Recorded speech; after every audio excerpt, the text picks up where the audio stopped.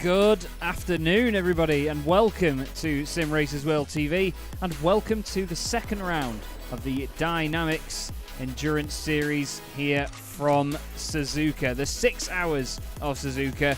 What a wonderful, wonderful place to have this second round of the championship.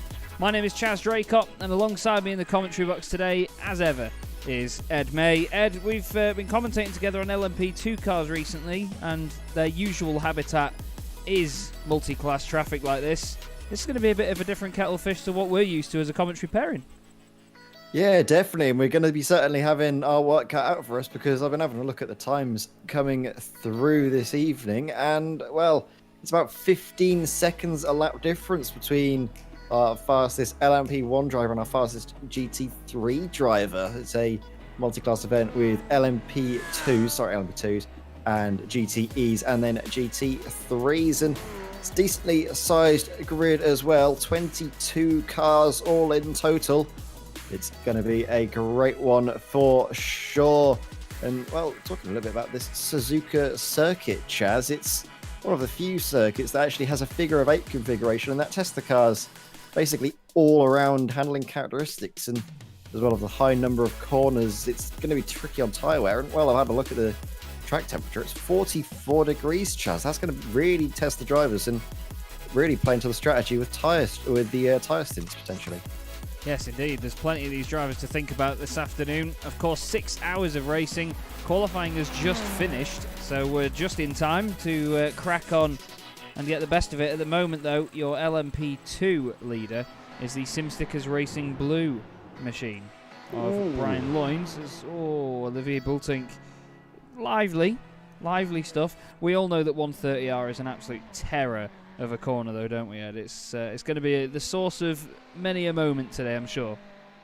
Yeah, definitely, especially considering what one of the best overtaking opportunities is into that final chicane. If you can send it down the inside, you've got a good chance of making the move, but the track does narrow up a little bit at that section, so drivers definitely, as you mentioned, are going to have their work cut out for them this evening, and we're going to have our work cut out for us for the 6 hours of Spa. We're just waiting for the session to move over into the race, and Chaz, you can talk us through the starting order here. Yes, indeed. We are just waiting for the session to completely tick over. We don't have the confirmed result yet, unfortunately. There is, obviously, with it being a bit of a long lap here, it's 1 minute 45, even in a P2 car. We do have to wait a little bit just to make sure that everybody has completed their laps, but, I mean, I could tell the sim right now there is nobody on track, but it's cars like this man here, Steven Verelst, is just sat in the pit lane in the Reaction Motorsports yellow car. Now, what that does is that triggers the session to continue, because it still treats it as someone being out there potentially doing something with the session, or at least finishing their time. So we'll have to just wait for a few moments more before we can crack on and give you the grid. But either way, although there you go, just as we say that, we do have said grid. So Brian Loynes then, pole position for SimStickers Racing Blue in the LMP2 machinery, ahead of Rob van Starkenberg, the BMS Qtox Esport machine. He's ahead of Bart Daleman and Martin Deckens on row 2. Then the final row in LMP2, signified by the little red stripe next to their names, is Nick Shermans and Stephen de Wolf. Olivier Bultink leads the GTE field from Brand van Uitven and Bob Boland, with Steven Verelst, who we just saw there, in 4th. Peter Lemkens is in 5th place for RP Motorsport, ahead of DynamiXX Endurance Series Mujdi in 6th. Following him is Matthias Ronzani, ahead of Daniele Giudici in the SimStickers Racing Red car. Then it's Lucas Romano Lu in 9th, ahead of Jens Goosens. Apologies. Just gone a bit too far there, haven't we? No, we've not. There we go. Thies Vandenberg is 17th, ahead of Sven Daniels in 18th. Then Thomas Stockmans leads the GT3 field for Team MRS, and behind him is Robin van Brenk for the DS CDA Esports Silver machine. Then we have Jürgen van der...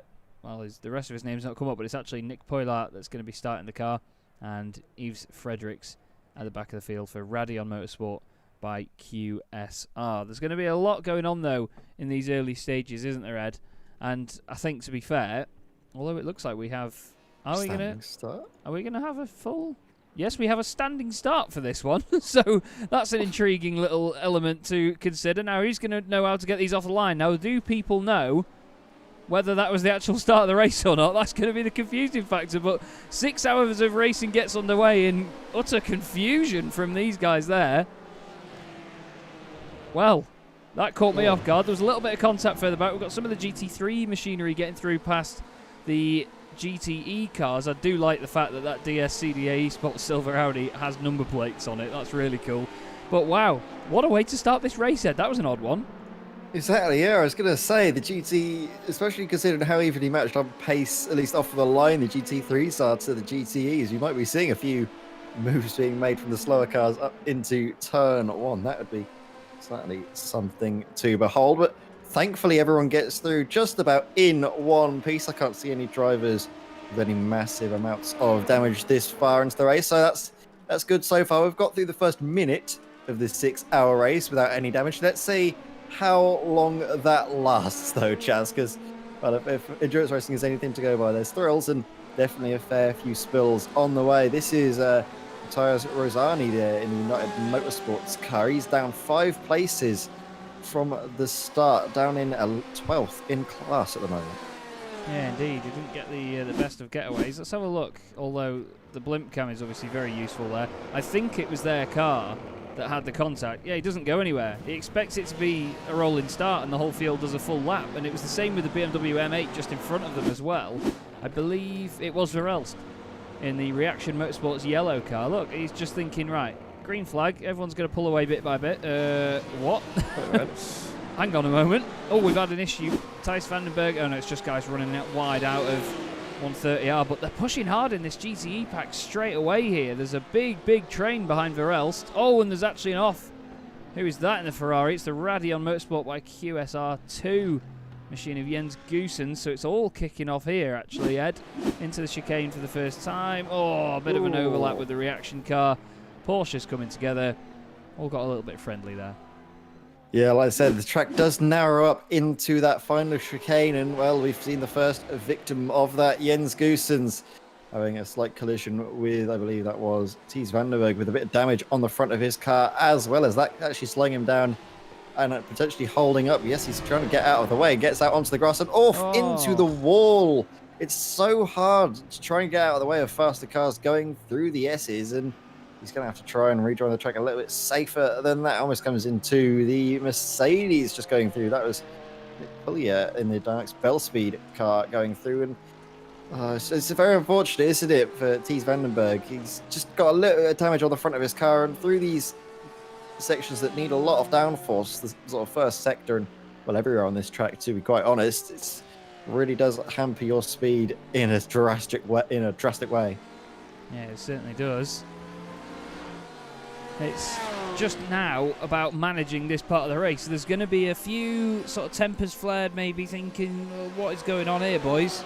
But at the same time, the drivers have to crack on with the job now. At the end of the day, you can't risk being the one that slows it down and then sort of goes, are we doing this again? Are we giving places back? What? You've just got to crack on, haven't you? You have to bust out the racer instinct and just get on with the job. Yeah, exactly. Well, Toyota is going to be trying to get on with the job at hand of getting past Jamie McEwen. Jamie with a bit of damage on the front of his car does seem to be slow at the moment, and yep, going through 130. Matthias Rosani gets that position done and dusted, and I don't know if there's any fast repairs available to these drivers. They might be just trying to go through the first stint as is and then making their pit stops and repairing any damage they have, because you don't want to be carrying that damage for the full 6 hours if you can help it. You need it repaired as soon as possible, because all that time running with a damaged car does slow you down and make your lap times a lot slower, because that's really what endurance racing is. As much as it is fighting on track for position, it's a lot about racing against the stopwatch, which is something I think we're going to be saying a lot this evening. Yeah, that's it. It all adds up over the course of a 6-hour race like this. You know, every single tenth of a second makes all of the difference. We've got a very much Belgian domination of, well, a lot of things sim races will, but this GTE pack at the moment, Olivier Bultink, Bram van Uytven, Ronald Moons, Peter Lemkens, Dries Moosdy and Steven Verelst, all Belgian drivers at the minute.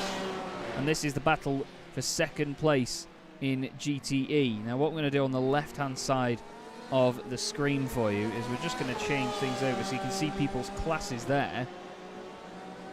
And bear with me. There you go. We're going to have the classes on the left-hand side. We'll have all of this as well so you can see where the best times are. At the top, you can see that difference in pace between them, but at the moment, apparently, Olivier Bultink has got Bram van Uytven behind him in the... Oh, no. What's going on there? Oh, there we go. I know what it is now. Sorry, because the number boards and the the position numbers are usually red, so whoever is selected shows up in red a lot of the time. So there we go. I was thinking, why is there a P2 car behind Bultink? But clearly not.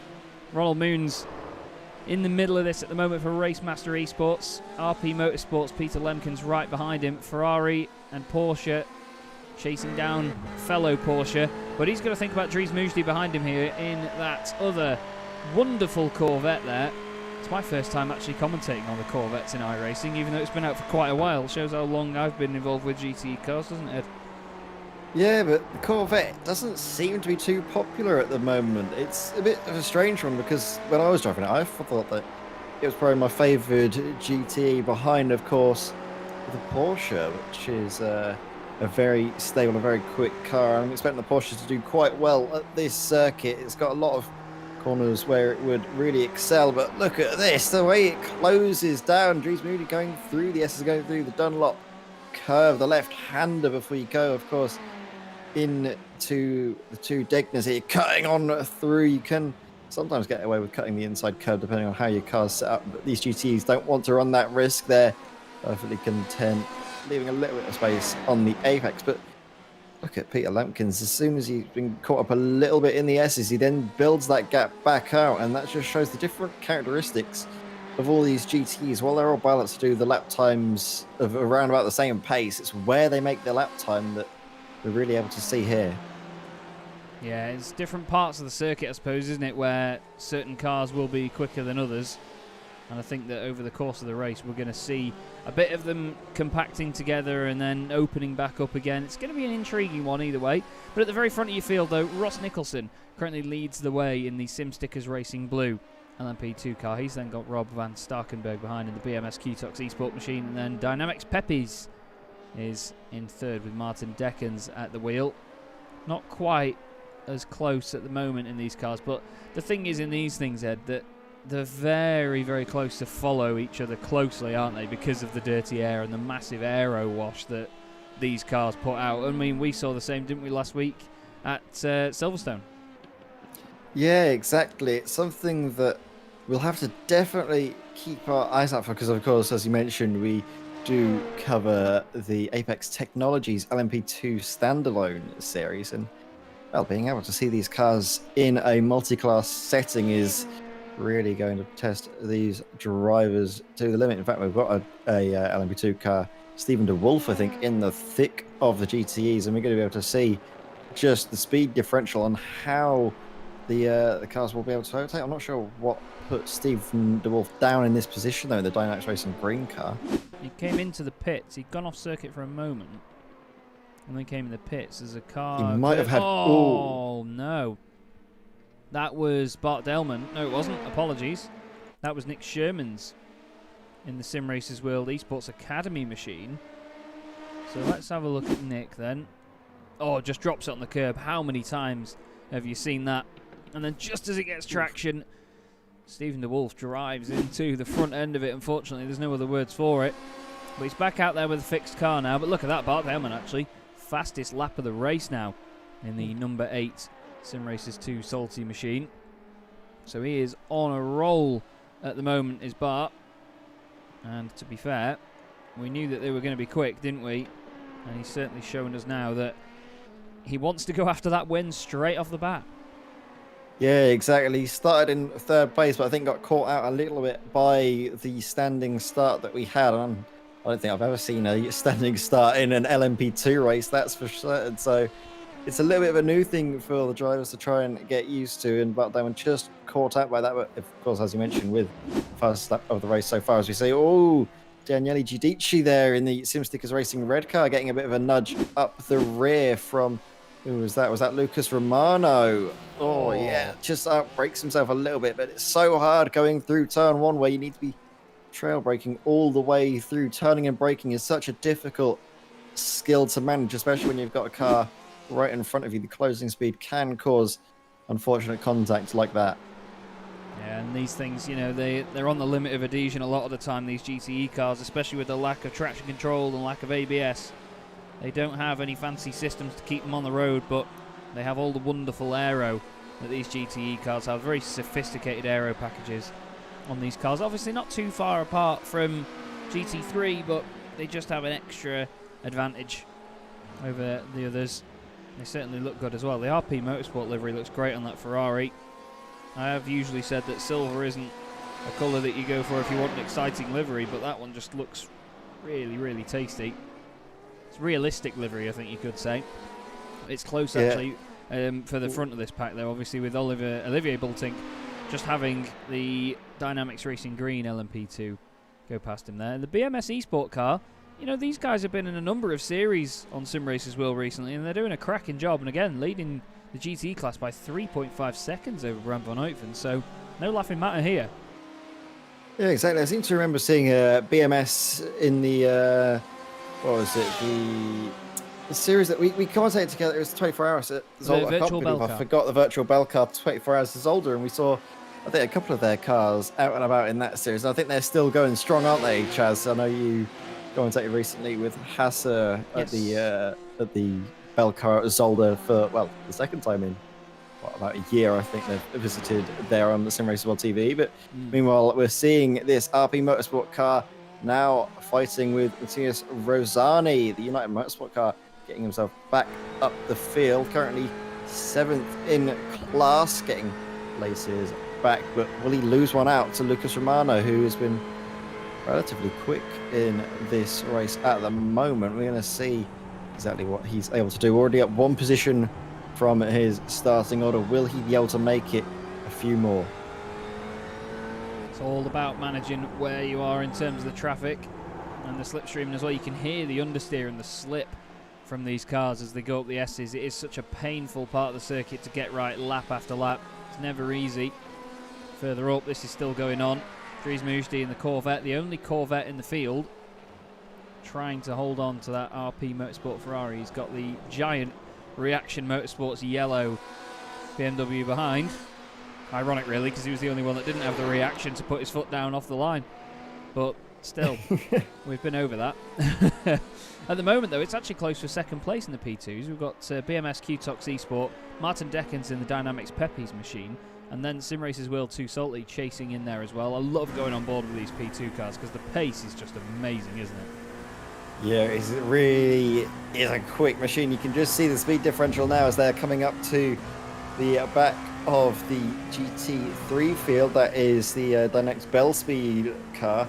And Bart Diamond just catches him at the worst possible point as to really slow down. You can see the Mercedes is trying to get out of the way, but it's very difficult when the track is at such a narrow point at that little section going through the two Degners. And then that's really built up a little bit of a gap. So there's three-way fight is now a two-way fight between Rob van Starkenburg and Martin Deckens, the BMS Qtox eSport car. Look at that machine, a nice matte grey, but he's going to get past down the inside. Look at that, Martin Deckens, the Dynamics Pepe's car, sliding his car through Spoon Curve. And, well, on the exit, he's a bit hampered because of the tight line he took in. They're going to be going too wide, wheel to wheel, are they? No, Martin Deckens concedes his position going into 130R, gets back up into the slipstream and could try and make a move into the final chicane, but no, isn't too close, doesn't want to make any unnecessary risks this early into the race. So Rob van Starkenburg, he's holding that position, but I don't know if it'll be for too much longer because Martin Deckens certainly seems to be a man on a mission at the moment.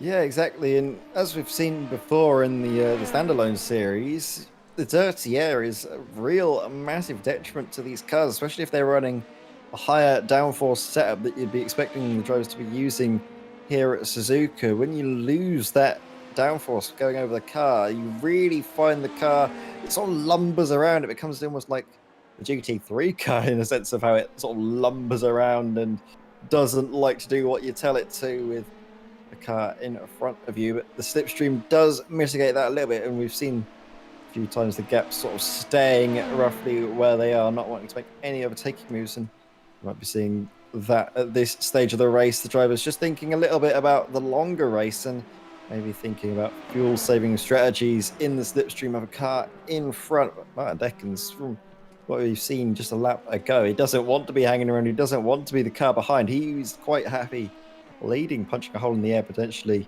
for Robert van Starkenburg, or he has enough confidence in his pace that when he gets in front, he can clear a gap. Yeah, that's the thing. I was talking about this last night, actually. It's a broadcast I was doing where they were racing at Bathurst, and I was saying about the fact that when you get onto the Conrod Straight at the end of the lap there at Bathurst, especially in a longer race, you have to consider the fact that, yes, you may have got ahead, but will you then have the pace difference to get ahead and negate the slipstream that you get at the Conrod? Because Murray Walker obviously famously said catching is one thing, getting past is quite another. But in my mind, getting away is also quite another as well once you've got past. So it's going to be interesting to see if Deckens gets this done and whether he can make that breakaway and try and drive up to your current race leader, Ross Nicholson. It's good to see Ross doing well at the front, though, although apparently he's Danish, which I don't believe. But either way, certainly flying at the minute. Ronald Moons, by the way, is stuck right behind Bram van Uytven. This is for second place in the GTE class at the moment. Biggest class in the field this season, GTE. And they're always just so popular, though, aren't they, in GTE racing in terms of endurance multi-class, aren't they? Because it's such a fun car. It's sort of the mixture between a GT3 car, but got that extra little bit of downforce. And of course, I think the lack of ABS does lure in a few drivers. It means that you have to really be on the very limit and have faith in your car and the setup as well to brake late and brake hard into the corners and make up the time.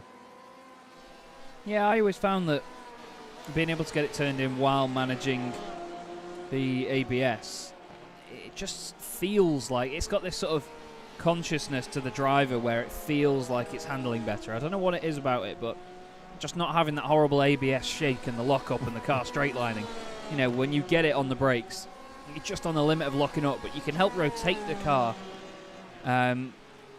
when you're just trying to get the apex. You know, you've got the balance of it. I think that's the best way to put it. You have so much control over the brake balance in these cars anyway that you have to use that to your advantage, and having no ABS means that you're not really limited in what you can do with it, I reckon.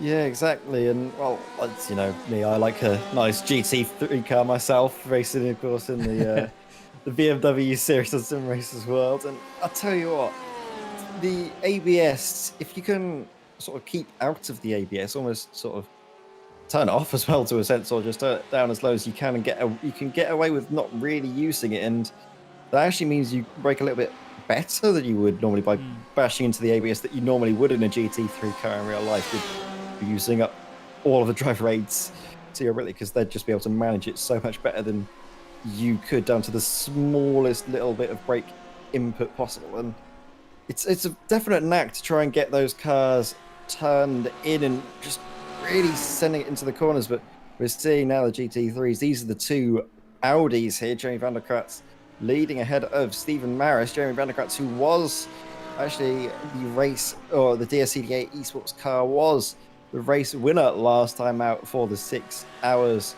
of Catalonia.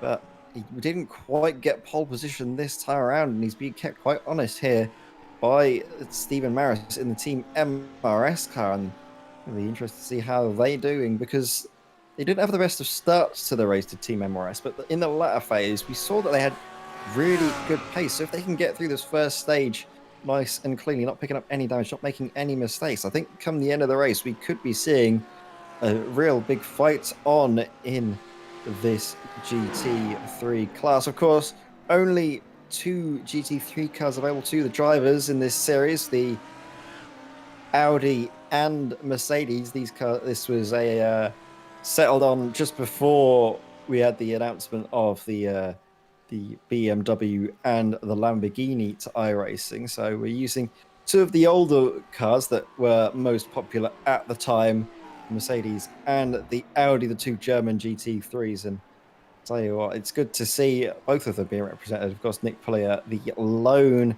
Mercedes runner that's really fallen out of favour as of late, hasn't it, Chaz? It used to be the car that you wanted in an endurance setting, being how stable, but now that it's had a new tyre model update, it feels a lot more twitchy. I'm not sure if you've had too much experience in the car.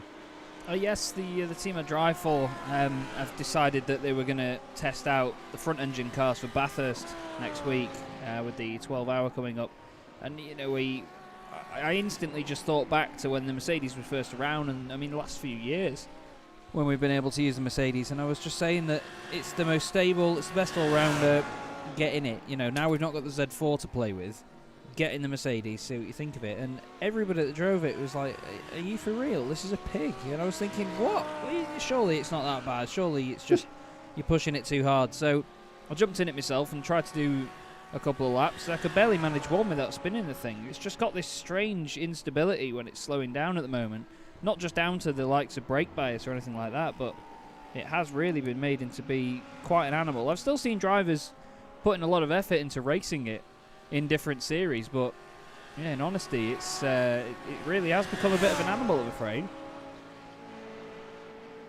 Yeah, and I mean, me and my team, we always used to run the Mercedes. If ever you've seen me behind the wheel of a GT3 car, it used to be in the Mercedes. But as of recently, we've all sort of migrated over to the newer cars that iRacing have put out. Both the Lamborghini, if you get the setup right, can be a nice, stable platform, and the BMW especially is a car that really handles like I felt the Mercedes should have done. It was nice and stable at the front, but also you could get it turned in if you did enough things with the braking, and if you got it just right and were able to trail it into the corners, you could keep the front nose pitched down, get it to turn into the slower speed corners, which was really, I found the Mercedes' biggest detriment was just trying to turn it in for the slow speeds, because it was a bit of a barge, really. But the Audi, as we're seeing on screen, has always been, I think, the car to be in. We've seen all of the time the top esports guys in top splits, they always like to run the Audi. I'm not sure what it is about the car. I've never been able to get on with it myself personally, but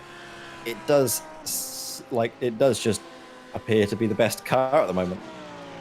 Yeah, it's sort of had a bit of a revamp, hasn't it, within iRacing? You know, the balance of performance has always been adjusted and always been played with, and that's the point of them. Now, this is Lucas Romano at the moment in the GTE car, the Ferrari. Now, he went into the pits very recently and came out within the sort of lower confines of the order, and I'm pretty sure that he'd rather be back up there fighting, but it looked like there might have been a bit of damage on the car earlier. I'm not 100% sure, but either way, he's now got to try and climb back through.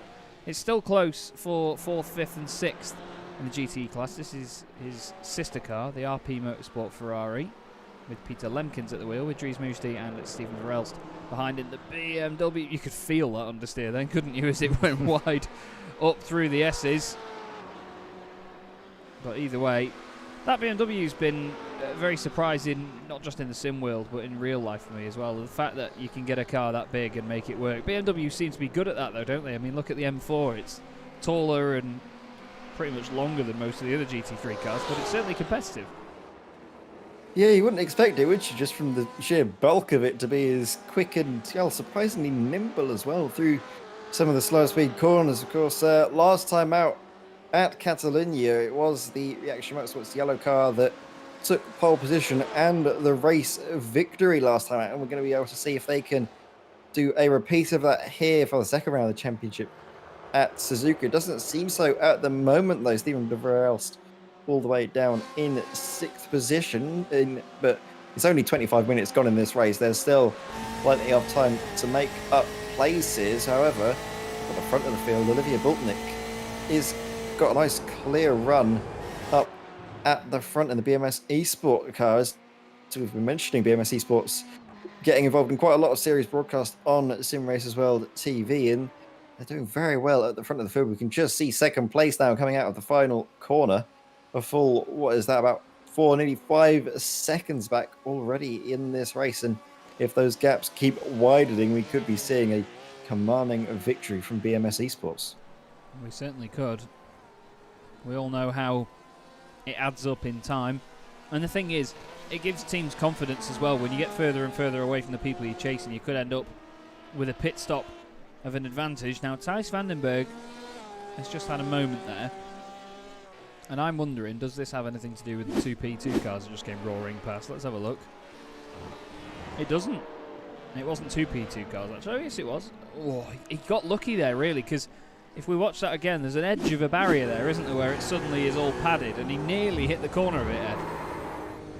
Ooh. There it is. Yeah, he bangs into the side of the wall, and then that could have actually saved him there. It sent him out wide, and then back into the wall onto the grass. Did very well to keep it nice and straight now, because it was a side hit into the wall. RAC doesn't really know what to do with that, so he just says, all right, you're fine, you can carry on. Yeah, again, very, very lucky indeed, I'd say, there, to get away with that. And not an entire spin either. You know, we've seen cars already go around there and smack the wall head on, and it causes huge front damage to the machine. Ruins splitters, ruins bumpers. It's not how you want your day to end, really, with a damaged bumper or splitter.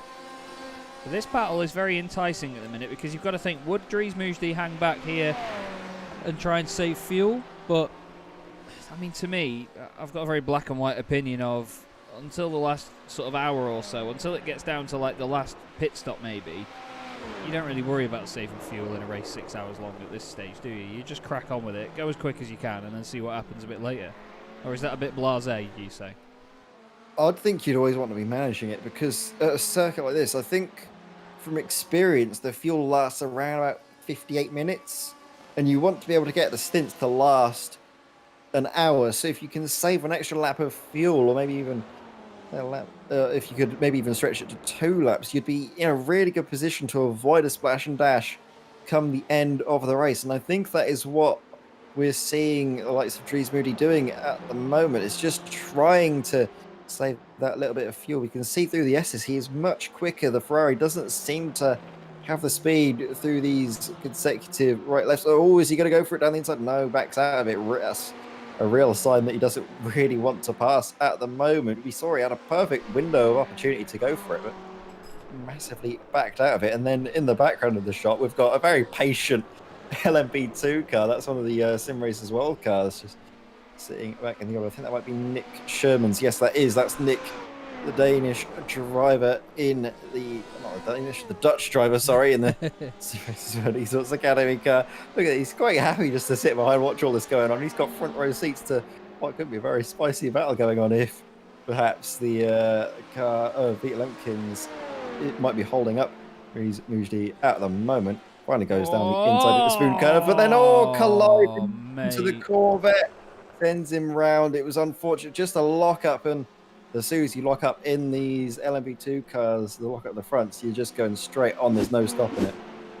A little bit scrappy that from Nick Sherman's. He obviously made it clear he was going to go down the inside of Verelst. I mean, we'll go on a wider view of it, but he made it clear he'd gone past Verelst, and then, yeah, in all honesty, I was thinking maybe the Corvette thought, yeah, he's just going to go down the inside of him and then stay behind me, but yeah, at that point there, it was that lock-up from Sherman's just went in a little bit too hot, and that's what caused the contact there. A little bit scrappy, but that's the thing, you know, it happens both ways, doesn't it, sometimes? There's a miscommunication from GTE cars, either going too slowly or getting in the way when they're trying to get out of the way, but you also have the P2 cars that still need to play it safe coming through the order. Yeah, it's going to be really tricky. There aren't too many places that you can send moves into sort of hard braking zones, which is where LMP2s would be likely to make a pass. But we have got this little fight brewing on, still bubbling away in the background between Bram van Uytven and Ronald Moons there, the Racemasters Esports car, chasing down Dynamics Red for second position. all of these cars are on the podium, of course, and they'll be very happy with that. But when you are behind the wheel, you don't want to just settle for second or third best. You want to try and have the best race you can manage. And if these two drivers do begin fighting, that is going to be music to the ears of Olivier Boltnick, the BMS esports driver, as we've been mentioning, leading this little GTE race by nearly 5 seconds now. They don't seem to be fighting just at the moment. They're all quite content to keep it single file, as we have got a fastest lap for Bart Daleman in the sim races world to Salty Car, and Matthias Groen into the pits now in the sim races world esports academy. There was a little bit of damage on that car already, and following that contact, I think that just made things a little bit worse. They came into the pits and are now back out into 6th place, but at the back of the Yeah, it seems like the damage there may be getting the better of the P2 machinery. Apologies though, it seems like we've got a connection-based issue here via Discord. So we'll try and overcome that. But Matthias Groen takes over the wheel then of the Sim Racers World Esports Academy LMP2 car. Obviously Nick Sherman's not too pleased with himself after that one and decides that maybe we just shimmy over. I'm not sure if he had some sort of a problem, but he just, like I say, went in a little bit too hot. But we've all done it, we've all been there. And the battle still goes on between Verelst and Lemkens here in the GTE field. The BMW trying to chase down the Ferrari, who's a little bit all over the place at the moment, by the look of it. Not having the smoothest of rides. And we'll show you the gaps on the left-hand side now, everybody, that go from the gaps in class, and you'll get class positions as well now, so you at least get a bit of a relative idea of where they are in their respective classes from the overall race leader. But look at that, how close Verelst gets to the back of Lemkens there. That's definitely a physical form of putting the pressure on, is it not, Ed? Yeah, really. He's absolutely sending a message. He's saying, I want to get past. Come on, let me through. I feel like I'm faster. And will he yield, or will he just try and stay in front, keep the track position, or will he just slot him behind the faster car and let him through? I think we'll be finding out quite shortly, because this is really hotting up. Down towards 130R again. In the slipstream, but not making too much ground. Lemkens was very close to the grass on the right-hand side there before 130R, now hard into the brakes. Onto the brakes, I should say. Into the chicane. You can see there the lead gap is still just under 4 seconds from Ross Nicholson to Van Starkenberg.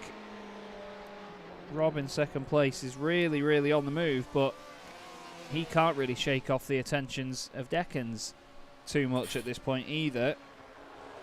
So I think that it's going to be who blinks first, I reckon, Ed. I mean, we've seen that these LMP2 cars are very easy to make slight mistakes in. They've got a hell of a lot of downforce, but a hell of a lot of over-rotation sort of dialed into them automatically.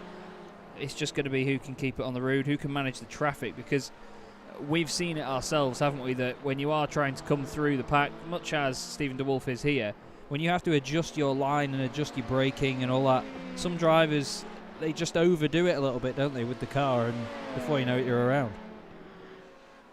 Yeah, and it's so easy to do, just taking a little bit too much speed into the slower corners, like, of course, the hairpin coming out of the two Degners, and to an extent as well, spoon curve. It's so easy to do, and then the final chicane is a slow corner that you want to get the car nice and pitched in for. It's so easy just to over-rotate the rear of the car and have that typical slow, sad LMP2 spin that we've seen time and time again. It's not fun, it's not pretty, but at least the only consolation you can have is that it doesn't damage the car anyway. You're not going to see the cars doing that and then flying off into the walls. At least we shouldn't be.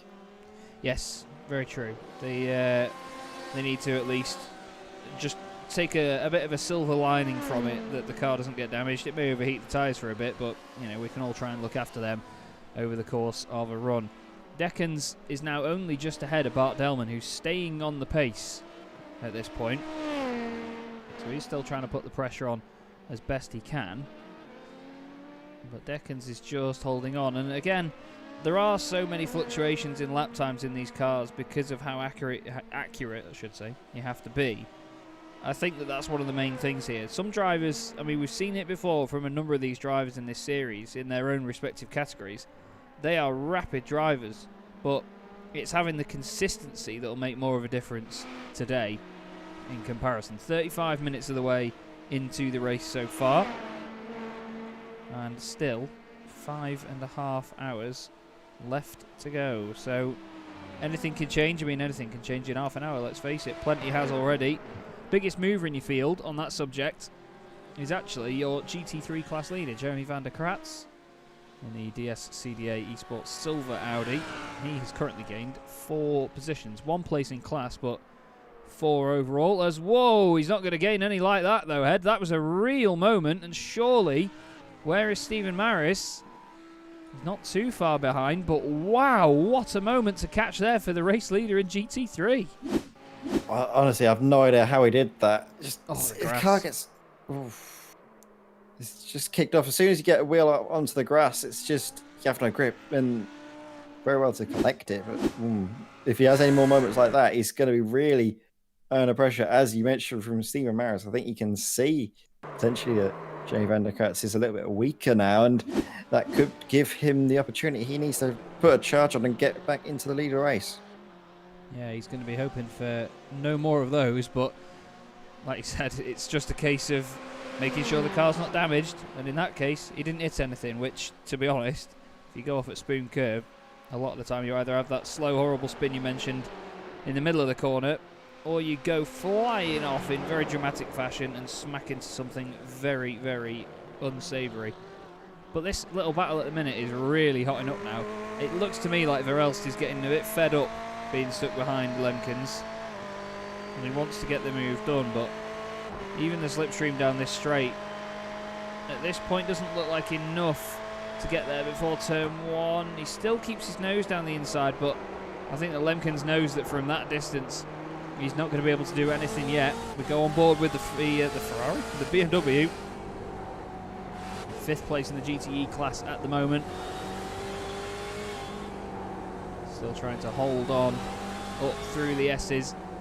And it's such a painful, painful bit of circuit. I mean, the Japanese tarmac is famously slippy on their racing circuits. I'm going to find that out on Sunday, tomorrow, as I head to Suzuka in the Sunday Drivers MX5 Cup. But these guys, especially in really high performance machinery like this, in GT3, GTE and LMP2 cars that are so reliant on downforce, it's just painful to drive them up that hill, isn't it? Yeah, it really is. And as you mentioned, the slippy tarmac, you need all of the grip you can get, and it's definitely not being helped by the track temperature we have still, I believe, in the 40 degrees realm, which for iRacing is massive. I think it's one of the hottest track temps I've seen. We've been to places like Sebring for the 12 hours there, and that gets quite hot as well. I think that gets to something like 37 or even 40 degrees. So yeah. Like what, 44 degrees? Oh, that's really going to be tricky for these drivers, and definitely not going to be kind on the tyres. I don't know if we're going to see many drivers opting for the double stint. We might be seeing just single stints, especially in the GT3 and GTE field. Yeah, the P2s will be interesting to see whether anybody dares double stint their tyres in that class, but I think you're right there. We're going to see mainly single stints from the GTE and GT3 cars out on track. Now, Verelst looks like he's got a much better run this time in the Reaction Motorsport yellow BMW. Into turn 1 they go, very close together. Lemkens manages to hold on to it, doesn't he, in front of him there on the apex. And as they go up the S's once again, it looks like it's still going to be Lemkens from Verelst. It's such a menacing looking car, that BMW, and we've actually got P2 cars coming in the pits already. You could smell the radiator on the Beamer there. He's glued to the back of the Ferrari. You've got the Mercedes just in front of Nick Poilart and the Dynamics Bell Speed machine. This is going to show you the real difference in pace between the GTEs. The Ferrari goes to look down the inside. That's not going to work there, sunshine. Be a very risky manoeuvre to get that done there. Now, who is going to make the most out of this now? Lemkens Waiting to look around the Dynamics Bell Speed Merc. They get out of the way nicely. But back behind, a little bit of a touch there from the BMW. Not sure he expected for him to be that slow on the apex. It certainly looked like he had a bit of a tough time getting it turned around. But wow, what an enticing fight we've got going on here, Ed, as the leaders are now coming out of the pits in the P2 field. This is really the hot property on track right now. Yeah, I think both these cars actually have a little bit of damage from that. You can see the front of the BMW, it's got a little bit of a pushed in nose now. The front splitter has been raised up a little bit as well. So that could be hampering the straight line speed, adding a bit more extra drag to the front of the car. And I think actually the rear of, sort of like the rear splitter of the Ferrari as well might have a little bit of damage, or maybe that's just the bumper that's been bashed and deformed as well. We'll certainly see if that is the case. It's very weird iRacing damage model where the car's panels sort of deform and wobble around a little bit. We're going to see on board if that is the case. Yeah, there's a little bit of damage, I think, on that right hand side, just near where the exhaust is. Yeah, it's a bit crumpled. Tricky to quite see. I don't think it's hampered the display. It's difficult to see the rear diffuser there, what's exactly happened, but that could be something to get away with for the moment. However, I'm not sure if Stephen Vales's front end damage is actually slowing him up too badly, because look, he closes up right again, going through the left-hand Dunlop curve. He's going through signal 1 and 2, sending into the first one, carrying a lot of speed, and then having to get it slowed down for the second, using the camber of the trike, carrying plenty of speed through. And he comes up to the hairpin, not close enough to send a move, but will we see contact once more? No, I think this. Oh, maybe we will. Oh, my word. He's really late on the brakes, isn't he, Stephen Valest? But he gets it stopped just about in time. It was very hairy between the pair of them, and I thought we were going to see a repeat of just a lap before. Yeah, that was a very scary moment there, closing up. But that section as they go up the S's, though, certainly looks like that is Varel's place to close the gap down. It's just a pain in the backside to try and get any sort of overtaking manoeuvre done there. Now, Jamie McEwen's unfortunately had an issue in its teammate BMW. We know what's going to happen here. Yep, there's that AstroTurf. It's honestly like someone's put oil down on that Astro there. We'll go on board with the car just so you can see how quickly this happens. Ready?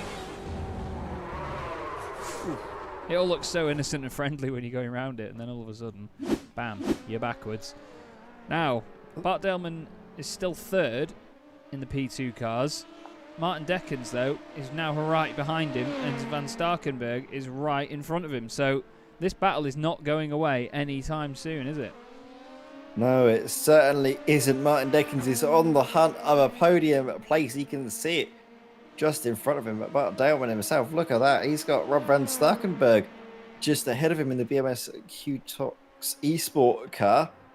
This is really heating up in the LMP2 field, and if I'm honest, in a lot of endurance racing, we tend to see that the LMP2 field is the most spread out, and then it's usually the GTEs or GT3s that give us the most excitement. But at the moment, LMP2s are definitely putting on a show for us, aren't they? And I think they'll be coming into the pits very shortly, if anything's to go by with the LMP2 series standalone we cover with the stint length of them. We might be expecting these drivers to be pitting very shortly. So track position could be key going into the pits. They want to come into the pits just in front, then come out of the pits in front, have a whole stint and trying to build that gap. As you mentioned, though, Chaz, if you are the car in front, you do have the dirty air to your advantage to help you build that gap, but then the slipstream allows the car behind to catch right back up, and that sort of creates a pendulum effect around the entirety of the lap and makes it very difficult both to overtake, but also difficult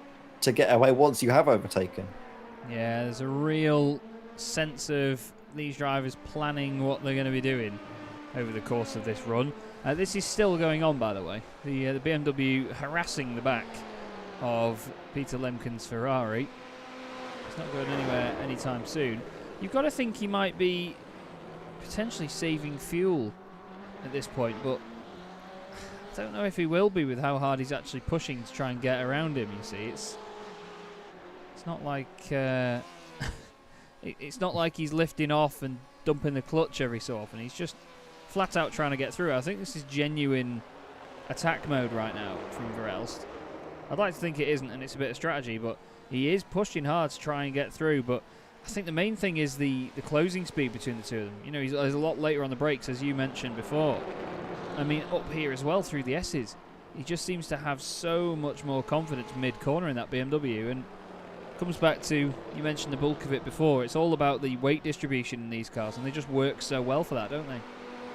Yeah, it's having a nice car like the BMW is quite a stable platform, as you'd expect from just the sheer weight of it, the wheelbase as well, the length, the width. It's a nice stable machine to drive, and as you meant, is going through that first sector where it's all about confidence in the car being able to grip up mid-corner, taking as much speed as you can. As we see a little bit of a lock-up there, perhaps that might have been either from the Porsche at the front of the shot, Thies Vandenberg, or from Steven Verelst. And even if it was the Porsche in front, he's going to be hoping that Thies Vandenberg doesn't hold him up too much as they run down through Spoon Curve, trying to get a good exit into 130. Look at how close Steven Verelst is. He's going to get the full effect of the slipstream here, but will he close down enough? 3/10 back, closing down moment by moment, sending it through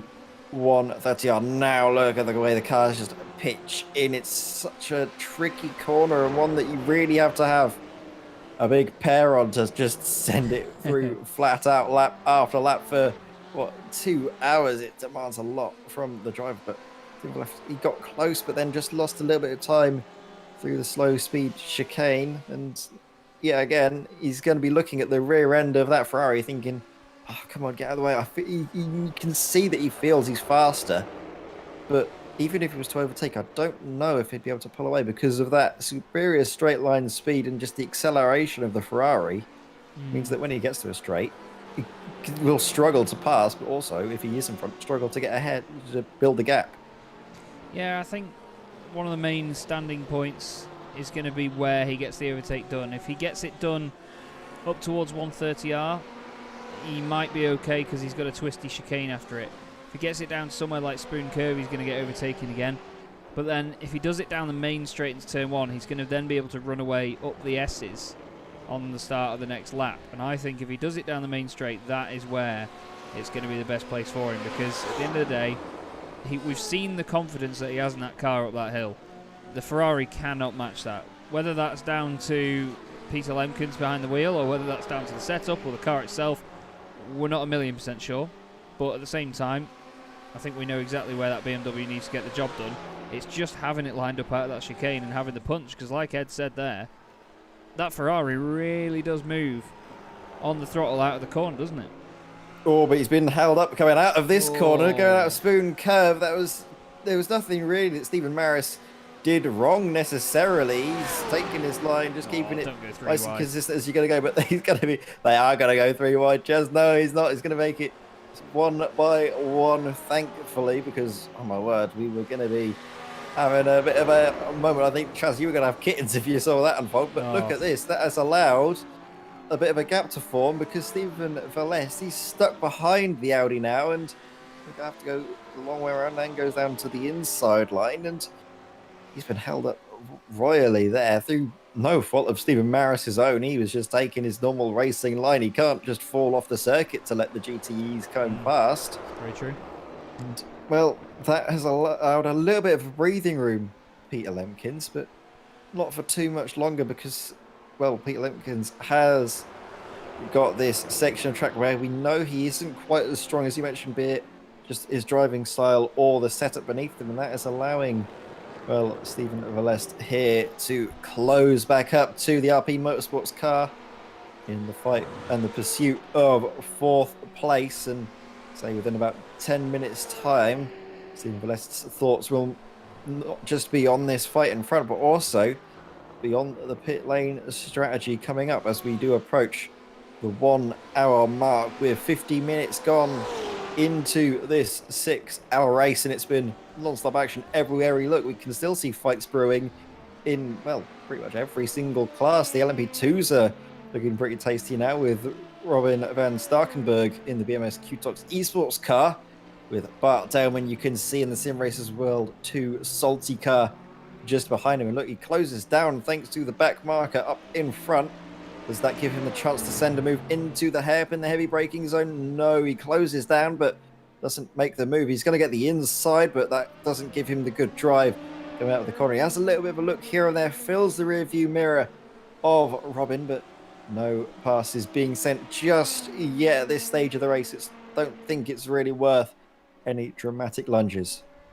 No. As we see him run off. I thought we were going to see another moment of a spin around when he got onto the AstroTurf, but I think he got so far off onto the AstroTurf that he was a bit safe. There's a little bit of a groove if you just dip a wheel off of that sort of exit curve, the red and white exit curve. If you just dip a wheel out onto the AstroTurf, there's a bit of a weird groove where it drops off and you come onto the Astro. I think that's what is unsettling the cars and sending them round on the rear. Just one rear tyre off there, and that's going to be a big moment coming your way. Yeah, if you get the right-hand tyres on there, there's just no traction on that Astro whatsoever. And when you've got the inside tyres still gripping the surface, you know, they'll slow down really well when you turn into the left-hander, and they'll do what you want. But the ones on the outside are just carrying way too much speed. They're not slowing down, and they will just go around, unfortunately. And so will the car. So, like you say, Ed, I think he ran that wide there and had pretty much two wheels either side of that AstroTurf. It didn't upset the car too much at all. Now, we were looking at Stephen Verelst before, but Dries Moosty is starting to close in here as he's coming up to the GT3 class leader, Jeremy van der Kratz, in the DS CDA Esports Silver machine. Still doing a fine job at the front of their class. They have a almost 6-second lead over Maris, the car in second place. But yeah, the Corvette making some progress at the minute on the GT cars ahead. There he goes down the inside, although a little bit hot in spoon curve. Again, there you go. You could see he went either side of the Astro, and he got away with it there, but it doesn't mean that it hasn't lost him time. But also cost him an off track as well, and they have a limited amount of those. Come the end of the race, he could be getting a drive-through penalty if he keeps that up. Yeah, that's very true. That's one thing you have to think about against even when you think in sprint races, you know, you've got like, oh no, I've got 20 minutes, I've got 20 incident points. When you've got this, and you've got, I'm not actually 100% sure. I think it's 25. Yeah, 25. Around a circuit like Suzuka, you can get them with off tracks here and there, but a lot of the time it's actually one of the more generous circuits on iRacing with off tracks, I'd say, compared to somewhere like Spa-Francorchamps where they were previously, and Catalonia as well. They're both circuits that you can't get away with much. You can't sort of push the limits that much. But I think around here they should be quite safe, as that's the race leader, Ross Nicholson, coming up behind Dries Moosty. He's already been hit by one LMP2 car in the back during this race. He doesn't want to get hit by another one, Ross. Ross got very close there, but again, that's just down to the speed difference between these two cars. It may look all frantic and dancey when they get right up behind him, but they don't really mean to. They just want to make sure they get past as quickly as possible, but you and I both know that is not easy at all. Now, I've been intrigued before this race just because of the lap traffic, and it seems like so far it's had a bit of an effect, but not too much, and I think some of that is down to field size. I reckon this field is a very good size for it. You know, everybody rants and raves about these leagues that have got 60 cars on track, and oh, it's amazing, look how massive the field is. Sometimes it's just a bit too much to handle, I think. I prefer races that not only that we can manage from up here in the commentary box, but races that as an organizer you can keep your eye on and you can see, and it gives each driver and team a little bit more identity, I think, and a bit more character within the league. You know, I hate the sort of cliche that a league becomes like a family or like a close-knit situation, but when you do get that, you often do get better driving standards a lot of the time when it comes through to the lap traffic and people lapping one another. What do you reckon?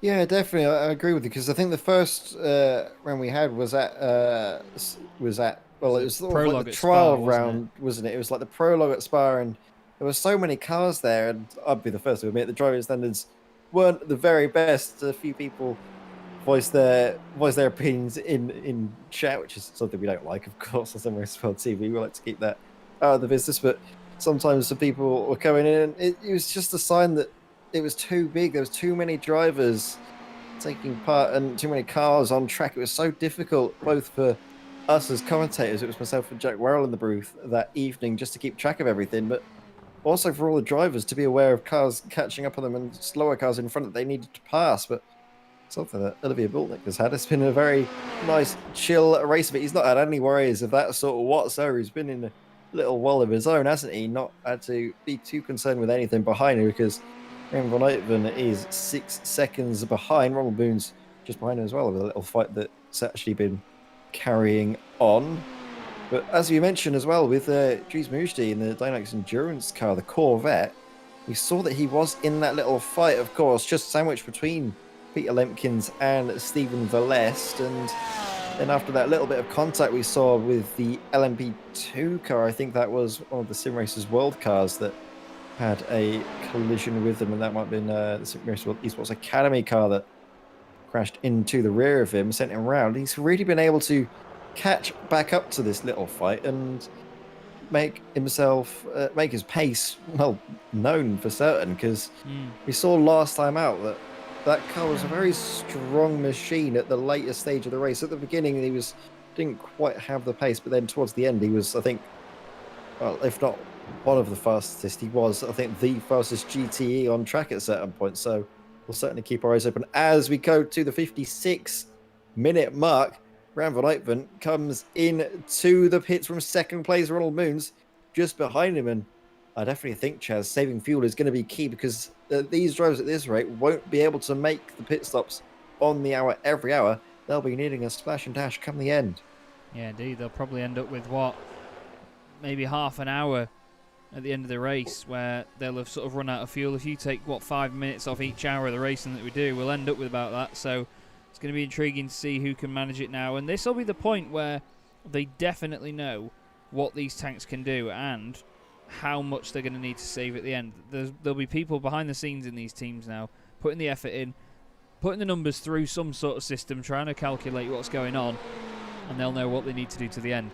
Interesting that we've not had all of them in, especially this man, Olivier Bultink, carrying on ahead, doing an extra lap compared to the drivers behind.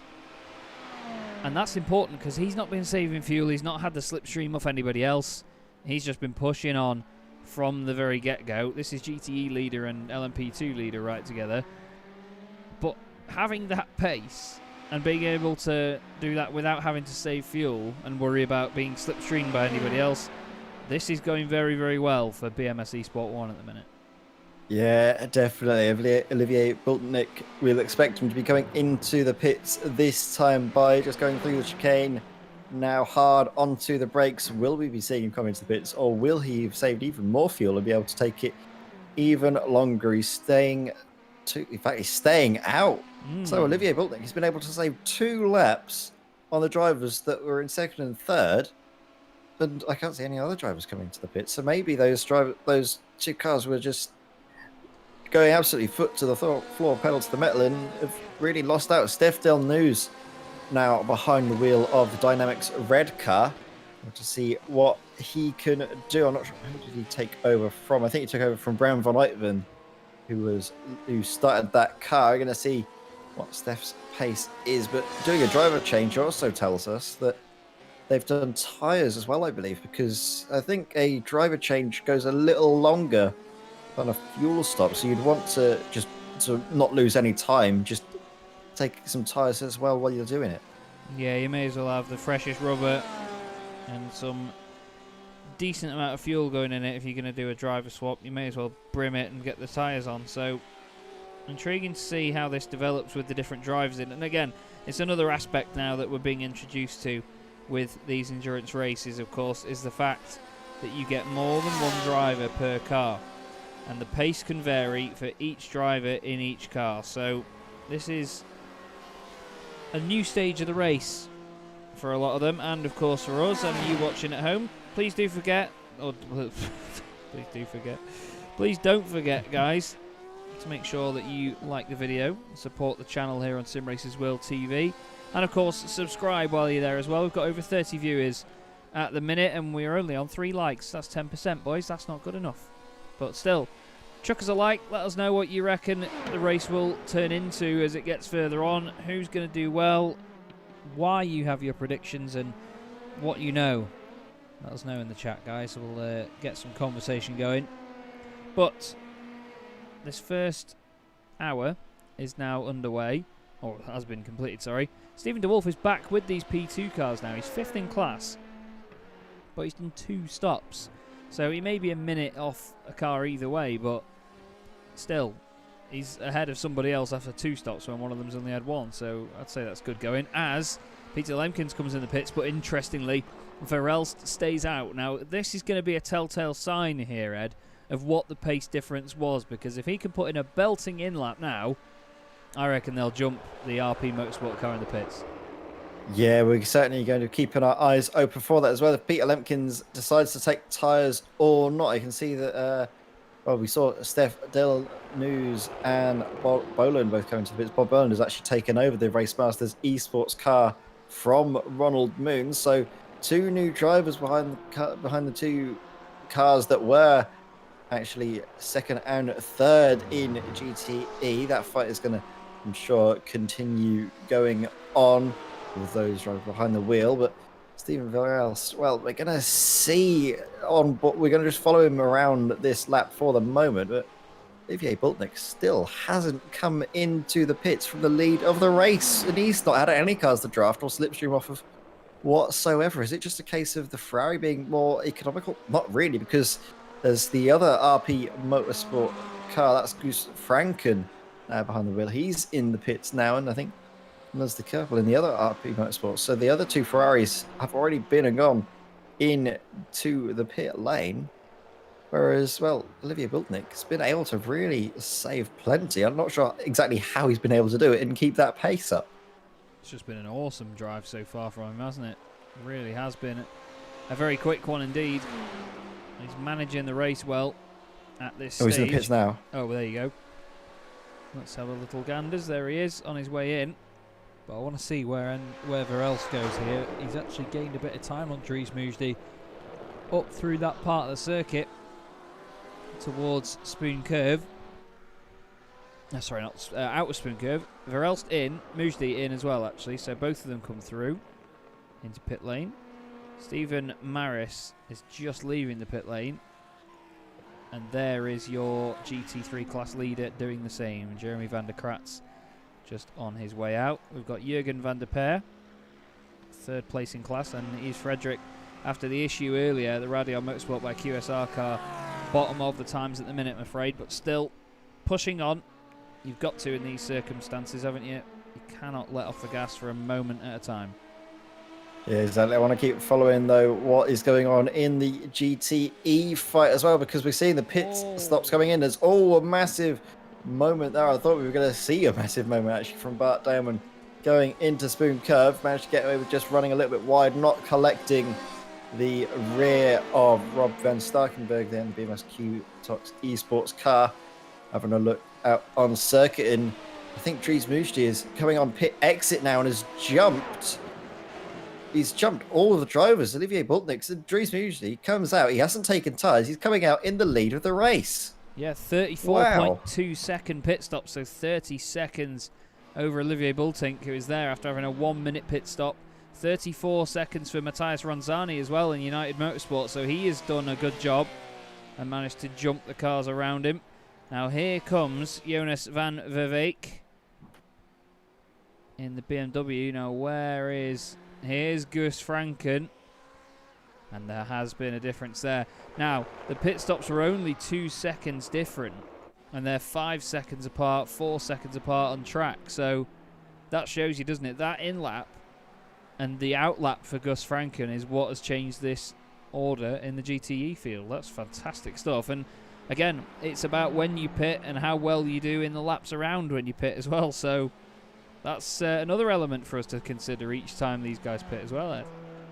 Exactly, yeah. I'm having a look at Gus Franken now, and you can just see the cold tyres aren't really favouring him at the moment. By taking that pit stop a lot earlier, you had a slow in-lap and definitely a slow out-lap by the looks of things, just with the way the car is handling at the moment. That has allowed Jonas Van Vijke in the Reaction Motorsports car to get ahead, but he has lost out a few positions just because of, well, cars in front of him taking pit stops, and as well as the likes of Dries Manujdi not taking tyres. That's a big story, and well, it's going to get easier for him now to make those tyres last till the end now that track temperature's come down, but how much life has been taken out of them already?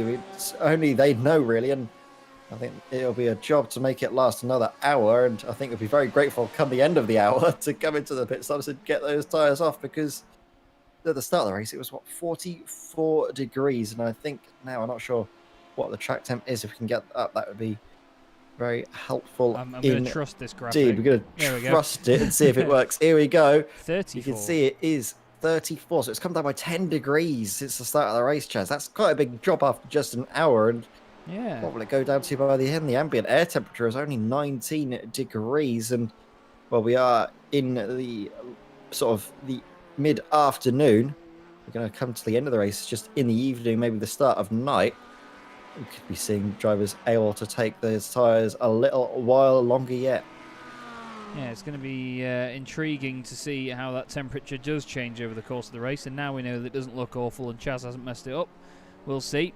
It is still hot indeed, though, on the track. 34 degrees is what some drivers would consider toasty, and the lack of grip will definitely confirm that. But further up the order, two of the closest cars on track are actually these guys in the P2 car going through as well. Now, is Deccan's going to get the run? Certainly looks like it, but he's not going to go through it through 130R, and who can blame him? Hard onto the brakes. You can hear the pops and bangs from this lovely, lovely Dallara P217. And it looks so stable all of the time, doesn't it? Yeah, it really does. And I guess it's the difference between the endurance and sprint setups we see in the LMP2s is that they just want them to be nice and stable. They don't want any, because we haven't seen any of those, I think, slow, sad LMP2 spins just yet in the race. And I think long may it continue, because you don't like to see it, do you? It's very just sad and slow, and you can feel the pain in the drivers when they're just trying to turn the car around. They're trying to counter steer, but the momentum of the car just pendulums them around, as we see just the difference in speed between our fastest class and our slowest class. Just easy, isn't it, for the LMP2s just to carve their way through the field at the moment. Yeah, really flying as down the inside again of more GTE machinery. Still so close, aren't they? I absolutely love it. The pace difference, like Ed said there, is pretty crazy. They continue on though. Rob van Starkenburg opens up the gap a little bit now to Bart Daleman, but Bart is pushing on. Van der Kratz does the fastest lap of the race in GT3, 2 minutes .458. We've had a little bit of a moment for two drivers. Jonas van Verbeek has had a moment here into the chicane. Not too bad. Niels de Kerpel has had his own off though. Oh, he's spun midway round. Oh, and he gets a hit off the 17. That's Matthias Groen in the Sim Racers Esports Academy. Wow, interesting rejoin by Niels there. Straight across the circuit back on, but he continues. Van Verbeek just trying to manage that BMW, but this battle near the front though with Rod van Starkenburg, this is heated back up straight away. Oh wow, Bart Daleman, well, he's heated up the tyres quite a lot with that little excursion. Yeah, definitely get off onto the Astro. That's not done him any world of good. By running it wide, it's lost a lot of time, but it's given him a bit more space between himself and Starkenburg up ahead. And going through this section of track, you don't want to be hunkered up behind the car ahead, especially in these LMP2 cars that rely so much on the downforce to get the grip, to get the lap time through the corners. Don't want to be right up behind the car in front. It might be better to build that little bit of a marsh just so you're nice and safe and you don't have those horrible understeer moments and just the sheer lack of balance in the car as well that can be created by a bit of dirty air being passed over these LMP2 cars.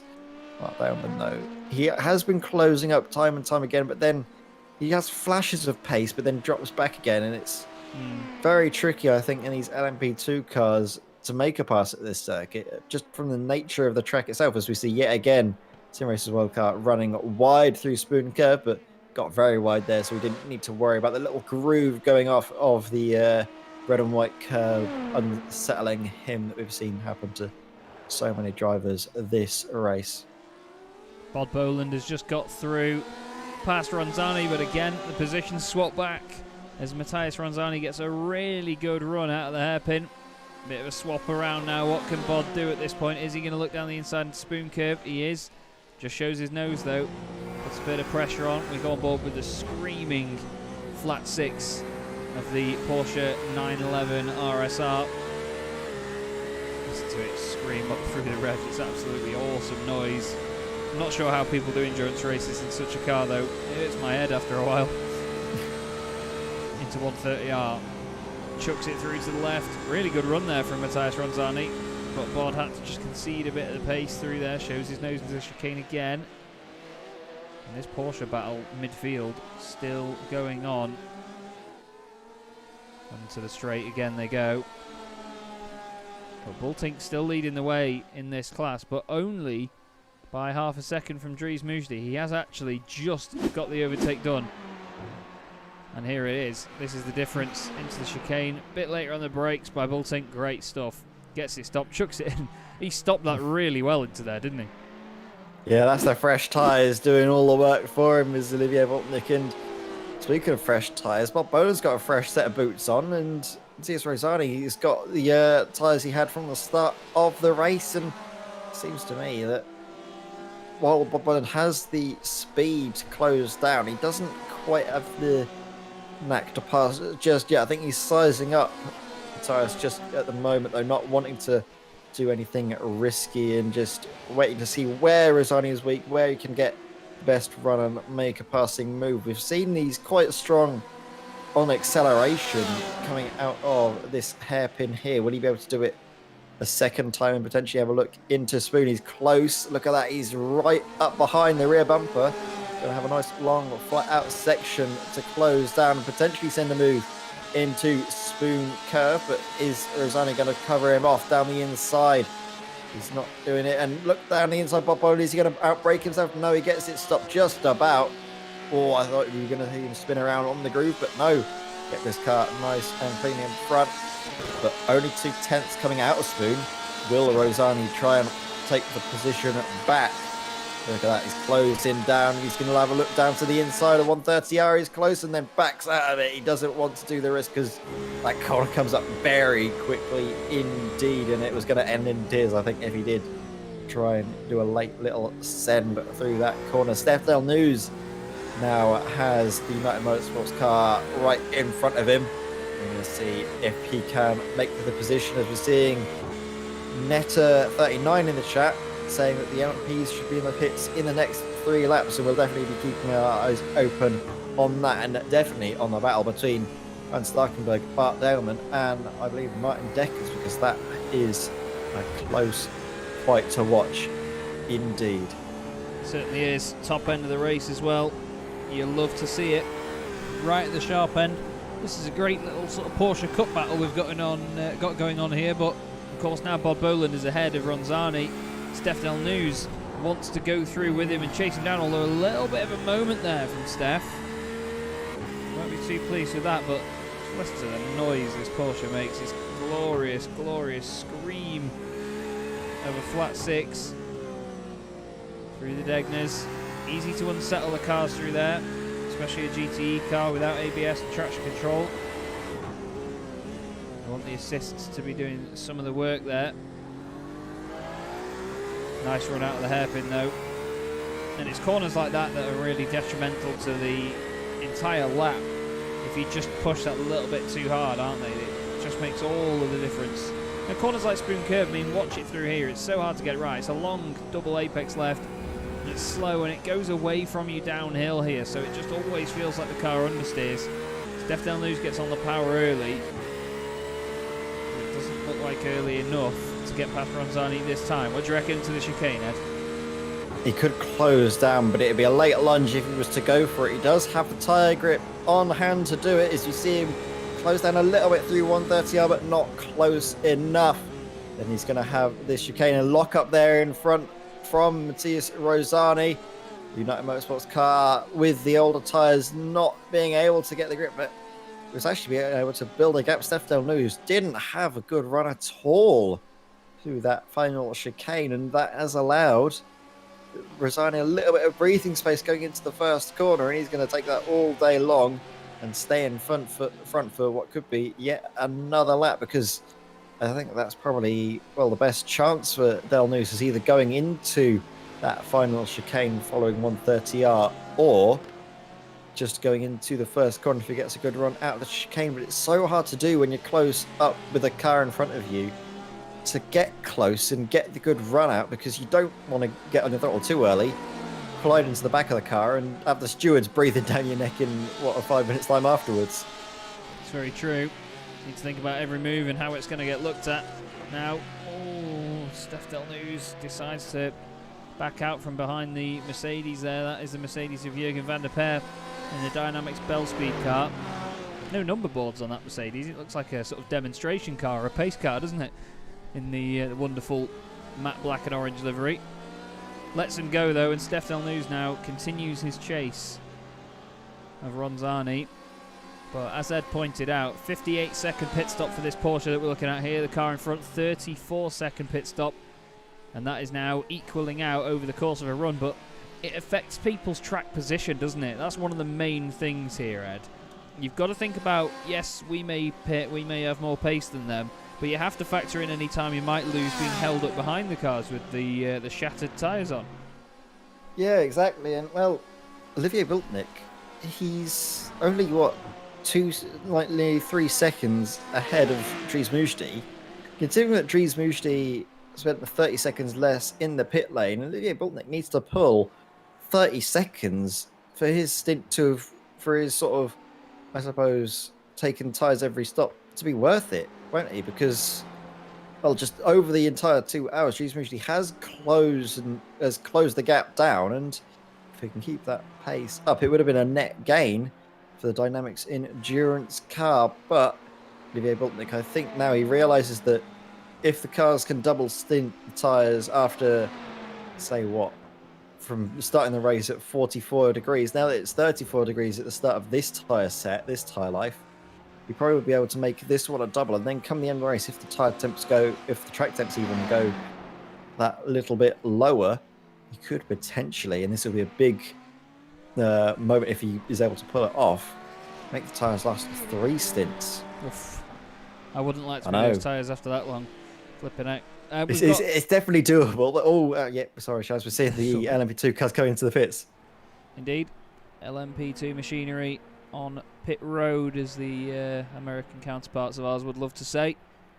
And a driver change. Brian Loynes getting behind the wheel of your current race leader, SimStickers Racing Blue. Rob van Starkenberg, of coursingly? Wow, I've never heard that one. Of course, going through and inheriting the lead. After that pit stop, he's done an extra lap, which is quite an interesting shout, because we've usually seen that the window for these P2 cars to pit is very, very small. So to push that and get a lap out of it is pretty good going. Now, last time they pitted, Rob van Starkenberg's pit stop was 34 seconds. They're all ticking over 40 seconds at the moment. I reckon they'll be about a minute. But they're still in there, in the pit lane. They're up taking tyres. Now, Brian Loynes would have stopped first, so yep, he goes down and off he goes. Mia Karisis taking over in the Sim Racers World 2 Salty car. And off she goes. Dieter Arts getting in the Dynamics Pepe's machine as well, as the Porsche battle that we saw has just gone through. Nicely timed into shot as well. Indeed, it's a lovely, lovely bit of camera work going on here, isn't it, Chaz? You're always on it. You try your best, and it sometimes works out for you, which is very nice to see. Steph Delnuz, though, right up behind the rear bumper of Matthias Ronzani, the United Motorsports car, and Oh, down the inside. We see in the cars. It's very difficult for the LMP2s to find a space, and if they get a window of opportunity, they have to seize it with both hands, be committed, and make their intentions clear. Because you can't do any half-assed little sends, can you? You need to fully commit and let the cars ahead of you know your intentions. Because as soon as you show that little sign of hesitation, that's when all of the time when we go replays and show incidents from our time commentating multi-class endurance racing, it's always the hesitation, I think, between faster cars and slower cars is what causes these incidents. Yeah, having that difference in pace as well. You know, some cars you can react to what the other cars are doing more. Some of them it takes a little bit more concentration to get right, and a bit more ability from the car side of things. And that overlap that you get, it can be quite painful to watch sometimes when you have those moments. But either way, plenty going on track, plenty going on up and down the order. But this battle here between Ronzani and Steph Delnews is very intriguing indeed.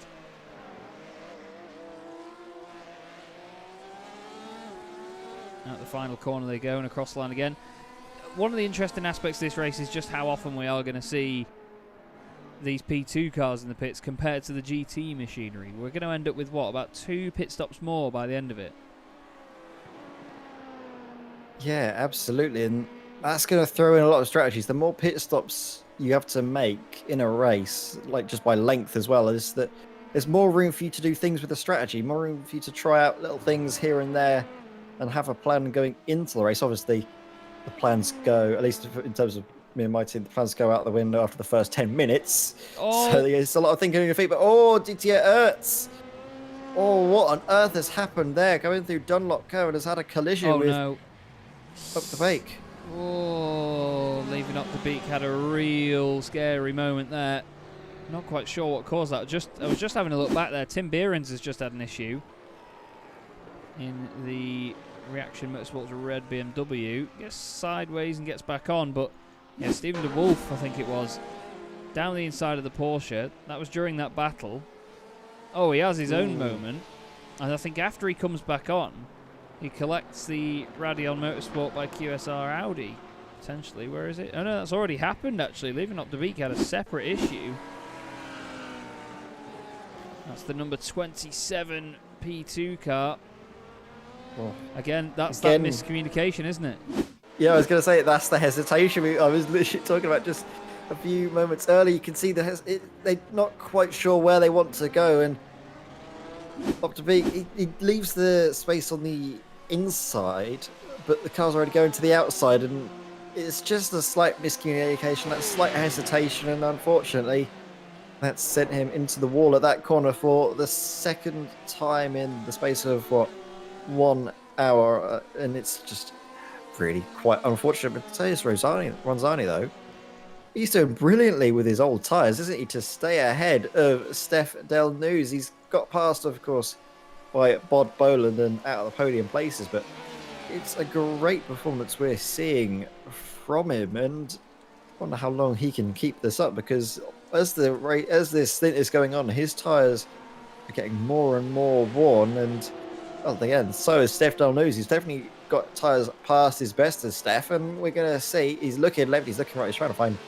any way past, but it's just not working out for him, of course, as well. I'm seeing in the chat a lot of the discussion on the LMP2 fight, and yeah, as we were mentioning, the Sim Race World 2 Salty car now being piloted by Mia Curieses, and that has worked out. Bart Delman doing a little bit of a earlier pit stop, getting the undercut working out for him, and is now up into second place at the moment. It's just so difficult in these high downforce cars to get close enough to make an overtaking maneuver for us. We see making her way through the slower cars. The speed differential is massive, isn't it, in these LMP2s? We're going to say it time and time again. It's like what we say when we see the radicals, isn't it, in the how could I keep forgetting the name of the my brain's turning to mush, but we keep seeing it, don't we, with the radicals in the virtual bell car.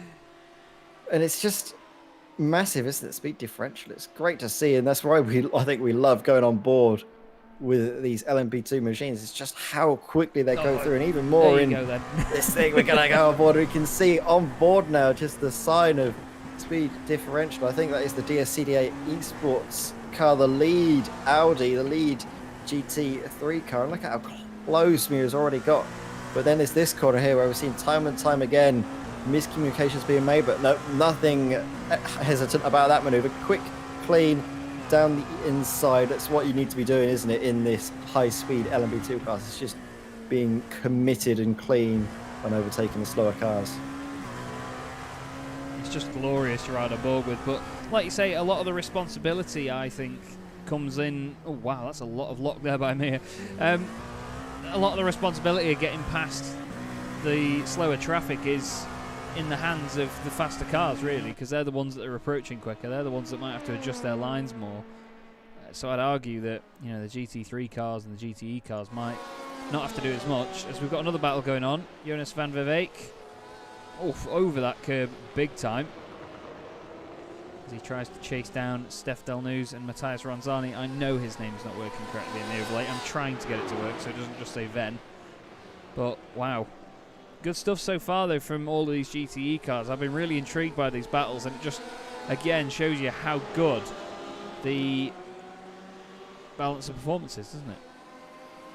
Yeah, definitely, and it's really brilliant, isn't it, just to see several drivers all going at it at once, all in different machines. Good to see as well the Corvette doing well. Dries Mujdi having a great time of things in the DynamiXX Endurance car, and as I mentioned at the start of the race, they take a little while to get going, but once they get into the, I guess what we're calling now, the mid phase of the race, once the first pit stop has gone in, he's gained what? From not taking tyres, he's taken, what, 4 positions since the start of the race. So great driving from the Corvette. Maybe it's just better on tyres and better on the fuel and able to get things working out for him. And I'm having a look at the lap times being put in, as Nectar in the chat asked if we're going to see a change in the lead for the next 10 laps. And Olivier Bultnick on the last time around did a 57.08. Dries Mujdi on old tyres, don't forget, did a 57.34. So he is slower, but not by much, and definitely on pace to gain from taking taking these tyres an extra stint. Meanwhile, in the LMP2 field, Brian Loynes did a 146.7. Mia has done a 48.04. So the gap is increasing in the LMP2 field as well. No change for the lead being made just yet, as we see a change here. That is for 5th position. Jonas van Vivek in the Reaction Motorsport car, getting the position done and dusted. And it just seems to me that Steph Delnews, while he has pace, he doesn't quite have the ability and the confidence in the car and the tyres to really send an overtaking maneuver.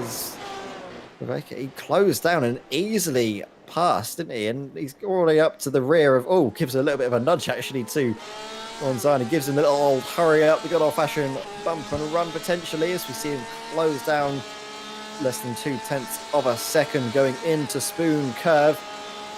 Let's see how much he closes down. Has a little look down the inside into Spoon Curve, but doesn't send any moves, thinks better of it. Then again, another little look, a half sniff down the inside, but once more not taking any chances with a pass. But now the gap comes down 0.1 of a second. Is he going to lift off? Is he going to send it into 130R? He's got a wheel alongside, but just a wheel, and has to back out of it. It was a little bit of a late look, and I think finally saw sense and took a little bit of a reality check. He realised he's not going to get past onto that section just yet and needs to wait a little while longer. Yeah, indeed. Bit of a clear air at the minute for our race leader, which is Brian Loynes in the number 68 Sim Stickers Racing Blue Machine. We're just coming up to the 1.5 hour mark here on Sim Racers World TV in the DynamiXX Endurance Series. This is round 2, the 6 hours of Suzuka. Nearly 40 viewers at the moment. Thank you very much, everybody, as well, for the guys consistently taking part in chat as well. Please do remember to like the video, show your love for Sim Racers World TV, and of course DynamiXX.be, and give us a subscribe while you're there as well. But Ed and I are just about to take a quick 5-minute break, just to make sure we stay hydrated, stay fed, you know, all of those things. Ed's still a growing boy, so we'll have to crack on in just a few minutes. But what we'll do for you as a treat we'll ride aboard with your current race leader, Brian Loynes. We'll see you in a few minutes, everybody.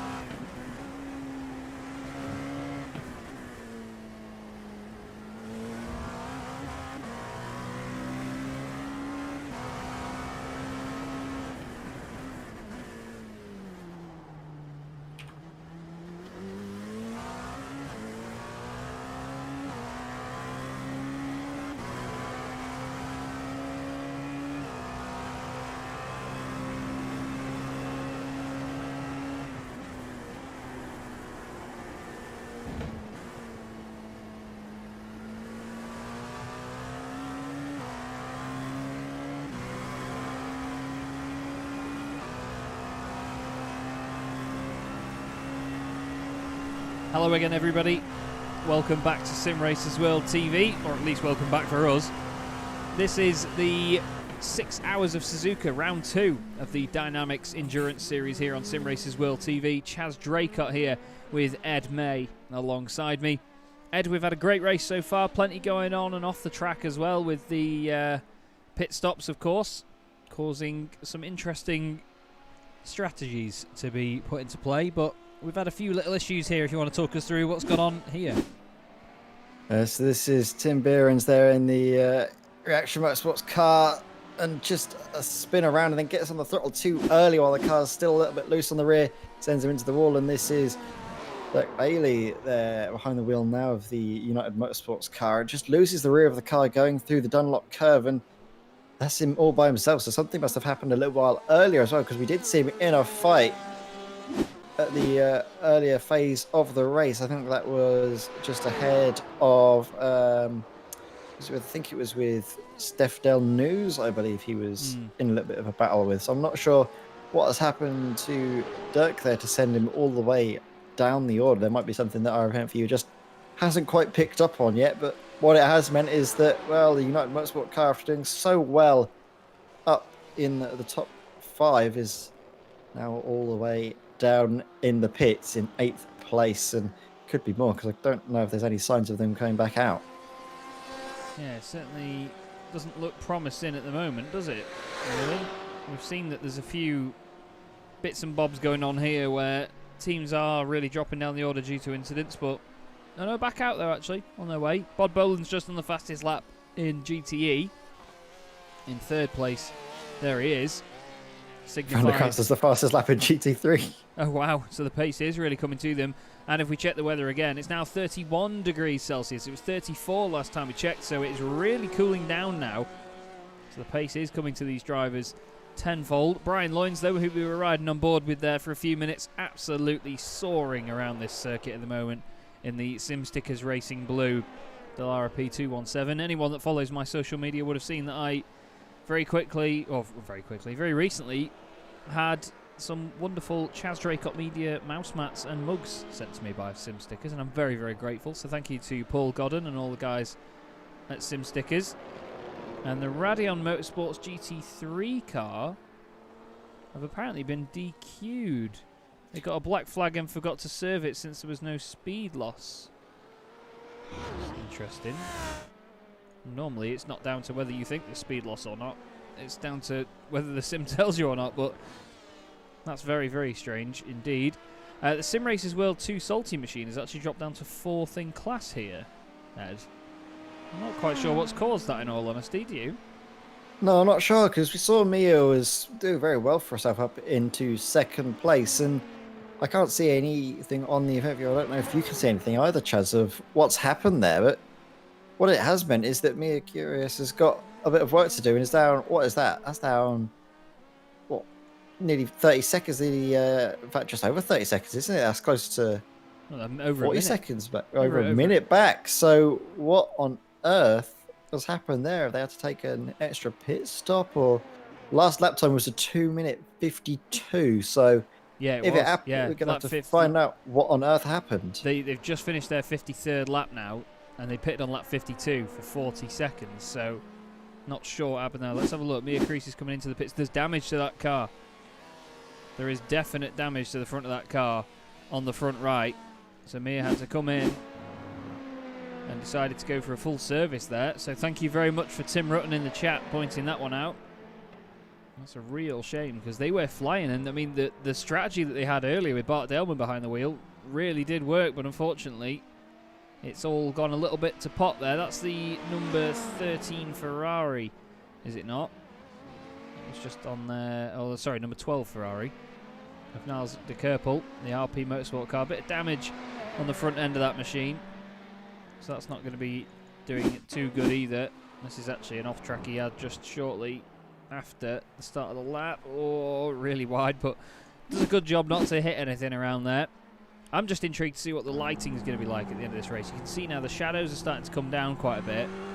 It's getting nice and low is the sun. I reckon we're going to get lights on before the end of this.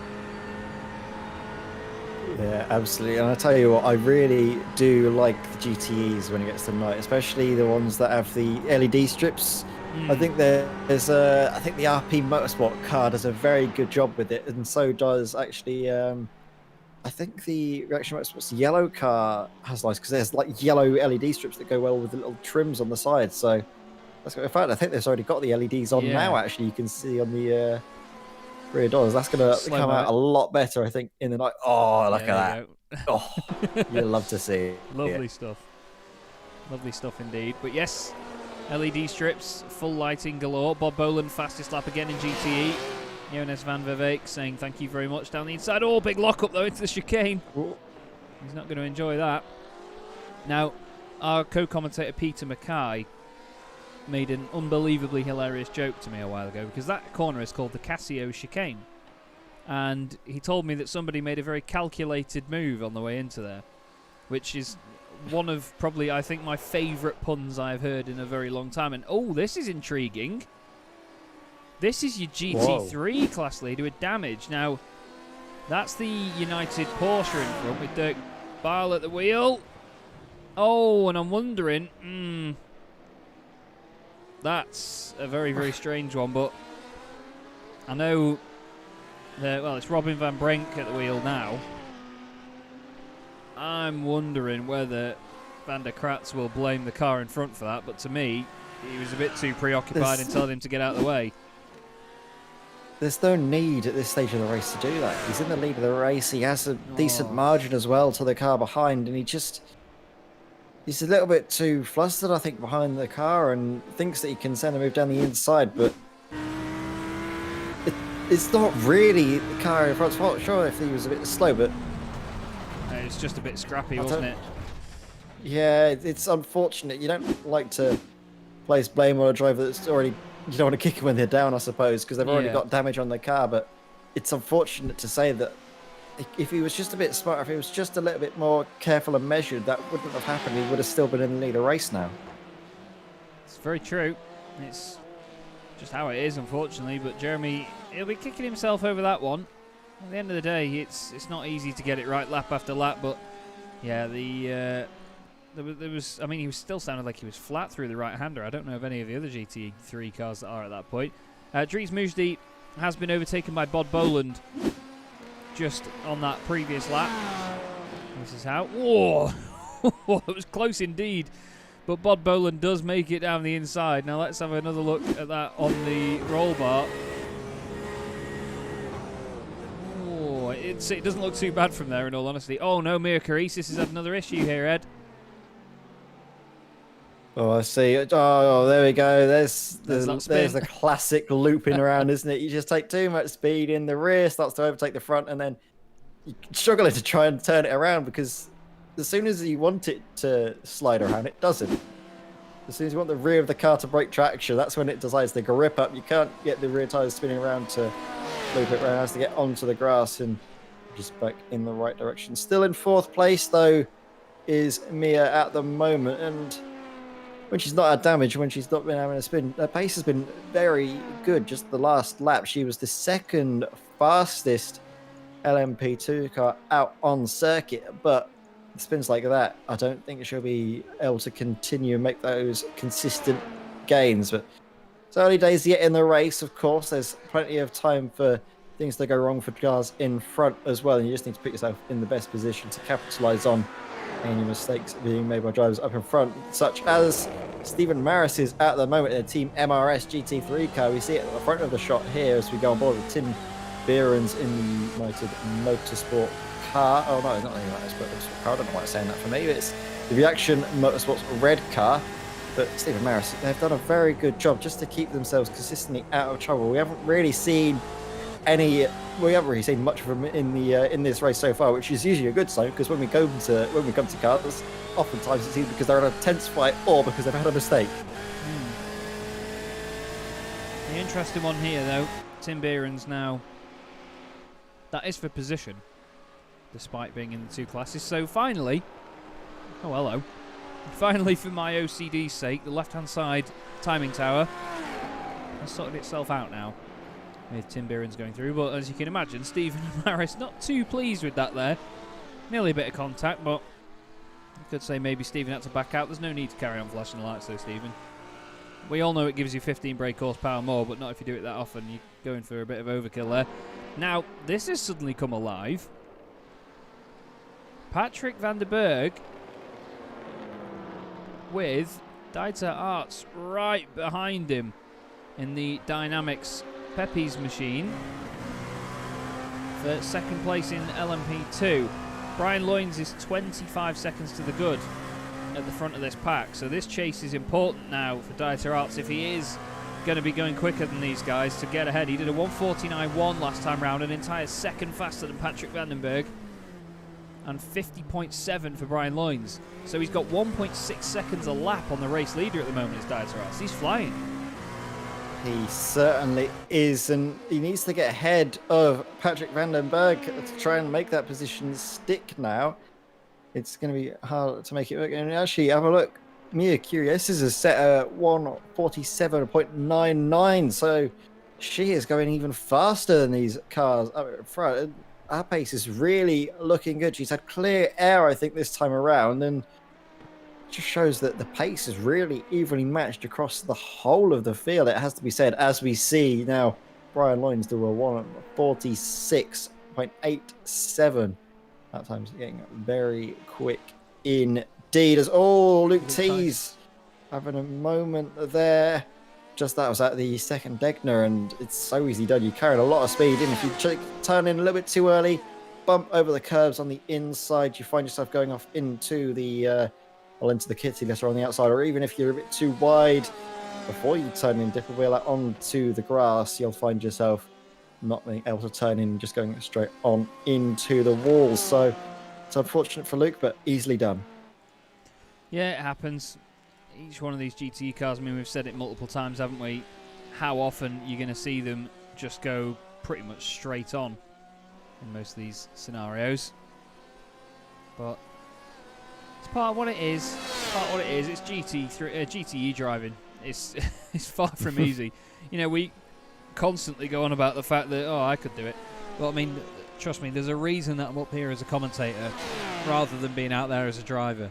It's I'm just terrible behind the wheel. So, you know, the fact that I put my amateur steward's hat on as well probably makes it even worse. But either way, it's part of my job. Dieter Arts is doing his job. He's actually gone past Patrick van den Berg into second place now. Did it down the main straight into turn 1 and sweeping around the outside. Lovely stuff. Through turns 1 and 2, gets it stopped nicely as well. Still makes the apex. Good respect as well by Patrick. He made sure that life wasn't all too difficult, and he didn't cause an incident or do anything sort of unexpected or unpredictable, I think is the main thing, because we always say this, don't we? When you've had an incident or you're a car in the middle of the road, you have to be predictable, because if you can be anything on a racetrack other than fast, you want to be predictable to other cars, don't you? Yeah, exactly. That's not predictable. That's not predictable whatsoever. You need to, both cars, I think, need to keep their lines predictable, but it's held up a little bit. Is we're going to see the number 30 go around as he's grown, is in the grass at the moment. I'm not sure what on earth is happening there. Was it just coming through, just taking it another slow, sad spin? That seems fine. And then just the AstroTurf. Yeah, it just unsettles the car into the wall, as well as that damage the front end of the car. See it when it comes around. How is it looking? Well, that side seems clean, but that's not the side that we want to have a look at. That's the side that wasn't in the wall. He's trying to get it going, but on the grass, it's very difficult, isn't it, to get traction? He's having to let all the other cars through, and he has to wait an absolute age through there. And looks all right. The car is he's gotten away with that one as he's grown, so lives to fight another day. But it was very hairy stuff indeed. Carries on then. Currently 6th in class. Bottom of the pile, unfortunately. 2 laps down on class leader. Brian Loynes, though, doing a mega job at the minute. Nearly 30 seconds clear at the front of the field. Looks like the car's had a massive scrape with the texture on all the grey. It looks like it's got consistent wind damage down it, but I think it looks quite good for it. Nice bit of effect all over there. Stephen Maris leads the GT3 field. They pitted on lap 30. They're currently on their 54th lap. Jurgen van der Peer is just about to start the same lap, but he's 55 seconds back. That incident before for the DSCDA Esports Silver car has really cost them at the minute, and they're going to want to put the hammer down and crack on here. Only 4 cars in that class, 3 now considering the retirement of leaving Op de Beek and the Radeon Motorsport by QSR team. But still, after how well they were leading earlier, Ed, they will not be happy with the current state of affairs. No, not at all. And they just need to get their heads down and focus, really. That's the only thing you can do in this situation, is just keep hitting your marks and do the best you can do with the bad situation he's been put in, really. It's just one little mistake that's cost them so much time. And at this point, you just focus on not making it anymore. As we see our race leader in the GTE field having a mistake. And what on earth is that? Because I saw an LMP2 car as well involved in that. And that was Gregory Franks. We're going to see exactly what has happened. It's through this corner around the inside. And because the outside, just a little bit of a nudge. It's just, it's so hard to say this, but you can see a car down the inside. It's a bit of a late one, but the car's there. It's such a hard corner to be passed into and also let a car pass through. And I want to point out, know. I mean, I have to say, Olivier one of them might have in. had to back out in that one. Yeah, Olivier turns in, look. It's the tiniest of touches, but can I just say the awareness from Gregory Franks there to slam on and make sure the car stays out of the way of Olivier Bultink in the case that he went across the grass, which he did. Just see it again. Because Gregory has the contact, he sees that Olivier's gone off, and he thinks, right, that's coming back across into me, so he just slams on and gets the car stopped so there's not further contact. Really good awareness, and quite fortunate that it turned 90 degrees in the direction he wanted to go. But that is really strong racecraft, and the thing is, having those split-second decisions like that is what separates a lot of races, isn't it? Yeah, that is brilliant to see. As we see Ramo Lightman coming into the pits now, the Dynamics red car, the first again of the GTEs in and out of the pit lane, as Niels de Kerpel comes in just behind into the pits. And let's have a look, a personal best for Jonas and Viveke there in 4th place now, having a very good turn of pace at this stage.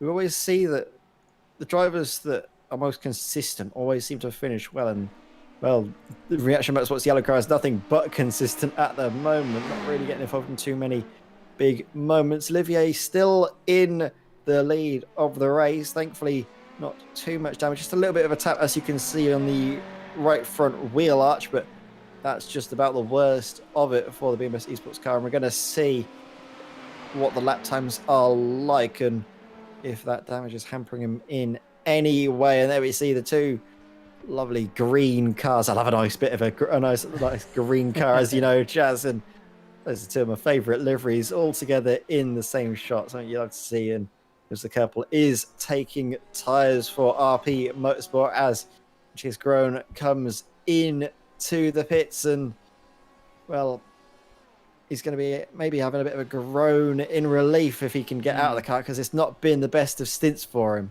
No, it's not been the smoothest, but a lot of these drivers are struggling at the minute with the track conditions. We'll look back at the weather. It's now down to 29 degrees, so we've lost, what, 15 degrees Celsius since the start of the race, so it's really, really come down. So too has the gap between, although actually no, Dieter Arts is getting away from Vandenberg now, so he really is flying. Lucas Romano in the pits for the RP Motorsport car. He's just got in, so he'll be getting back out on track any moment now. Nick Shermans has taken over the Sim Racers World Esports Academy LMP2. But this is your continued leader in the GTE class, Olivier Bultink. Done a really good job for BMS Esports, despite that moment not too long ago. But still, you've got to be in it to win it, and they're still pushing on. I'm just showing you the laps on the left-hand side of which a lot of these cars pitted. You can see, of course, after the incident before, Mia Karisis pitted a lot later than the other P2 cars around her. Nick Sherman's obviously the latest pit stopper in that one. Bob Boland pitted on lap 29 in GTEs. Nobody else other than Behrens went before lap 30. Everyone else lap 31 onwards. So there's a few of them out of sync at the minute as Brian Loynes does the fastest lap of the race. It's going to be intriguing, isn't it, though, just to see how some of the GTE overlaps in the pit stops work out in the end, because even if you may have lost time and had to pit a little bit earlier in your stint, it could actually mean that you could end up out of sync near the end of the race when others might have had to pit, and you might just get a bit of a lucky break from it. So it's a weird thing how it works out, isn't it, sometimes?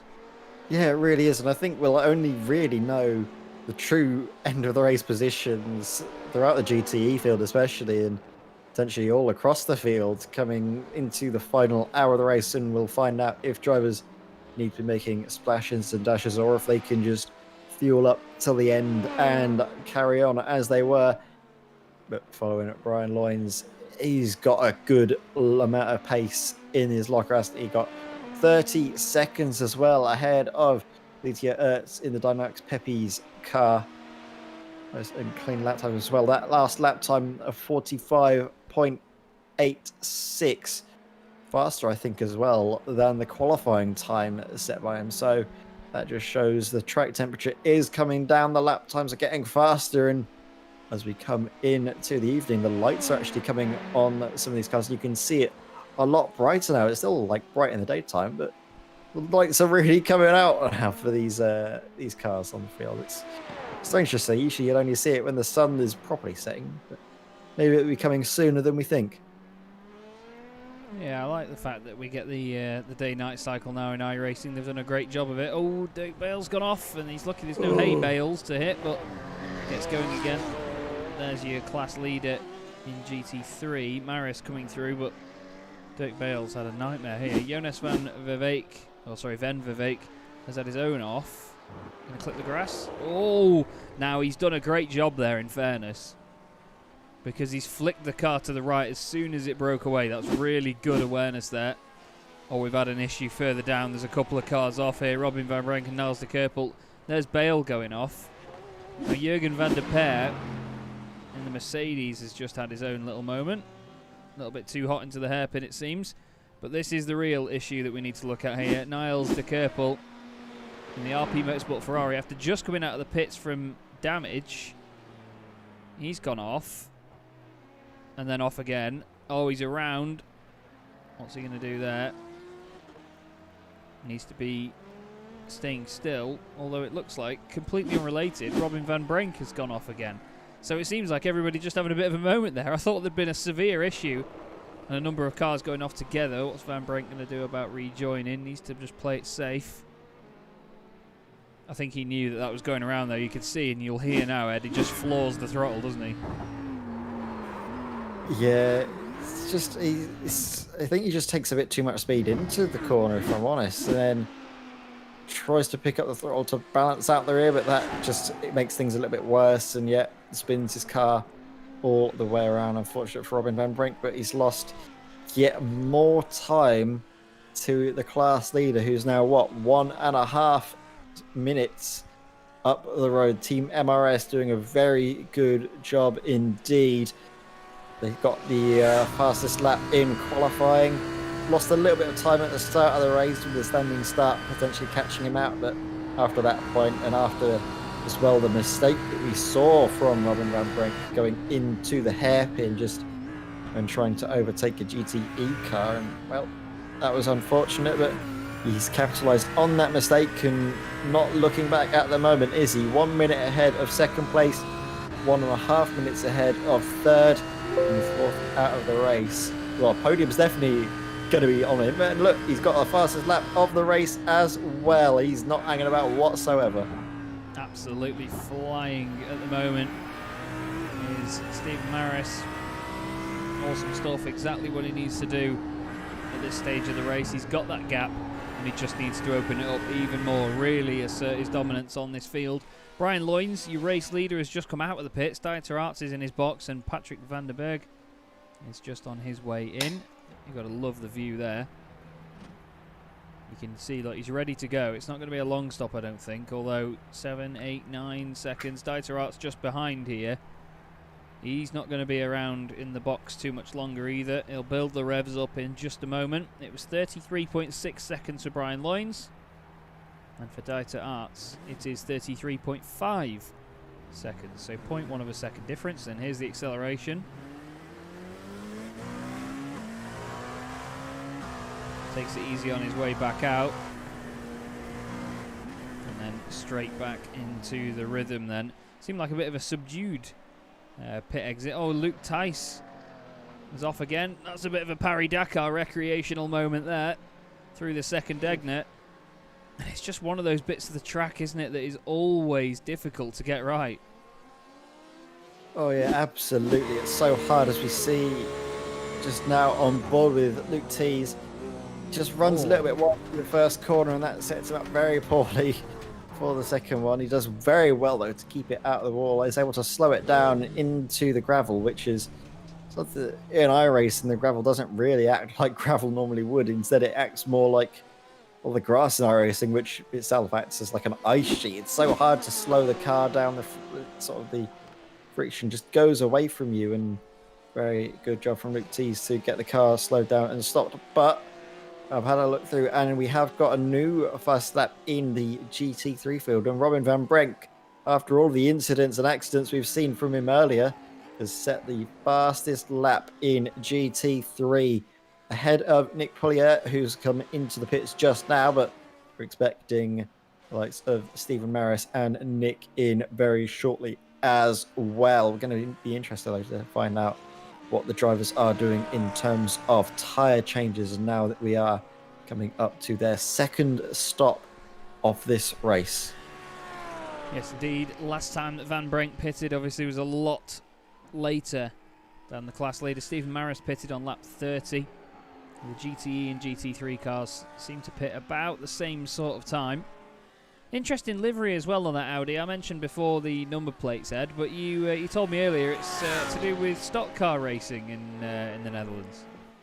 Yeah, if I remember rightly, I think the DSCDA stands for Dutch Stock Car Drivers Association, and they've got a livery on the side of them that's, as I mentioned, the big sort of lettering on the side, the bold sort of typeface is very reminiscent of those stock cars that I've seen back at my hometown with all the stocks going on at King's Lynn. And well, I was saying it in the chat, and I didn't actually realise what it was until in the chat one of the drivers came in and actually mentioned that it was because of stock cars, and they have actually driven at the I think it's called the Adrian Flux Arena now, or whatever it is. Oh, weird name. It's all going around. That is a LMP2 car. Patrick, that's Gregory Frank. Sorry, my bad. Having a slight spin around, but gets himself back underway. Anyway, going back to what I was mentioning with as we see Gregory Ranks have a slight spin, is that it's good to have all of these drivers coming in from all different walks of life, all different disciplines of motorsport, as well as real life motorsport as well, going on in finding their way in iRacing. I think they'd only just got started with iRacing actually through the first major lockdown, I suppose. So it's good to see them coming into iRacing and staying the course. Yeah, indeed. I mean, lockdown has been a massive influx for iRacing and different platforms, really. It's just been amazing to see the rise of sim racing since it happened. It's one of the very few good things to come out of lockdown, other than stock shares and Zoom. But it's just great to have that. Like you say, all different disciplines in motorsport are welcome in sim racing. You know, nobody is not welcome. I love the fact that we do get drivers that do a lot of different things. And I mean, you and I were commentating on the Apex Technologies LMP2 Championship, which is solely for LMP2 cars, and we commentated and interviewed Brad Horston, who of course races in Formula 4 in real life and Formula 3. But, you know, he's out there in an LMP2 car and he's still rapid in that as well. It's just great to see the mix. You get touring car drivers, GT drivers, all manner of people that do this in the real world, whether they come from a walk of fame or whether they are in club racing standards. It's just great. And to be able to commentate on them as well, you know, a bit of role reversal sometimes as well. You know, we commentate on commentators that are giving it a go. It's just brilliant. Really, really love the fact that sim racing gives us all of these different approaches to things. And speaking of approaches, as he approaches his next stop, Olivier Bultink, I imagine we'll be having a driver change this time round with his teammate. But what a great drive it's been at the front of the GTE pack. I mean, you could say, yes, he had that rather odd incident before, but either Dries Mas or Stefan Kalbrecht will be taking over very soon.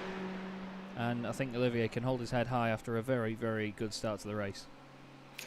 Yeah, exactly. He's on a very good race indeed. But going back to what you mentioned earlier about everything coming and all of these drivers from real life motorsport disciplines coming through and coming into the races, that we've had a lot of these bigger drivers as well, a lot of big name drivers getting involved in sim racing. You've obviously had the I think the stuff that they do with the race with the first lockdown and everything going on with that. It was such a good influx for not only iRacing but just the whole community of sim racing in general. And the fact that a lot of those drivers actually took it seriously and treated it like a proper race, I think gives good credit to sim racing in general, doesn't it? The fact that you've got all these drivers that race in real life and they come into the sim, they do it the same. They don't treat it like a game, or most of them, shall we say, don't treat it like a game and actually put the effort in. And that shows that the drivers that do race in real life come into the sim and drive it quickly. And that also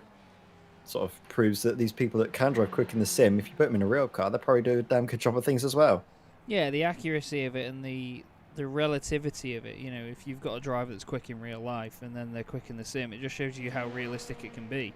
You know, they know what to expect out of the real car, and they know how to adapt to having a car where you have to rely more on visual cues than the physical G-forces of what's going on to understand what the car's doing. But, you know, you say, obviously, rightly so as well, you know, most of them treat it like it's the real thing. Some of them, unfortunately, they do overlook it, and I think that there is a bit of a privilege of, I do this for real, so I don't need to take this as seriously, when the rest of us put in the effort and know that, you know, it's the closest that a lot of us are going to get to really racing in a car, which does sour the mood a little bit sometimes. But yeah, like you say, having the real drivers really come into it this year and have pretty much replacements for things like, I mean, the virtual Grand Prix as well, it's been fantastic. And to see that they take it seriously is just so heartwarming as well. You know, it's what we've been doing for a long time. We all love it. And then for real drivers to jump on and go, yeah, this is cool. I like this. Let's do more of this. I mean, I know real drivers that get more nervous about sim racing than they do in the real racing. And there's a lot of different attributes to it that I've had explained to me that you can imagine. But yeah, it's it just that alone goes to show how realistic it can get. Yeah, exactly. And if I'm honest, I feel the exact same way, but I've never driven a real car, so I don't know what it's like to be nervous before the start of a real race. But every time I get in the sim, every time I'm getting ready to start a race, I just get those little nerves going through, and it's something that it's so difficult to replicate the feeling of actually racing. And I think the closest thing you could do into getting into that is with sim racing. I think there's like of Shane van Gisbergen, who's raced a lot in iRace before, says that he uses sim racing a lot, not just for sort of the feeling of racing, but also just to have the concentration that you need in a real race.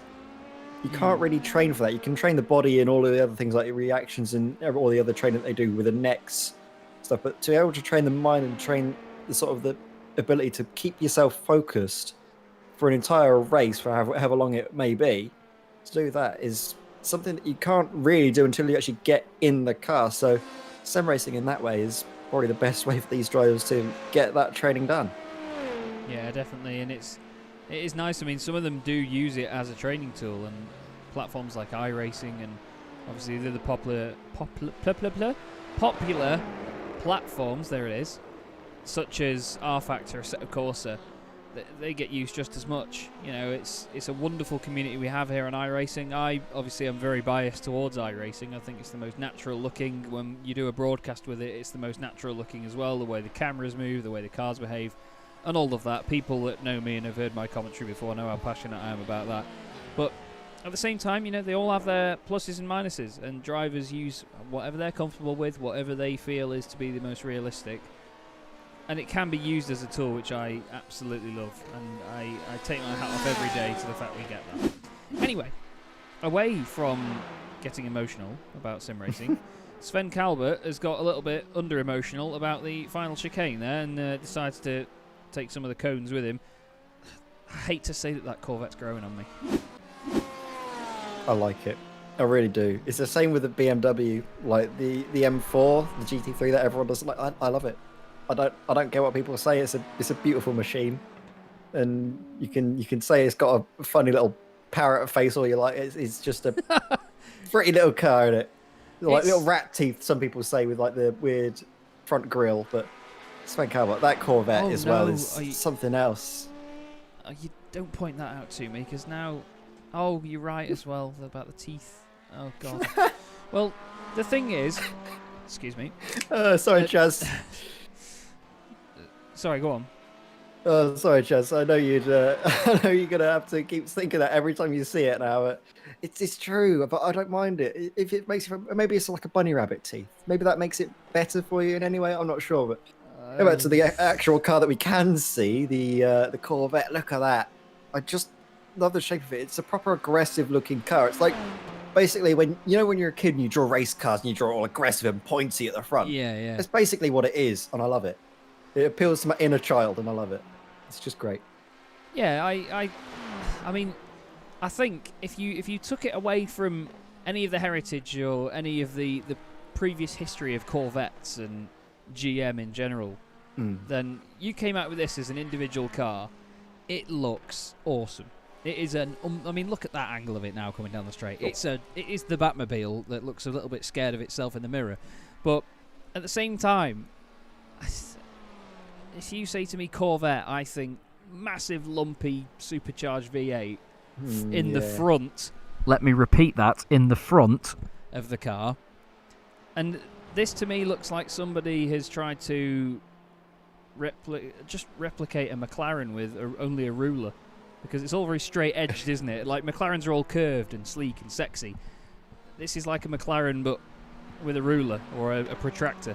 But I was going to say it's a bit reminiscent of the Ferrari, the GT Ferrari, in a sense. And the sound as well, actually. If we just, other than maybe a bit more like transmission whine, it's just not the noise you expect from a Corvette. You expect a Corvette with a big, massive V8, like I say, that redlines at like 3,500 RPM or whatever stupidly low number it is.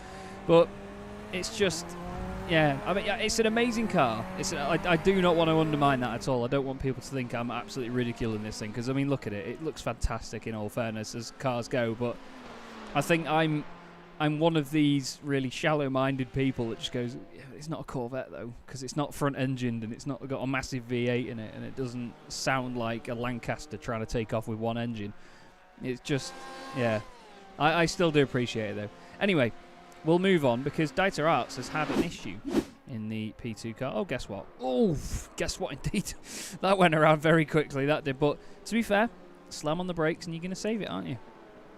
Yeah, at least it spat him off to the right-hand side of the track, because I've seen a few times it spat people off to the left and into the wall where you get onto the grass, you can't slow down enough, and bang, you got yourself some damage. So very well done. As soon as he felt it go, he snapped it over to the right, slammed on the brakes, got it stopped and got it moving, but that spin's not done his tyres any good whatsoever, and well, that could be the difference between the tyre life being something he's confident with taking an extra stint, or having to change him when he comes in for his next pit stop. And well, tyre changes in iRacing, depending on the car, can take up to 30 seconds.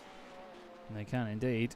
Feels like a lifetime sometimes when you're sat behind the wheel stationary, knowing that each one of your competitors is going to be at full chat.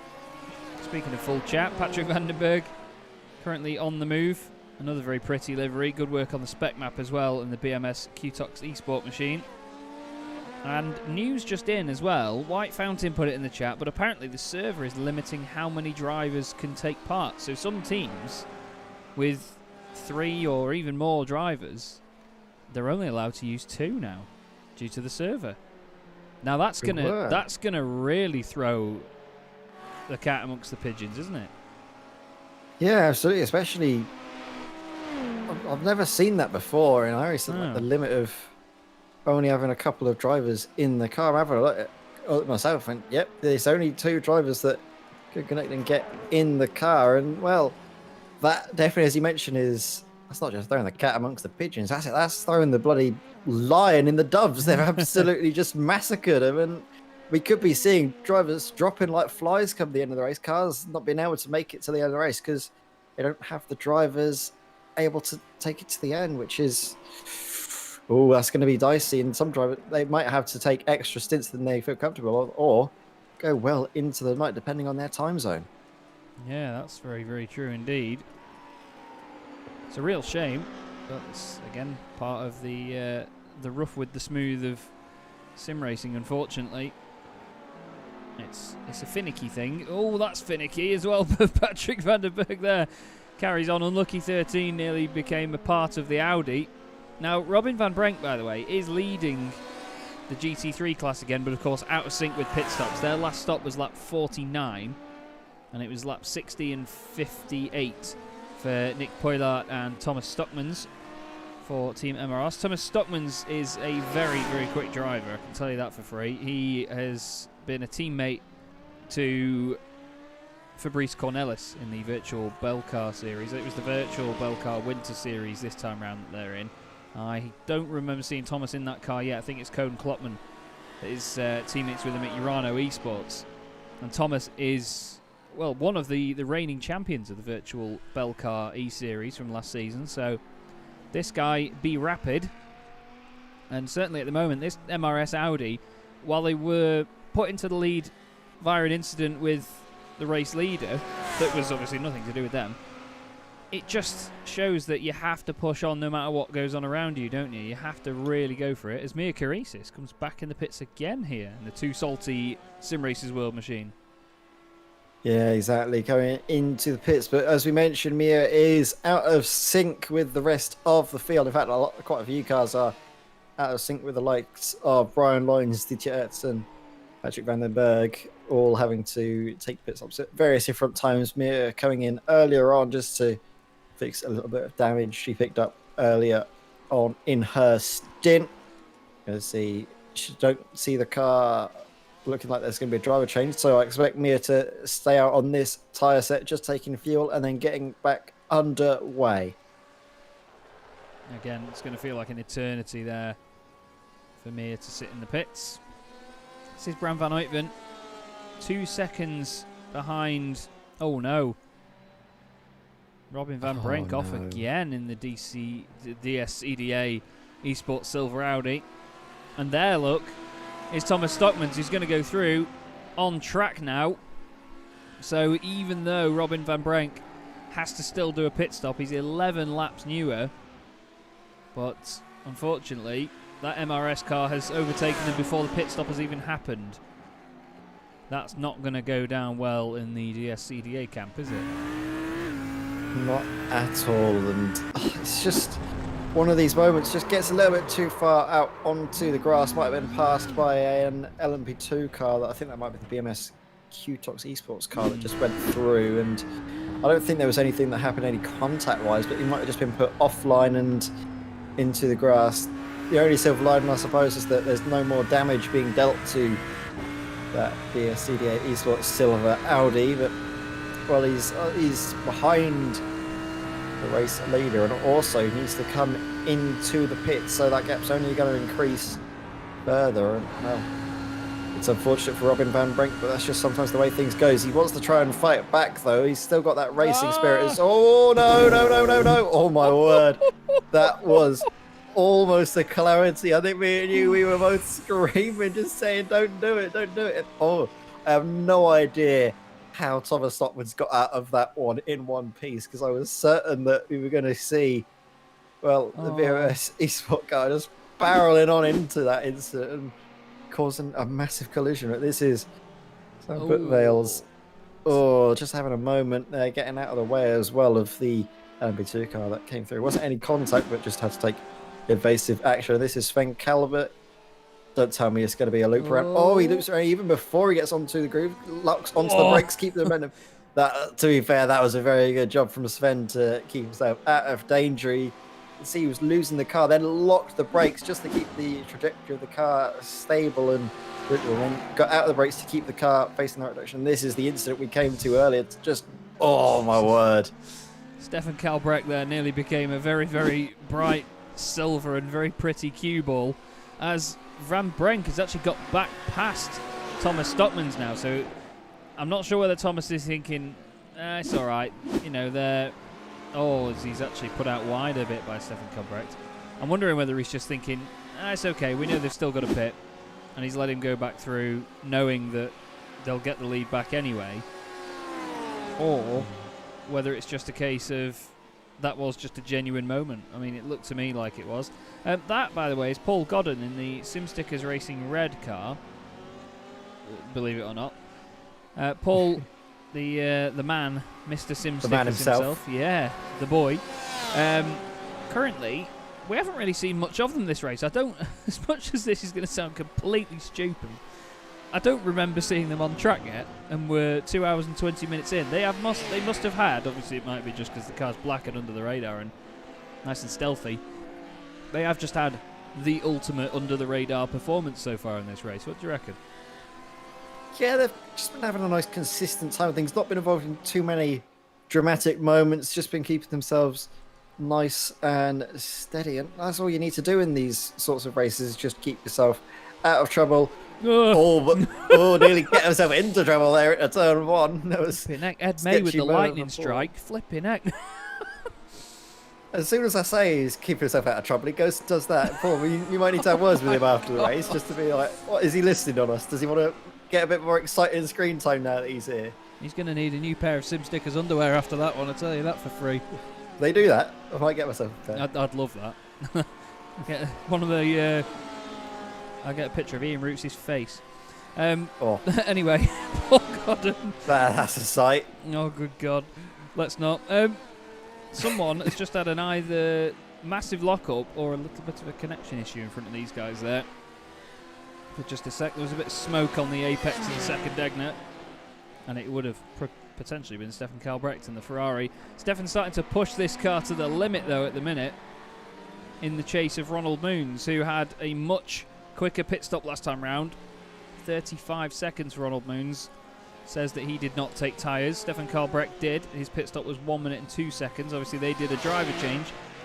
So the Race Masters esports team really flying at the moment. Number 169. I really like the livery on that car. It seems very, very retro, doesn't it? With the stripes up the side. Nice, simple logo as well. Not sure whether the RM is for Ronald Moons or Race Masters, but either way, it certainly works out for them.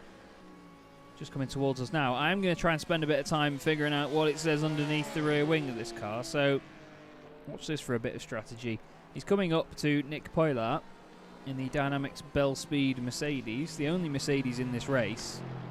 And what we're going to do for a moment is just ride on board with the thundering 6.3 litre V8 powered beast. And very soon there'll be a Porsche coming by, and we'll get a chance, or at least I will. I don't think anybody else cares. But I'll get a chance to look under the wing of the Porsche and see what it says, because it says something like, there is no something. And I hope the last word isn't what's going to trigger a lot of people if they're of any religious persuasion. As, oh no, there's one of the RP Motorsport cars, that's Niles de Kerpel. That was for position just then as well, so Nick Poylat has gained a place. He's getting out of the way, which tells me there's going to be a Porsche on our right. There he is, what does it say? There is no gap. Interesting. Well, he found one around the outside there. I was going to say, all right, Ron, you've contradicted yourself a bit there, mate. This is what happens to Niles de Kerpel. And his face will be turning Niles de Purple after this one. Oh, heck, that's a... Whoa, is that even slowing down? That looked like... As soon as you get onto the gravel in iRacing onto the grass, it just doesn't stop. No, and then it's creeping. I wonder whether he's had a brake issue, because the behaviour of that afterwards is very odd. Yeah, the lights are coming on the brakes, but there's no, like, actual stopping. You can see the brake lights. That's not braking. That was not braking at all, was it? Yeah. Let's have a look. Because you can see the brake lights come on, though. That's the thing, is you look on the rear shot, but it doesn't stop. So there's something going on there. It's like the brake pressure just doesn't want to go. I'm wondering whether the brake's gone to the floor or the load cell's failed or something if he's on load cell pedals. Because you can see he's trying to stop here as well. That's the telltale. He's not carrying any speed. You'd expect that to slow him right down, but... Yeah, I think he might have been... It looked like he was testing the brakes then as well, didn't it? Looked like he was pumping the brakes but that's been a massive impact, and that to me looks like the end of their race for now. Sven Calvert in the DynamiXX Endurance Corvette, has had a moment. Oh, he's going to polish his rat teeth on the barrier. Although, to be fair, to stay out of that barrier there, he did a mega job of that, didn't he? Exactly, very well done. But it's unfortunate, isn't it, for the RP Motorsport car that just involved in that little incident. I don't know what happened to Nils de Koppel, but what certainly happened is that it's left his car not looking very pretty, and if you can believe it, it looks worse than a pair of Ian Root's underwear coming soon, I think, to SimSticker's lineup. Ian's going to probably tune in partway through this broadcast and think, what the flipping heck are these boys on about? Sorry, Ian. Saturday afternoon. Right then, it is 5:30 UK time, 25 minutes past the 2-hour mark here at the 6 Hours of Suzuka. And we have over half of this race to go yet. Still plenty going on. We have only one car out of the race at the minute. Ooh. That is the Radial Motorsport by QSR car. Stefan Kalbrecht doing his best to go and join them, though, by the look of it, into that hairpin. Certainly working hard. In second place overall at the minute is Dieter Arts in the DynamiXX Pepe's machine. 47 seconds off your race leader. SimSticker's Racing Blue. They have been flying so far, and I must say, no disrespect to Brian Lloyd in any way, because Brian's a fantastic driver. But Ross Nicholson in the number 68. I've commentated on Ross in, I think, 3 different championships now. In Sim Racers World Formula 3 and 2 seasons of the TCR as well. Although, actually, no, I think he was new to the TCR this time around. Ross Nicholson, if he had no bad luck, he wouldn't have any luck at all. Ross is one of the unluckiest drivers I know, bless him. And this team at the minute, they're doing a cracking job. Mia Karisis has had an issue, though. See what happens here. Into the chicane, a little bit too hot. Oh, and there's that spin again. Goes around. She gets it stopped on the apex. Knows that there's no cars coming, so tries to light it up again and be on her way. But it's one of those corners, isn't it? There are a few of them where as soon as you go in that little bit too hot, you've just got no chance of coming back from it. As now, GT3 cars are under the 2-minute mark. Yeah, that's Robin van Brink setting the fastest time so far, 1:59.56. Very quick indeed from Robin van Brink, trying to make up for the incidents that happened earlier on, building the gap to Thomas Stockman's in the Team MRS car. However, we do know that they are out of sync with the pit stops and will be coming in very shortly. And having a spin around and a bass. Oh, that's a massive hit into the wall. And I don't know if they've got any more fast repairs left in this race. That could be them down and out from the race victory. Well, you said they were out of sync. That's just got even worse now. It's just, we've seen that a few times now, haven't we? Just over the crest of the hill on the power, the car just goes around. We will see Lucas Romano for a second. But it's a little bit too far back, isn't it, really? Let's just put it on a bit of a slow-mo and just see whereabouts he was. It doesn't really go back far enough to show whether he's on the grass. I'm wondering if we can rewind things just a second, if you bear with me. Yes, we can rewind it, so here we go. He's just run wide. Does he clip the grass? It looks to me like it's already over-rotated. He's on the curb. Does he touch the grass there? And it's really smallest hard to tell. Of touches. It's about like the centimetre off. Yeah. It's not even... I think it's just the front tyre that taps it onto the grass. And then there's that little groove as well when you dip a wheel out. And then there's that slight bump. Just as soon as he comes off the curb, is what really sends him around. But it's just... You could see that he set the fastest lap time of the race, but he was just pushing so hard to try and build that gap, to try and get back up the order. And unfortunately, by pushing so hard, he's left himself vulnerable to mistakes. And it's a mistake that has definitely come for Robin van Brink behind the wheel of the DS-CD8 Esports silver car. And it's just sometimes the way the races go. You can be really, really quick, but if you can't keep consistent, if you can't iron out these mistakes over an endurance race over 6 hours, you'll be having those little incidents and accidents and not having the best race possible. As there's another incident, Robin van Brink rejoining the circuit. The damage on the front of the car really coming into effect here, and you see here what has happened. Just gets a massive snap. No front end whatsoever. The just the downforce at the front has been completely gone. And then we go back live and the sad story just keeps on getting worse, doesn't it? It does. He's going to van brake the car at this point. Let's have a look what happened here. Is it again just round there? It's always when there's a P2 car going past him. It's like a curse. Oh, there is actually a little tap there. I'm not sure whether that was down to him not leaving the room or whether the P2 car ran a bit wide, but it's a sad state of an Audi now, I'm afraid. We saw just a moment ago, Steven Verelst has gone past Stefan Kalbrecht for P8. He did that in a straight line. It's P8 overall, second in class now. Verelst is certainly... Oh, excuse me, I've got really bad hiccups today. Steven Verelst is really flying, and Tim Behrens, which I've had none of, no beer, has had a little moment at the chicane.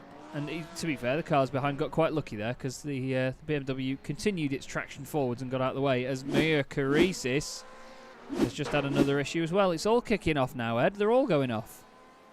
Oh my word, what is going on? It's getting close to the halfway point of this race, which is probably why the drivers are just starting to realise that there's no real fights going on from this. They're racing against the stopwatch, and they're racing the stopwatch harder than they were actually racing the cars around them earlier. So just seeing these little mistakes creeping in here and there, but Steven Verelst has not been showing any signs of those just yet, has he? He's been having a commanding job of it, getting himself way up the order since the start of the race, not bothering to have any little mistakes here and there as we follow Lucas Romano now back out on circuit. The RP Motorsport car, good to see after the incident that we had with, who was it? Was it Niels? Was it Niels on the wheel? Kerpel. Van Kerpel, that was it. Went off. Lucas Romano actually on his first lap out of the pits did their fastest lap of the race now, 56.2. The other GTE cars are doing 57s to 59s. Peter Lemkins actually did a 56.2 last time round. 56.2 for Steven Verelst, 56.9 for your class leader Ronald Moons, who was right there on the scene when the BMW went round not too long ago, the Reaction Motorsports machine. So at the moment, Steven Verelst is the man to beat. 56.2, like I said last time, nearly 3 seconds quicker than Stefan Kalbrecht, who is in the background now and has dropped away from him. So this BMW is coming good now. I mean, they had the incident off the start where they didn't go, thinking that it was going to be a formation lap. But this is a very, very strong performance by them as things are progressing. Over 2.5 hours into this race now. And we have a long, long way left to go. Thank you everybody that is continuing to watch here on Sim Racers World TV. Make sure that you do give the video a like. Oh, don't give that a like though.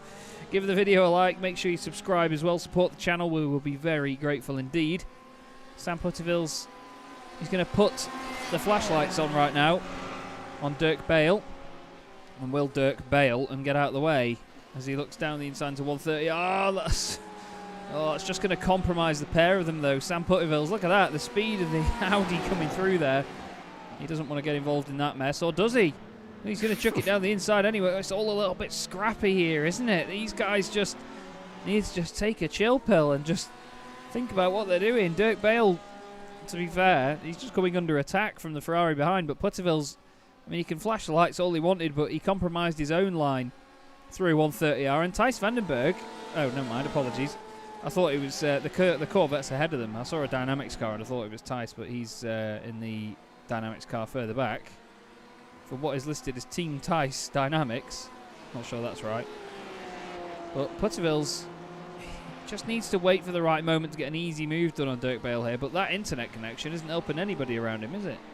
No, it's just like my internet, to be honest. It's not the best, but we're going to be seeing if it'll hold out till the end of the race, because I've had times before, especially at the most recent Daytona 24, where my internet is just completely cut out and it pulled me back into the pit lane and disconnected me from the session. And when you're leading the race, it's a bit scary. So you're going to have to hope that that doesn't happen for these drivers and they can carry on till the end of the race. Of course, I think we've already had a few moments for this car anyway, and there's another moment there for the United Motorsport car, and that's allowed Sam Putterville to move his way down through the hairpin, down the inside, and finally get in front. He's also going to have to worry about getting out of the way for Sven Calbert, who's trying to lap the car, but gives him a nudge up the rig, gives him the old hurry up, and then takes the pass into Spoon. So that's one way to pass, I suppose. Maybe not the best way, but it's a way. Yeah, it seems like Dirk's just not got the confidence mid-corner in that Porsche at the moment. Either that or there is quite a bit of damage on the rear. I'm not sure whether that's just from him going slow in the first place, but just seems like he's had a bit of contact here and there. He lets the Ferrari of Peter Lemkens go through. He's now lapping other traffic in the GTE field. Ronald Moons continues to lead that pack, though. 29 seconds ahead of Verelst, who has then got a good 6 seconds over Calbrecht. That's now gone up to 9 seconds, and Dirk Bale has decided he's had enough. He's in the pit lane in what's left of that Porsche. It's all over the shop at the minute, unfortunately for Dirk. He's had a bit of a rough ride in that stint. It's a lovely livery, though. It's just a shame that it's been involved in so many incidents and accidents, because we were saying earlier, you don't really see too many liveries using that sort of a lighter palette. It's always these sort of darks and then bright colours going through. You don't have a nice, just sort of all-around bright car, which is good to see. You know, it's what repping a nice, pretty car, but unfortunately, the racing and the incidents that have been involved in have been anything but pretty. Indeed. This is your MRS machine then at the front. Still doing a great job at leading this pack. They've been so consistent, and this is what you said earlier, wasn't it, Ed? You know, you don't have to be the fastest on one lap pace to win these races. You've just got to be the most consistent, spend as little time in the pits as possible, and you'll come away with a win. I mean, we're not at the halfway point yet, so I could still jinx it, but so far this has been a fantastic performance. Well, you've tried your best to jinx the lead LMP2 car, haven't you? Talking about how it was the most unluckiest driver ever, and talking about how bad luck, or he's had just such terrible luck. It's almost like you don't want him to win the race, but I'm certain that Brian Loynes, who's now behind the wheel, will have much better luck, and that'll cancel it out, and they'll both take the checkered flag and win. Fingers crossed for them. Fingers crossed. But looking back up at the P2s, we've got Nick Sherman's in the pits for the Sim Racers World Esports Academy. BMS QTOX Esports still in third, with Patrick Vanderberg behind the wheel of their car. Unlucky 13 currently doing a very good job in third place overall. Sam Putterville's just coming in the pits now in the GTE class, so some of them getting to that point now. 2 hours and 40 minutes almost, and more pit stops will be on the horizon here. Here's Peter Lemkens with Nick Sherman's just coming out of the pits in front of him, and looks like Sherman's is just taking a little bit easy on his way out.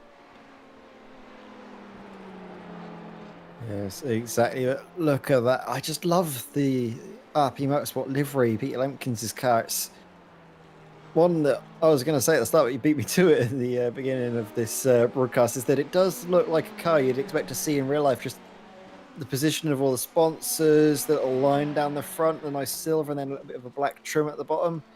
It just goes very well together. It's nice, basic. It's nothing too sort of out there, too dramatic, but it's just a colour palette that works really well together.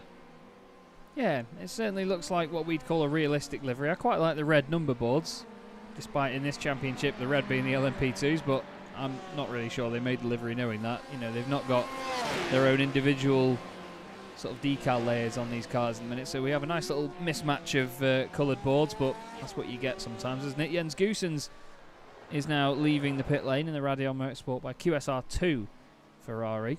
A real-life team as well, Radeon Motorsport. They race a TCR car in the 24-hour series in that livery as well, with the Sim Racers World stickers on the back as well, I'll have you know. Ian Roots got very excited and showed me some screenshots of it. Hello, Ian, if you're watching. But I really like this livery, you know. DynamiXX red car. There's more yellow on it than red, but I'll tell you what, it certainly looks striking on that Porsche, doesn't it? It's very in your face with the fluoro yellow. Yeah, you're not going to miss it when the sun goes down here and the night begins to come in, because that sort of bright fluorescent yellow, or like, is it with greeny yellow? It sort of pops out at you very nicely, doesn't it? And you can just, you won't going to miss it. And it kind of does actually go very well with the dark, deep red going on, the sort of honeycomb red effect you can see on the side when it blitzes past, and you see from that shot there, just a little bit of texturing done with all of the different patterns and everything is something that not many people actually take time to realize can have a big effect on how paint looks, and it's working out very well. And so far the race is also going very well for DynamiXX Red, sitting in third position just ahead of Stefan Kalbrecht, now the BMS eSport car that is kind of dropping down the field now after leading the race for so long, is not having a good time of things at the moment. It's just not quite getting the tyres where they need them to be. As we see Ross Nicholson now back behind the wheel of the SimStickers Racing blue car and getting back out into the lead of this race. Indeed, it's been quite a smooth ride, to be fair, so far for SimStickers Racing Blue. Martin Deckens second at the minute, Patrick Vanderberg coming in. Oh, Dirk Bale. Oh, we've seen this before, have we not, Dirk? Manages to meet the wall on the exit of 130R, and what was a clean Porsche has now had another hit into the wall. Maybe just cold tyres on that opening lap. Or is he just going to hit the Astro? Well, I suppose the cold tyres have understeered. Yep, it's that Astro. And in all honesty, you know, the car continues going, so he's done a good job not to completely stop the machine and smack it really hard into the wall, but I know he won't be too pleased with that there for United Motorsport. Still pushes on though. That is Nick Sherman's just behind him, the number 17 P2. Look at the difference there on the mid-corner, or the corner entry at least. Incredible pace. Mia Karisis goes up into second. Slightly out of sync with the pit stops though, don't forget. Here comes Martin Deckens in the Dynamics Peppies machine. Not sure whether that's a reference to the whole Beppies and Conk situation, but we'll have to ask them. Rob van Starkenburg, who was second for a very, very long time early on in this race, is currently in the pits. Now down to fourth, but like I say, Mia Karisis is the joker in the pack there. Slightly out of sync in terms of pit stops. But flying around the outside of the Ferrari. Oh, Nick Poylart's had an issue. What's gone on here for the Mercedes? Oh, long over rotation. Oh, and Nick Sherman decides to just follow along there. That must have been a very, very odd view for Nick Sherman. So let's have a look. Oh, Nick's gone in a little bit hot himself, and he goes, oh, okay. That was very, very strange, wasn't it? Oh, no. Robin van Brenk. Oh, he's done it again. Has he? No, yes, no. At least that's a softer wall. Yeah. That's the only thing I can say. Every cloud and all that. Rob van Starkenburg has also had an issue in the BMS Qtox eSport car. Apparently these guys are a real-life karting team. Oh, that's just cold tyres on the first lap out of the pits. And again, lucky that iRacing's gravel traps are set to a grip level of 0.01. Manages to get away with that, unfortunately. Sorry. No, sorry, Rob, I don't mean that. I don't mean gets away with it unfortunately. I mean, fortunately he gets away with that. I was more meaning unfortunately about the iRacing gravel traps not stopping cars where they stand. Anyway, before you dig yourself a bigger hole, Chaz, I'll help you out here. And as you mentioned, with Robin van Brenk, it's unfortunate, isn't it, that it's not just a cloud that needs a silver lining. It's an entire storm, isn't it? It's just really been a tale of woes and trials, and not many victories at the moment. As finally Robin van Brenk comes into the pits and can get a little bit of repair work done to the DSCDA Esports silver car. I think he's already used up one of his fast repairs. I don't know if he has a second one or if it is just the only one available to these drivers coming into the pit lane now. Might be taking tyres as well with all of this from the amount of spinning. I definitely think the tyre treads will have been run through as we see the driver running off the circuit a little bit. That's Nick Pouliot, DynamiXX Bell Speed car.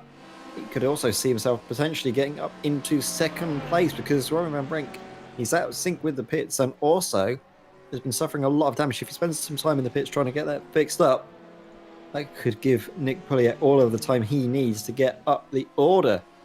Meanwhile, the United Motorsports car and the number 27 car of Martin Deckens' speed differential is astronomical, isn't it, with these LMP2 cars? Just blitzing by as if they're stationary. But I can tell you, experience driving these GT cars is that they are their own fast little machines in their own right. It's just these LMP2 cars are just immense. They really are.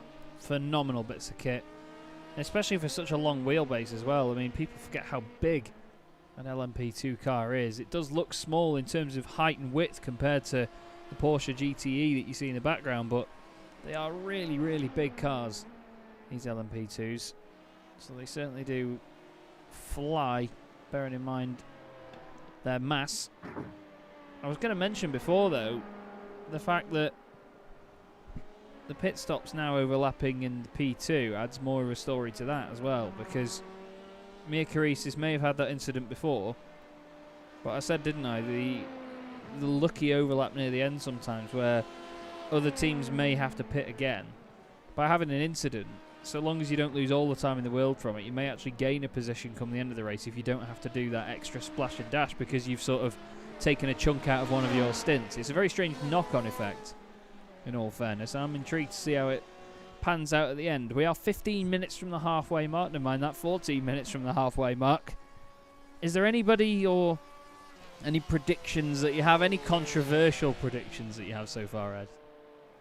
See, I don't know. I think Sven Kalbert, this could be a controversial one, but if the Corvette gets a good run with the strategy, they could be on shot for not just a podium, but potentially a race victory if the strategy works out for them. We already saw once in this race that they were leading with the strategy, I think just after, halfway through the first hour, just after the first hour with changes in the pits. I think if they are able to get the strategy working out for them, they could find themselves sitting pretty on the top step of the podium. We know that drivers have the pace in it, but it's all about getting it done and dusted. I'm not sure. Well, what your opinions are, Chaz, on the fights we're seeing? What you might be expecting come the end of the race? I think that the BMS Esport 1 Ferrari might have dropped back down a little bit too far here, but if Kalbrecht and his teammates still manage to keep the consistency up from here out, they might be in with a chance of winning this. They pitted on lap 64, but they pitted for 1 minute and 2 seconds, whereas the cars in front didn't.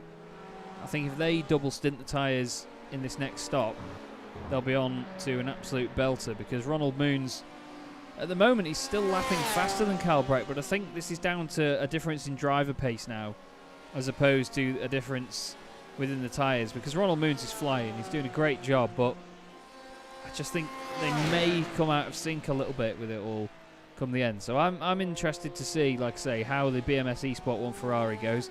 I think MRS have got this wrapped up, in fairness. I'm going to say it now. We're over 3 hours and over halfway from the end of the race. I think Team MRS are looking very, very potent indeed. Only 2 cars to challenge them. Dynamics Bell Speed in the Mercedes. Nearly 2 minutes off them at the minute. Nearly an entire lap. And then Van Brenk and his teammate in the DSCDA Audi, but that thing has seen better days, in all fairness. So I think MRS have got that. Simstickers Racing Blue, I'm not gonna jinx them one bit. I'm not gonna say a positive thing about them. Ross Nicholson behind the wheel, though, he's had his massive share of bad luck when I've been commentating on him, so maybe today that will change. You'll have to see.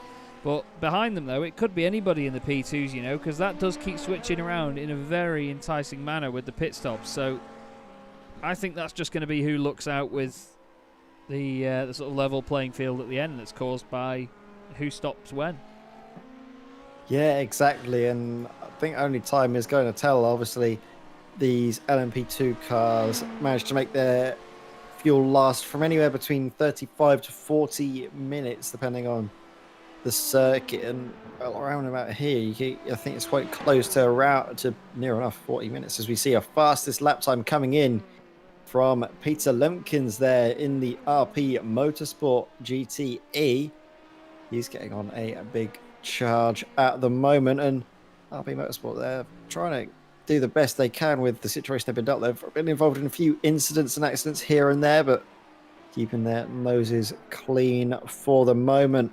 Van Starkenberg as well has been the unfortunate victim of a few little incidents, accidents, and seems to be just a little bit off pace in terms of strategy, down 3 positions since the start of the race. And with his car's looking clean, that's the main thing. He can carry that forward and keep himself out of trouble, getting past these GTEs nice and safely. And who knows, a podium could definitely be on the cards because, as we were mentioning, this little LMP2 fight has been chopping and changing every way we look, and it's all down really to the strategy. We're not sure which way it's gonna go, other than it's probably going to be right down to the wire. And this is Tim Behrens again, just having a slight moment this time though at second. Degner and just has to wait a little while, wait for the cars to come past him, not wanting to rejoin the track dangerously. Very smartly done, and then eventually gets his car back up and running. A nice little turnaround there by Tim Behrens. Nothing too drastic, keeps it out the wall as well. We've seen a few cars go around at the Degners and keep it out of the wall. Now we look to second place Mia Karisis with this on our minds. There is Martin Deckens. Now within 2 seconds of the car in front. The Sim Racers World 2 Salty Machine. Gregory Franks is currently in the pit lane, just on his way in now in the Dynamics Racing green car. 30 seconds off Martin Deckens, stablemate in the Dynamics Pepe's machine. But what a chase we have going on here then. 1.5 seconds now as Mir starts to get caught up slightly with the traffic in front. It's Verelst. You can see just how quickly Deckens is closing in on him. And then before you know it, we're going to have Mia Karisis pop up on the battle box in the bottom right. Look at the time differential between the two as well, not just the visual representation of the pace difference. But there you go. I'm not really sure what's happened to the writing on the bottom right there as well, everybody, so apologies for that. Oh no, Mia Karisis is around. Well, the pressure may have got to Mia straight away there, but wow. Instantly. Oh, it's the Astro again. Oh, it's the Astro once more, and thankfully it spun her off into the right this time, so Mia doesn't get any more Karisis on her bodywork of the LMP2 machine there, doing a very good job to keep the car nice and clean, but unfortunately it's just that curb again catching out yet another driver. It's one that we've seen time and time again, and one that I think we're going to be keeping on seeing as Mia comes into the pits this time around. She was due for a pit stop at this point anyway. It was just unfortunate that her in-lap wasn't quite at the pace she was hoping. No, that little off is going to change everything. Oh, now that was Lucas Romano. Stephen Verelst just went off for a moment there as well. Romano's gone in way too hot. I think Verelst in sympathy thought, "Hi mate, how we doing? See you in a bit." But that was a proper loss of control there by Lucas Romano. You'll see he just runs slightly wide through the first part of the corner, and then as soon as he touches the Astro there, the back end of the car just completely unsettled. Long slide, and then Verelst says, "Good evening," and coasts past on the Astro, also on the outside of the corner. Verelst, though, second place at the minute in class, and really trying to fly forward and go after, nope, Royal Moons in the Porsche, the Race Masters Esports machine, and they have been the race master for the last, well, nearly an hour now, isn't it? They've been leading this race since the changeover to Stefan Kalbrecht in the number 4 Ferrari. It's been very intriguing though to see the different pace from all the different drivers. Oh, Tim Behrens for United Motorsport. Well, apparently for United Motorsport. I've got him down as United Motorsport, but that's clearly not, is it?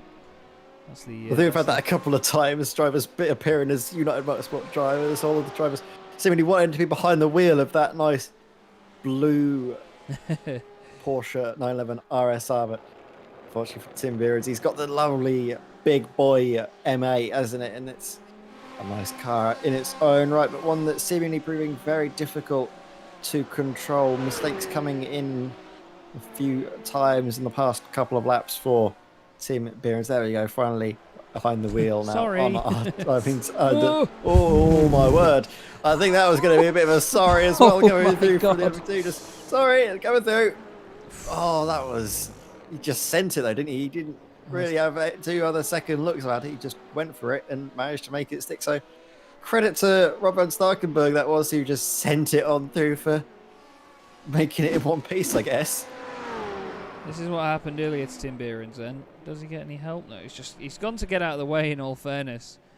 He's gone to stay out of the way of Mia Karisis and then just gone very wide indeed onto the grass and does recover.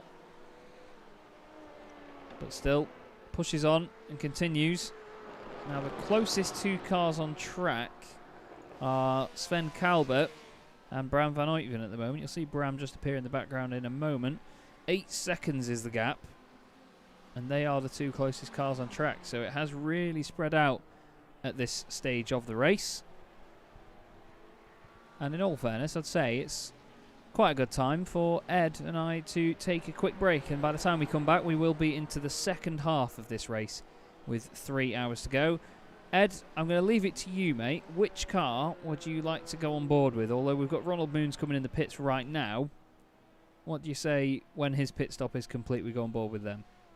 I was going to say just that thing, just see if we can go on board with Ronald Moons, and then as we go, we'll see the pit stops coming and find out where Ronald Moons comes out. So, yeah, I think me and Chaz, we're going to have a quick short break for 5 minutes, and we'll be back with the next 3 hours of this Dynamics Racing Simulators, 6 hours of Suzuka. Thank you very much, everyone who's been commenting and liking and sharing the stream around. If you could keep doing that, that'd be much appreciated. But me and Chaz, we're going to take a short break. So see you all in a bit.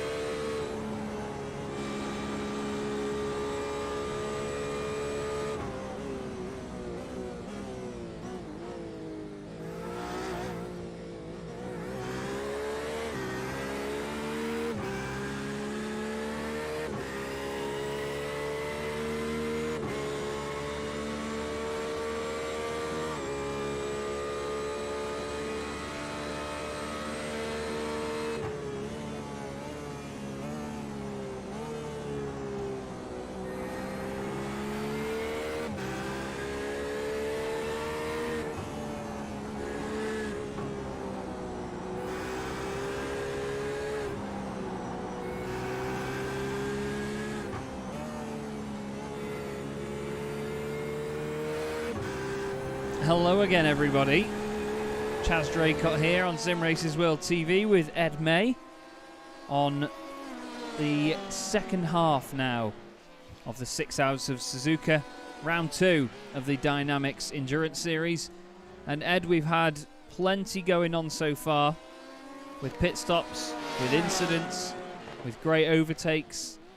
It's a race that's got a bit of everything at the moment. There's a bit of a lull at the moment as all the pit stops and all of the strategies work themselves out, but this is the time now where drivers really need to focus the most, isn't it, and make sure they're getting the best out of every single lap.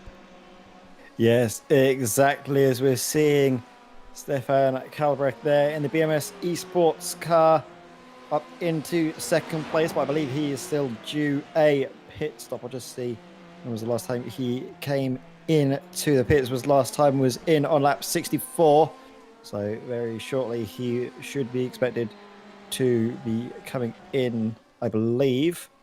I think that information is right. Anyway, Stefan Kalbrecht leading, though, well, not actually leading, he's just behind Stephen Valest in Reaction Motorsports' yellow car, who himself is doing a very good job. It has to be said, the car that won last time out at Catalonia in the lead spot once more, but with 3 hours to go in this race, plenty still to happen. We've got some drama still to come, I am sure. Of course, the pit stops phase has not quite completed yet for all the GTEs, so not entirely sure where the field will be coming out and where the order will finish come the end. But Chaz, tell you what, this has been a great first 3 hours, hasn't it, for this race? And I definitely think the next 3 is going to be just as exciting. Indeed, I'm just intrigued now with what's going to happen in this GTE battle, because we've seen that a number of them have had their own little sort of strategy differences and incidents here and there that have put them out of sync with one another. And I don't know who's going to be there at the end. I want to point out as well that I love the fact that the endurance lights work again on iRacing. They went through a period of not working, but the little green light on the side of the M8 there means that that is P1 in class. You'll see it on the side of the Ferrari here. They have, well, 3 green lights because they were clearly third across the line last time in their class. But Bod Boland, I think, no, he's got none actually, so never mind me. Oh look, there you go. Stefan Kalbrecht has 2, so he would have theoretically been, what, second last time around, but that doesn't make any sense to me. Well, guess they're not working again. Anyway, Stephen Farrell's still leading the class at this point, but again, he last pitted on lap 63. Bod Boland, who we saw there, pitted on lap 89. Peter Lemkens comes in right now. A little bit of a lock-up on the way in as well. And it's all about track position now, because no matter what no matter what overlaps or traffic you meet, any traffic is going to be bad traffic at this point while everybody's strategy sort themselves out. Yeah, and it's very difficult to find out exactly where you're going to come out and what cars you'll be around when you come out of the pits. So you just basically need to go till the fuel runs out and just hope that you've got clear air and that you don't catch the traffic at the bad spots. But, you know, it's easier said than done, isn't it? And if you do get the traffic in a bad spot, the best thing to do is just be patient, suck it up, and just say, right, I'm going to lose the time, but it's better than trying to send a silly maneuver and make a mistake that we've seen too many drivers make so far at this race. And unfortunately, that's the reason why we're seeing that the GT3 fight is not really a fight at all, is it? It's Thomas Stockman's behind the wheel of that car, and following Robin van Brink's off-track excursions in the DSCDA Esports Silver car, who comes around in second place, unlapping himself. But you can just see the damage on that car tells the story itself, doesn't it? That they've not been having the best of times out there at the moment. No, it's not been an easy ride for them, in fairness. But the fact they're still pushing on, you know, it shows you the spirit of the team. They really are trying to drag what's left of that Audi across the line. And 3 hours left of racing in a car in that condition, well, it's not going to be easy, that's for sure. But I commend them. I commend their spirit. and their determination. At the end of the day, they've put a lot of hours practice into this, so why wouldn't you want to at least finish? With 4 cars in the class, it's worth getting the championship points. That's the thing. These championships don't often contain many rounds either, do they? You need to take every chance you get in a series like this. Yeah, exactly. I think they won last time out at Catalunya, so they were trying to get a good podium finish going their way, and it was a bit of drama actually come the end of the race at Catalunya, where they were leading all the way and then had to come through the pits for the incident points. They just got too many, had a drive-through, and that put them down in second place, and they really had to try and catch up to the car in front of them. And going into the last few moments in that race, they managed to make it stick, but it was very touch and go for a point there for the DS CD8 Esports Silver guys. And it just, unfortunately, this time around, it seems that they're not going to have that late drama at the end to pass for the race victory, because, well, Thomas Stockman's he's nearly a full lap ahead of Van Brink, and it just appears to me that with the damage, they're not going to be able to go quick and not being able to make any passing maneuvers when they, or if they can catch up. Oh, Paul Godden. Oh, the Batmobile has gone off the circuit. It's back on again, though, in good stead, but see what happened here into Spoon Curve. Bit of grass. Oh, yes. What a save, though, from Paul Godden. Great reaction straight onto the brakes. Keeps it out of the wall. Not 100% sure how he reacted that quickly there. That was great stuff. Ready? Awesome. Awesome stuff from Paul Godden. You have to give him that there. That was a very scary moment indeed. It's an incident that I'm all too familiar with. If you caught what happened last time at Alton Park behind the BMW, you have known that I did do that a couple of times from good positions in the race and sent me way down the order. So I can 100% sympathise with that, but it's fine. It'll be a drop week. Fine. Well, that's the thing with this championship. I don't think there are drop weeks actually, so they need to make every position count. Yeah, you're right, actually. They do have to make every single lap count in the entire championship. Jamie McEwen, not sure if he's any relation to commentator Andy McEwen, just having a little bit of a moment through the second Degner. Nothing too fancy, but still scary moment, isn't it? Because the car can get very unsettled over the bump around that bit. And then if you're on the power at all, oof, that's a bump and a half there from Paul Godden. You'd easily loop the thing if you're on the power out there. Big lock up behind it was Stefan Kalbrecht, who is now back, of course, at the front of this GTE field. Almost identical pit stop times last time to Bod Boland. However, they were 25 laps apart. Stefan Kalbrecht is still yet to pit, you know. He's not done his most recent pit stop, neither has Sven Kalbert. Let's not get the two of them mixed up. But Stefan is only 5 seconds ahead of Bod Boland, so that's how much time Race Masters Esports have gained by double stint in the tyres last time. That's mad stuff, isn't it? I'm wondering whether if Stefan Kalbrecht doesn't take tyres this time round, hello, he's there. If they don't take tyres this time, do you think they can gain, what, it's going to be like 32 seconds, isn't it?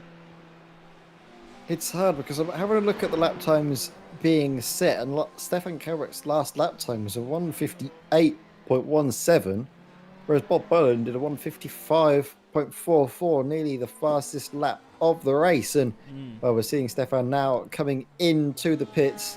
It'll be interesting to see if he can keep these tyres and let them go another stint, or if he'll be changing them once more. It's something to keep our eyes open for. If he keeps these tyres on, he should be all right. So then I have only one more tyre change till the end of the race. But of course, if he's able to save a lot of fuel as well, that means his final pit stop will be a shorter splash than the rest of them.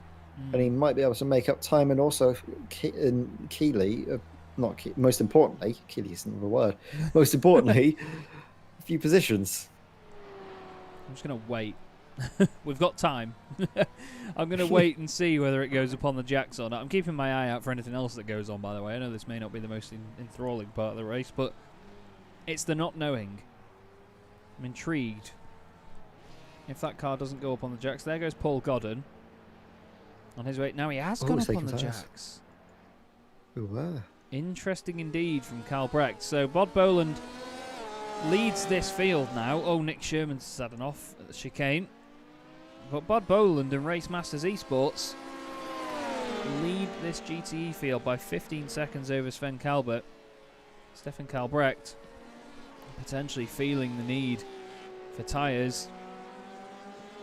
Sven's gained a lot, though, actually, having a look at that, because, well, it was about 50 seconds back, and now he's, I think, 15 seconds back from the race lead. So the Corvette, seemingly quite good in these endurance scenarios, might not be the fastest over one lap, but in terms of what you can do with the strategy, it's certainly working out for him. Yeah, I was going to say, you mentioned that before, didn't you, that they came on strong towards the end, so a definite reminder here that this Corvette has the pace and the capability. May not have the looks at the front thanks to the rat teeth that Ed has pointed out. Fastest lap of the race, 1:45.490 for Nicholson. Van Starkenburg does a 1:45.5 as well, so very quick times on the board now for these P2 drivers. Awesome stuff. Yeah, indeed, Ross Nicholson, look at that. He's really wringing the neck, isn't he, of his LMP2 machinery. He's driving it like he's doing a qualifying lap time, but I'm certain he isn't, as Sven Kalbert does come into the pit, so that's where he gained the time. That's where he gained the time. Yeah, that is definitely where the time has come from. He's going to be coming into the pits now, though, and it's going to be interesting to see what all of the drivers are doing, if they are taking tyres or not is the key. We do know that Stefan Kalbert has taken tyres. So as Jonas Van Veken, I think, it says he's in the pits, but then he's not in the pits, but then he is in the pits, but then he's not in the pits, but he's definitely not in the pits. I don't know what is going on there. Might have been very close to the pit wall. Might have been close to the pit wall and confused iRacing a little bit, but here we go. He's doing very well for himself as well. A podium position is definitely on the cards for the Reaction Motorsports yellow car. And how far away are they from our race leaders? About 30 seconds. That is a tyre change. So if they can use the BMW and try and allow it to not use the tyres too much, they might be in for a good chance of potentially a race victory. But that's if they can get away without taking an extra tyre stop when compared to our race leaders, Bod Boland. Yeah, it's all going to level out one way or another. It just depends on who it levels out in the favour of. This is the United Motorsport Porsche once again, making their way down to Spoon Curve. Dirk Bale behind the wheel. It might be Dirk Bale, actually, but we'll go with Bale. Through Spoon that goes. Let's just go on the back of this Porsche. Hello. The scream. That flat six. I think it revs to something like 9,200 RPM, this flat six, which is just wonderful. And behind is, of course, the BMW we were just looking at then of Jonas Van Vevek. Not for position. Jonas is third in class. On for a podium, as Ed rightly pointed out. Oh, it's close further back, by the way. Lucas Romano and the number 12 Ferrari making their way through the order in terms of position, but obviously they're not fighting in the same class as Robin van Brenk, who has just gone past there. But Ferrari looking a bit more stable at this point, but I mean, we know that it's not down to how stable the car looks every single lap, is it? It just takes one moment to cause an incident that can drop you way down the order. Yeah, and this Suzuka circuit, as we've been seeing so far, just from these first 3 hours, is that it doesn't take any prisoners whatsoever. If you make a little mistake, it lets you know about it in the most severe of ways by sending you off, and quite often into the walls. There is a lot of runoff, however, at this circuit, and as long as you're able to catch it at the right point, you can send the car off into those runoff areas and get it slowed down before you have a big heavy hit in the walls. It's just something that I think Lucas Romano, well, the RP Motorsport car in general, has suffered, though, was that heavy hit going through the two Degners, wasn't it, earlier on in the race? That's put them 4 laps down on our race leaders, Bod Boland. Meanwhile, though, Goose Franken behind the wheel of the RP Motorsport car, doing very well for himself as well, at 5th place in class. He'll be trying to show some good pace. Just got Sven Kalbert, who's come out of the pits, in front of him, and Stefan Kalbrecht right behind him, who was at one point our race leader, but it's been a real reversal of fortunes, and there hasn't been one instant I can pin that on, is it, Chaz? It's just seemingly the pace is no longer with BMS Esport. Yeah, I don't want to point the finger and say that it's Stefan, but the last 2 pit stops he's taken tyres and he's just not been able to match the pace of the cars around him, so it's just... Oh, he's not going to match that either. Oh, again, mega stuff to keep it out of the wall, but it's not going to help their charge forward at all. It's just another one of the elements of endurance racing that you and I both love, Ed. You know, you get to see the different talent that these drivers have, the slight pace scenarios, the variations as Deckens does the fastest lap of the race at 1:45.2. That's feisty pace. Ross Nicholson did a 48.3 last time, so he's 3.1 seconds quicker than the race leader. Mia Karisis just had a little off there at the chicane. I did want to bring the weather up because don't forget we started this race in 42 degrees Celsius track temperature. Air temp has stayed about the same. I think there may have been a bit of a moment between Mia and the Ferrari there. Is that the number 12 of Lucas Romano? It is. Let's have a little look what's happened here.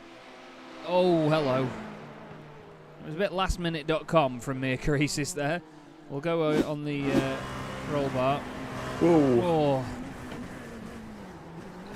In all fairness, she was expecting to go down to the inside, but yeah, the car was just there. I mean, it kept us line consistent though, which is the main thing to do. Yeah, I think that's on Mia, unfortunately. Lucas, I don't really think Lucas had much reason to flash the lights there, other than the fact that it was just a little bit late and a little bit scrappy from Mia into the chicane, and that's not a place you want to be chucking the car about and unsettling either, so lucky to get away with that there. Into the hairpin again, plenty of lock on.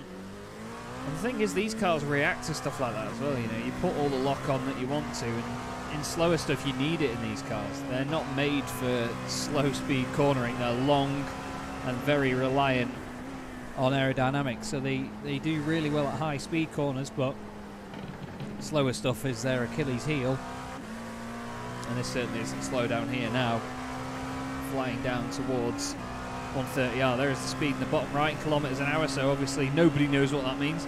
270 k's up to 280, 279 at the apex of 130R, and flying down through the gears hard onto the brakes into the Casio chicane.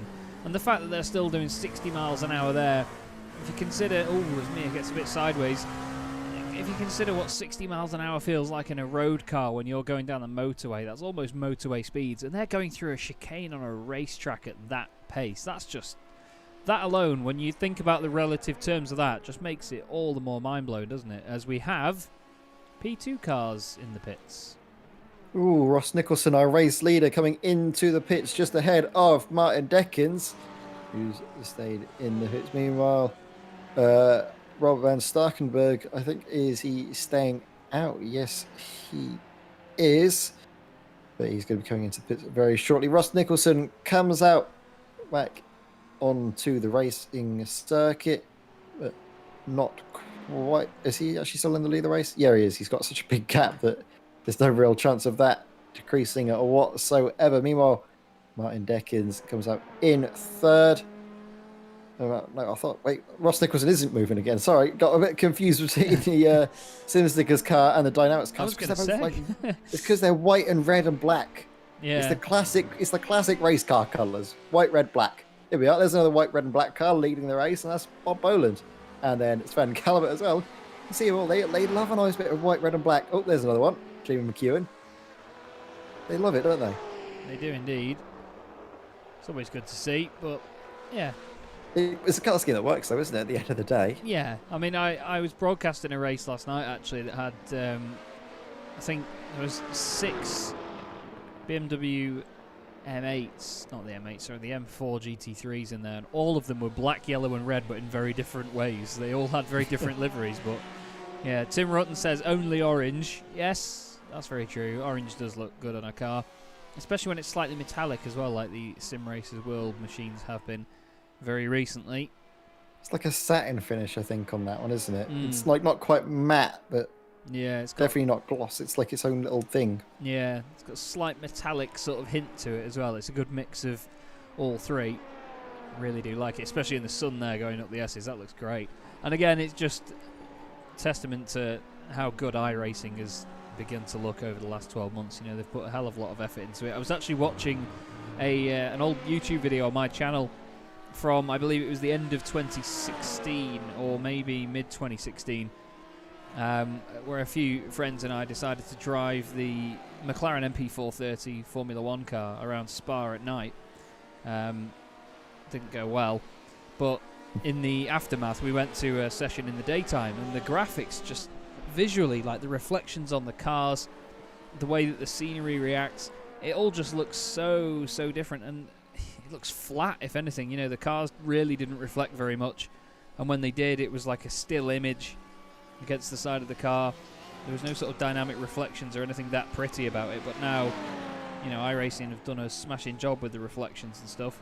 I just wish, and I hope they're listening, I just wish they'd fix the light glints, the way the lights shine. I mean, the Ferrari ones, you can see them clipping through the floor there.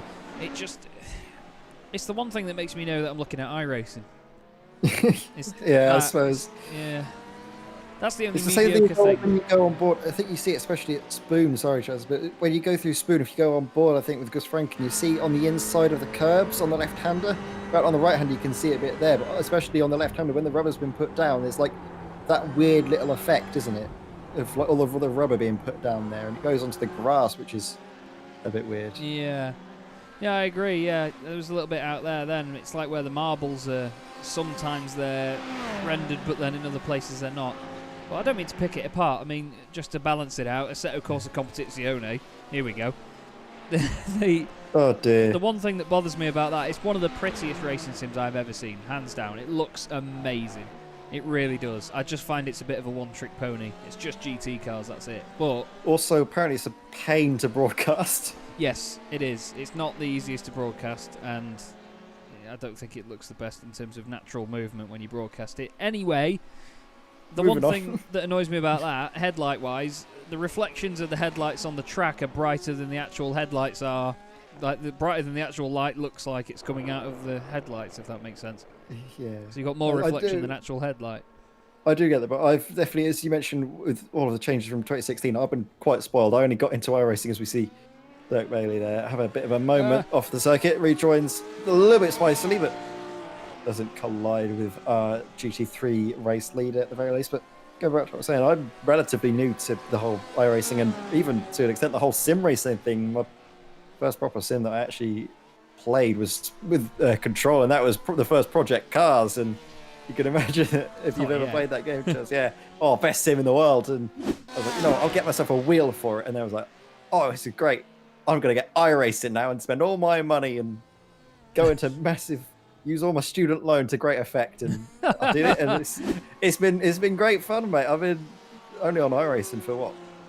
Since end of 2019? Not end of 2018. Start 2019, I think. Honestly, it's been so great. And so all of you, I guess, more seasoned veterans of iRacing talk about all the changes, it makes me realise I'm actually quite good now, iRacing. Even though I think, it's these little things, but when you realise how it was, love it. Yeah, it has its flaws. You know, we all have the joke soon because, you know, the content isn't always the newest cars out there. I mean, we're very lucky in the form of the BMW M4 GT3. We have that car before it's even raced in the real world, which is amazing work by iRacing. But at the same time, you know, you see the GT3 car selection, specifically the McLaren MP4 12C. They're still using the Ford GT3 from 2008. It's a 12-year-old car now. And I know that the thing is with iRacing is that they put so much time and effort into making the cars absolutely amazing, which is why it takes them longer to do. You know, the process they have for getting it is longer, but it gives us better content when we do get it. That's the thing. There is a balancing act. The circuits are amazing. I really do adore how accurate the circuits are, as we see a shadow fly over the cars through a bridge, but we'll gloss over that. We're talking about how good iRacing is, then it is that. But yeah, in fairness though, you know, it is phenomenal. And the one thing that I will always back iRacing up on when people have this whole, this sim is better than this sim argument, is that while the cars may, you know, people jokingly call it ice racing because the cars feel like they are always going to spin out and there's very little grip. And I agree with that to an extent. But the one thing that iRacing does that the other sims don't, I find anyway, this is only from my personal experience, is that it's just, you can't really explain it, but it's just the racing is just better. Just the racing itself, like the level of competition, the realism of the events, you know, how it's sort of scrutinised and how it's all managed is just better. You know, how you put up a session and manage events, leagues and so on. It just hands itself to everybody as an unbelievably user-friendly platform. People may complain about the UI and other things, but I just think it's great. It really is. Exactly. Nothing can replace racing like this, can it? Yeah, exactly. There's nothing better if you want to do online racing than to get onto iRacing, and just it's so accessible as well. All you need to do is just spend £1,000 on a wheel and pedals. Well, not even that. I only spent what I picked up my wheel for cheap. There's the Logitech G29 as we see. Oh, Mia Chris is having another little bit of a moment here. What on earth has happened? Was it just taking another too much speed in, and yet the slow spin around bumps it over the exit curb, but keeps it out of the wall, thankfully. You can't get much closer to the wall than that, can you? Gets back on track eventually, does she? Just trying to keep herself actually out of the way, and that's a pretty good way of doing it, to keep her out of the way of the other cars. Yeah, definitely opens it's up so the easy gap. just to stamp on the throttle. Oh, God, yeah. Oh, it's Boland, another fastest lap of the race in GTE. Flying 1:55.1 now, so barely even 10 seconds, not even 10 seconds now, off the fastest lap of the race in LMP2. But as you were saying though, Ed, you know, you can get a wheel for cheap in all fairness. You know, I joke about spending £1,000 on a wheel and pedals, but, you know, there are expensive setups out there. I'll say expensive, you know, higher premium setups, but you can get some unbelievable kit. And iRacing seems to support everything really, really well.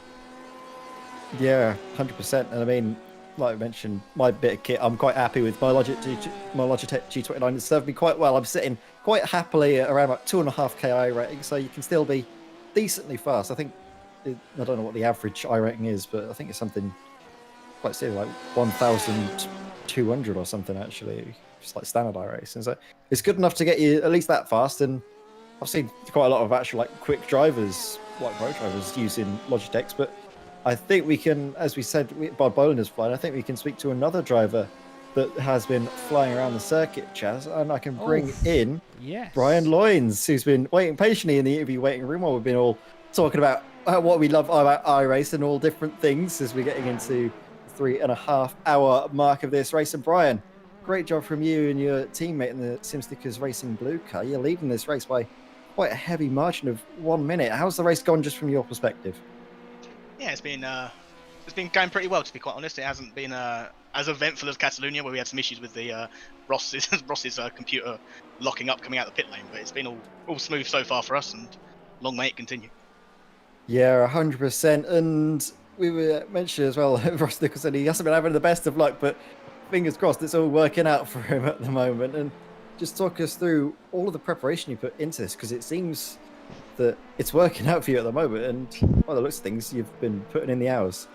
Yeah, we've had a couple of sessions running around Suzuka. We've been trying lots of different setups from some credible places that you can access some setups online, and found them incredibly hard to drive. So we've just reverted back to running what we ran at Catalonia, which is pretty much the base high downforce setup, because obviously they made the huge change to the LMP car a few days before the race last time round, and we just reverted back to that. So we're back on the same setup that we ran at Catalonia. But we went for some night testing here. Although the race isn't in the night, it kind of gave us the this place is incredibly dark when it's at night, and it's almost muscle memory going around this place in the dark. So it's that's actually helped quite a lot, going around in the dark, to be quite honest. Yeah, definitely. And when, as you mentioned, going into the dark, I think we do have a little bit of nighttime running, and with the track temperatures being as high as they were, was that something you anticipated at the start? We didn't anticipate it being quite that high. We knew it was going to be quite high starting at midday, but the setup that we've got, the high downforce setup, it's pretty stable. So we was quite happy with the high temperatures. The car was really easy to drive, and it's just getting quicker and quicker as the race goes on. So I'm amazed that you're running just iRacing standard high downforce. Have you done like any tweaks to it at all, or is it just straight out of the box, just It's that? pretty much straight out of the box. Every slider's up on its highest amount in terms of rebound and etc. And the only thing I think is different from here from Catalunya is we're on high friction brake pads, and that's about it. Nice. Oh my word. That's Well, Chaz, any questions you've got for everyone here? what on earth possessed you to do that? No, apart from that, in all honesty, Brian, you know, it's been a great performance so far. I have, and I'm going to say this touch wood again, that, you know, I always say that Ross is one of the unluckiest sim racers I know. And I mean, you could probably back that up with the time that you spent in the sim races World Formula 3 series and TCR series with him as well. But, you know, this race, this series, it's coming good so far for you guys. And did you expect that to happen in the P2? Because I know it's a bit of a fickle beast from time to time. It's always hard to really gauge how well you're going in the LMP2 car because the practice sessions are limited with other LMP2 cars and obviously running with other people. So we always just gauge each other off our own experiences, and Ross and I are quite adept at the LMP2. We're not quick, but we're not slow. So it was always whether we can run similar lap times, whether we're doing quite well. So that's all we've kind of gone with, is going around practicing with each other and pushing each other to get quicker and quicker, really. But I totally agree with Ross being one of the unlucky souls when it comes to iRacing, particularly at Sim Races World F3 last time round, causing an interesting accident. Yes, he certainly doesn't get the... I always say, my sort of recent phrase is you take the rough with the smooth, but honestly it's like sandpaper to Ross Nicholson over the last couple of, not even weeks, but months, unfortunately. But he's doing a good job out there, so are you, of course.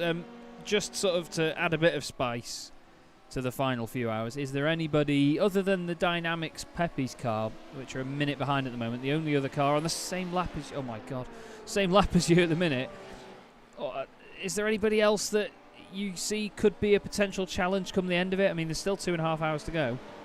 I mean, I think the biggest challenge is just avoiding some of the GT cars going around here, because it's such a difficult place. If you catch them at the wrong point and a bit of indecision from a GT car or an LMP car, I think we're our own worst enemy when it comes to getting past people at the moment. So I think we're in a race of our own, shall we speak. I think our gap's sizable enough that we don't have to worry about considering triple stinting, because we could go for 3 stints on tyres and driving, but I think Ross and I are going to stick to doing double stints with each other.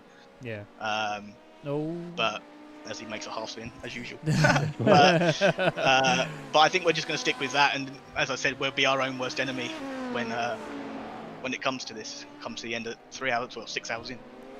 Well, we hope the rest of it goes really well for you, buddy. Thank you for jumping in and chatting to us, and fingers crossed we'll speak to you at the end.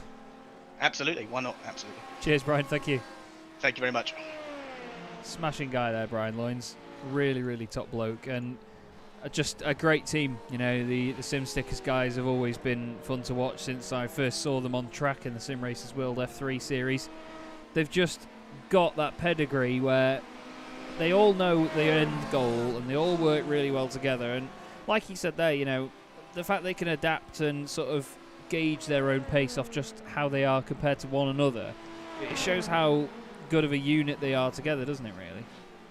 Yeah, exactly. But what I found really telling in that little chat you had with him was that last question about what their biggest competitor is, and they didn't really seem to take much notice of DynamiXX or any other cars behind them. They were fully focused on keeping it clean and keeping out of trouble, which tells me that they're going to be winning this race 100%, because if they've already got that mindset that they just need to be keeping it clean, then they're going to be in with a very good chance of winning this race. They'll afford to lose a little bit of time if they feel like there's an incident that could be happening if they were to pass a car in certain unsavory spot, shall we say. And yeah, by having that knowledge, by having that awareness and that knowledge, they're going to be in with a very good chance of winning this race, not least because they've got a minute to the nearest car, and that is Martin Deckens. Yeah, indeed. They are certainly flying, and it is, you are bang on there. Having the right mindset in a race like this is oh so important. Unfortunately, Niles de Kerpel has had a moment in the RP Motorsport Ferrari. Is it anything to do with the... No. Is that the same issue you had before? Although he gets it stopped this time. He's only just got back in the car. He dipped a wheel out onto the grass on turn in, which made him go wide earlier on, I think. Yeah, it just didn't look like it was slowing down very much, did it? Look, It's like a slight touch on the outside, and then he got it. He did get it slowed down that time, and the brakes locked up, which shows that the brakes are working. It was just too hard on him that time. yeah, indeed. Luke Tice has had a moment. Turns out the team name is correct on that, by the way. Team Tice Dynamics. He's just had a little off at the second degnet. Niles de Kerpel and Luke Tice have both been off multiple times since that as well. So here's another one. Yeah, look, it's just something's not right with the brakes at Niles de Kerpel's end, is it? Something is definitely not going right here. He's gone off at 130R. I think that was just the following lap. He's just going to run wide yet. But Luke Tice has had a few little moments as well here as he goes up the hill. Always seems to be an LMP car around them when it happens as well. Oh, he's just gone wide on his own. That's bumpy. There's a wall around there somewhere. Oh, great stuff to keep that out as well, Luke Tice. Nice job, Sunshine. Remember, there's a very famous Formula 1 accident. Jean Alesi, and I believe his last race in F1, was driving for Jordan, and him and Kimi Räikkönen went into there very, very hard indeed. I think it was the end of the 2001 season. Might have even been 2003. No, it definitely wasn't 2003, actually. But still, some of them are getting very, very close to hitting the wall and having the odd incident here and there, but it's all about attrition in a race like this, isn't it? Because you do have to do so many laps. You're on lap 119 for Ross Nicholson, your race leader. Mia Karisis has just started lap 118. Sim Racers World 2 Salty. But there's so many repetitive laps around a track like this. And the thing is, it's nearly 2 minutes a lap as well. So I don't really think it'll get in your head that much. Because I find that when it's a longer lap, it doesn't feel as tiring as a shorter one. What do you reckon? See, yeah, I think that especially at longer lap circuits, it's a lot more variation on the mind. It's weird. It's sort of like that mental game again coming in with endurance racing. Is just you've got several different corners coming at you, whereas if it's a shorter lap, you almost get into a monotony of just being like, oh, here we go, that, oh, there's a lap, there's a lap. But with this circuit, especially one like Suzuka that demands so much, is that you don't have time to really slow down and just go through the motions. You always need to be putting the car right on the very edge, because that's how you can not only make the corners but also get the lap time out of it. It's just by pushing really hard. It's a circuit that demands a lot from its drivers, and I think the fact that it's a figure eight as well means that the amount of left turns to right turns is close to equal, really. It's one of the more equal circuits in that respect, and that means that the drivers really do have to have their work cut out for them, and we're certainly seeing that a few drivers are just absolutely going just off the road and having a few moments, and other ones are completely on it lap after lap, as I think Mia might have run a little bit too hot into the pits and might be having a hold penalty, because That I certainly think she looked was fast, locked up didn't it? a lot later after the pit. It was very quick into the pits. Might have just got away with it, because I think iRacing can be a bit lenient sometimes with that. Fingers crossed for Mia's case. Now that is Stephen DeWolf in the Dynamics Racing green machine. Just coming out of Spoon Curve. Not setting the world on fire at the minute, but Stephen said that they had an issue early on where they ended up a lap down, so their race became a comeback drive from the very beginning, unfortunately. And they're the worst kinds of races to have sometimes, but you know, when it works out over the long run, I think it's better. I mean, we had last year when I did the Bathurst 12 hours, we started 20th on the grid. It was a good qualifying lap by yours truly, obviously.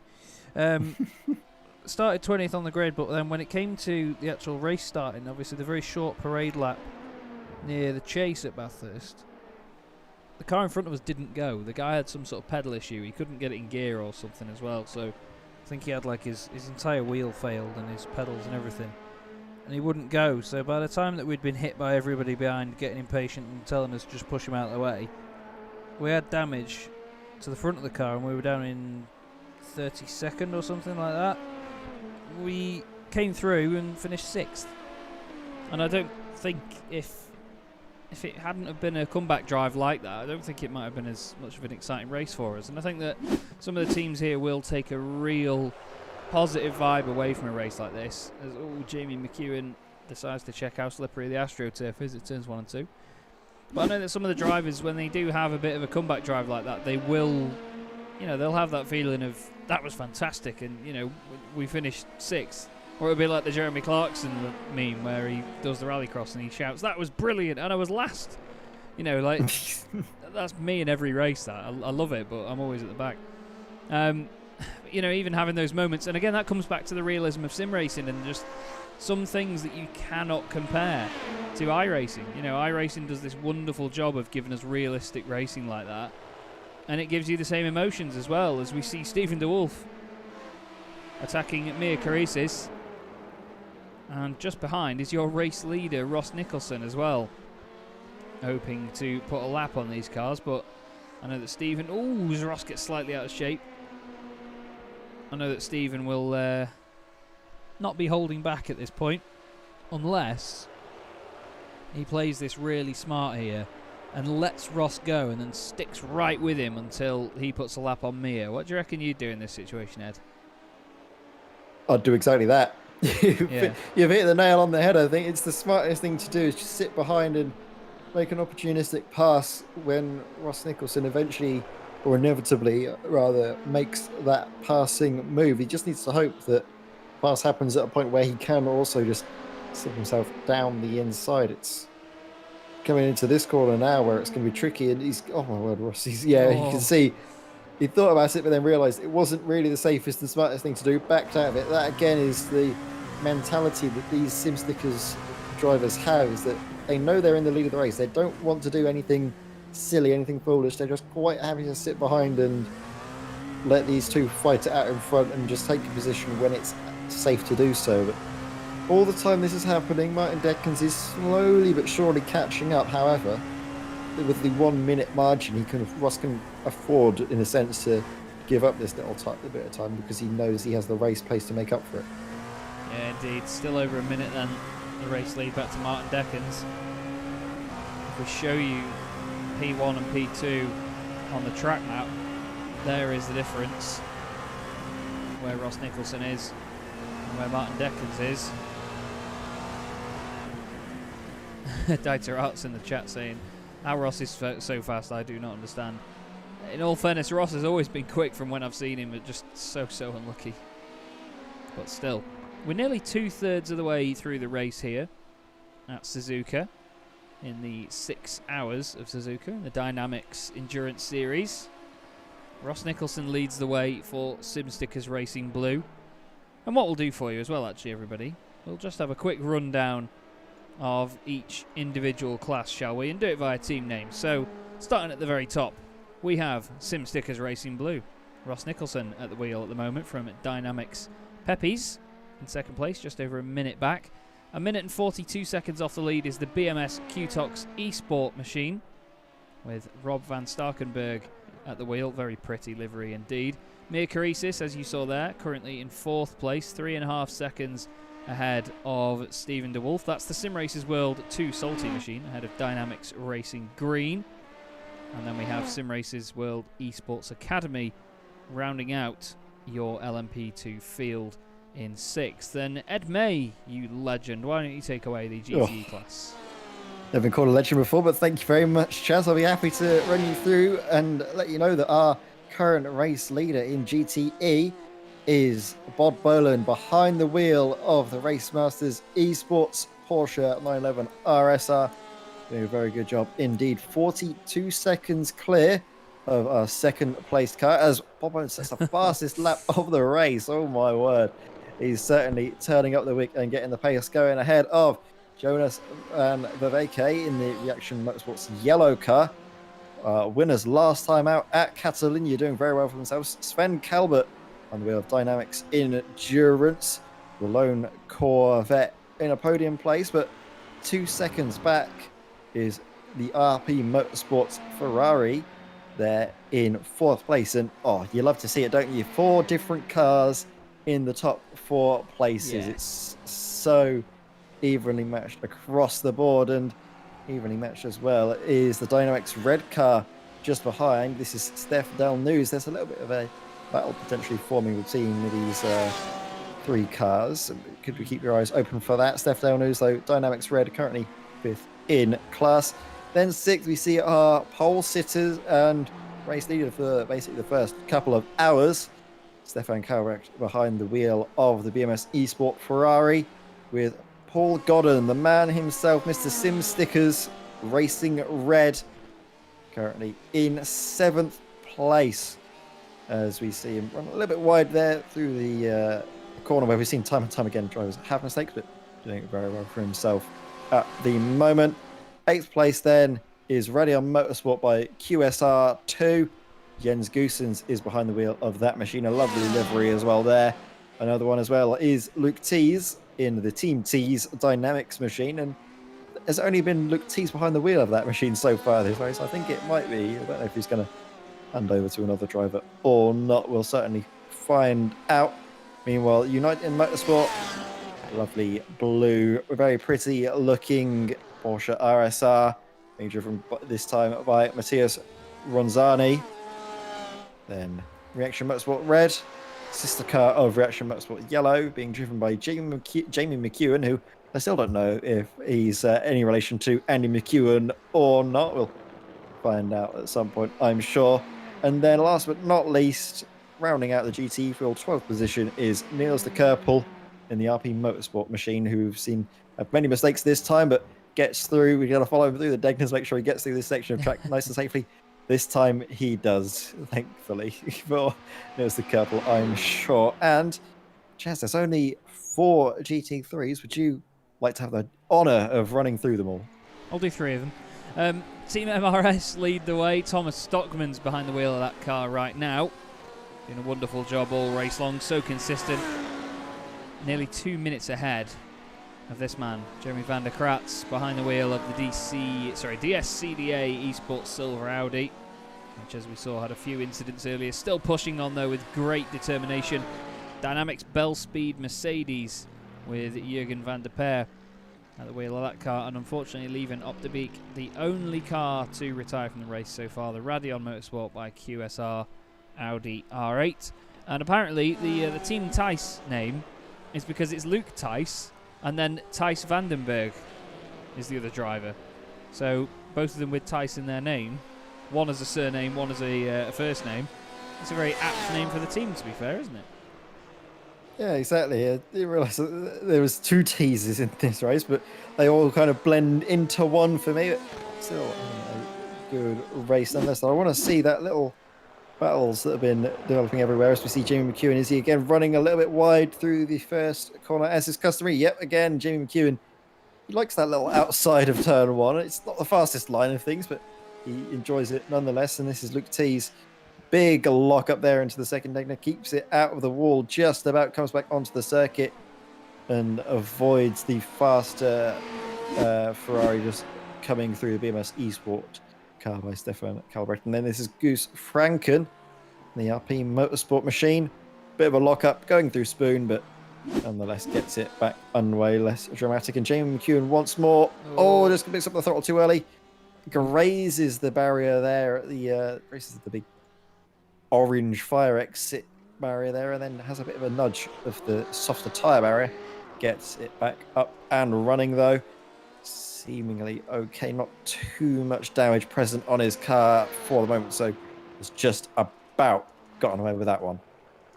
As indeed, it's easy to do that. I mean, we've seen so many drivers just get a bit eager on the throttle out of that hairpin, as the Reaction Motorsports red car makes up for that by doing their fastest lap of the race. So Jamie McEwen, while he is making the odd mistake here and there, he certainly is pushing by to get those results, isn't he? It's good to see. And the M8, it's kind of like the Bentley in GT3s, you know. It's such an unlikely competitive GT car just due to its massive size, but it looks good for it as well, and it certainly goes well. I'm loving it, really. Little battle going on here, by the way. Mia Caricis now caught up again by Stephen DeWolf in the number 76 Dynamics LMP2 car. Here we go. Mia Caricis held up a little bit at the chicane by a GTE car up in front. I think that is our class leader, but on the power, Stephen DeWolf.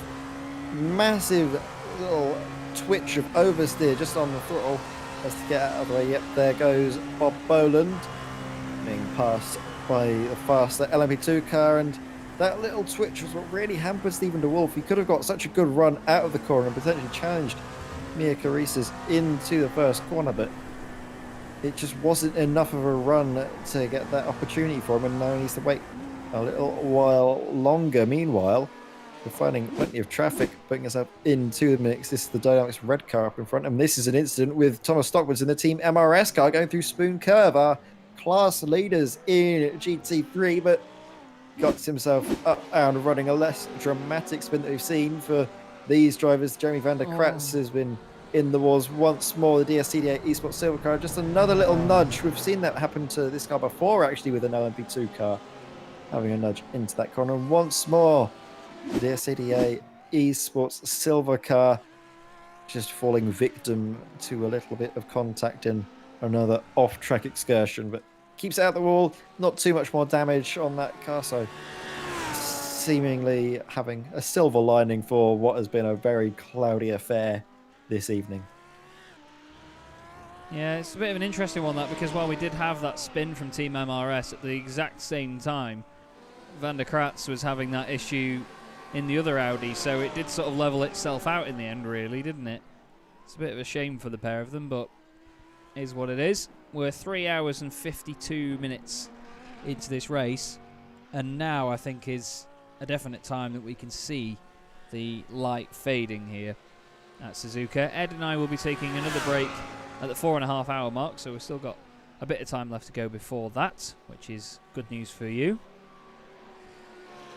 But wow, it's been a very interesting stage of the race now, because we had all the original strategies going on and everybody's starting to overlap a bit in the pits, but now it's even more spread out. As they go on and on and on, these strategies do become less easy for us to predict, don't they, with just one lap here or there in fluctuation. And apparently the QTOX car didn't make contact, so apologies there. Certainly looked like it from our end. Maybe a bit of netcode involved, but definitely looked like a tap from where we were. But Gus Franken, there's nothing too sort of, well, misleading about this overlapping, is there, Ed? This is definitely a fight on track for position now. Yes, absolutely.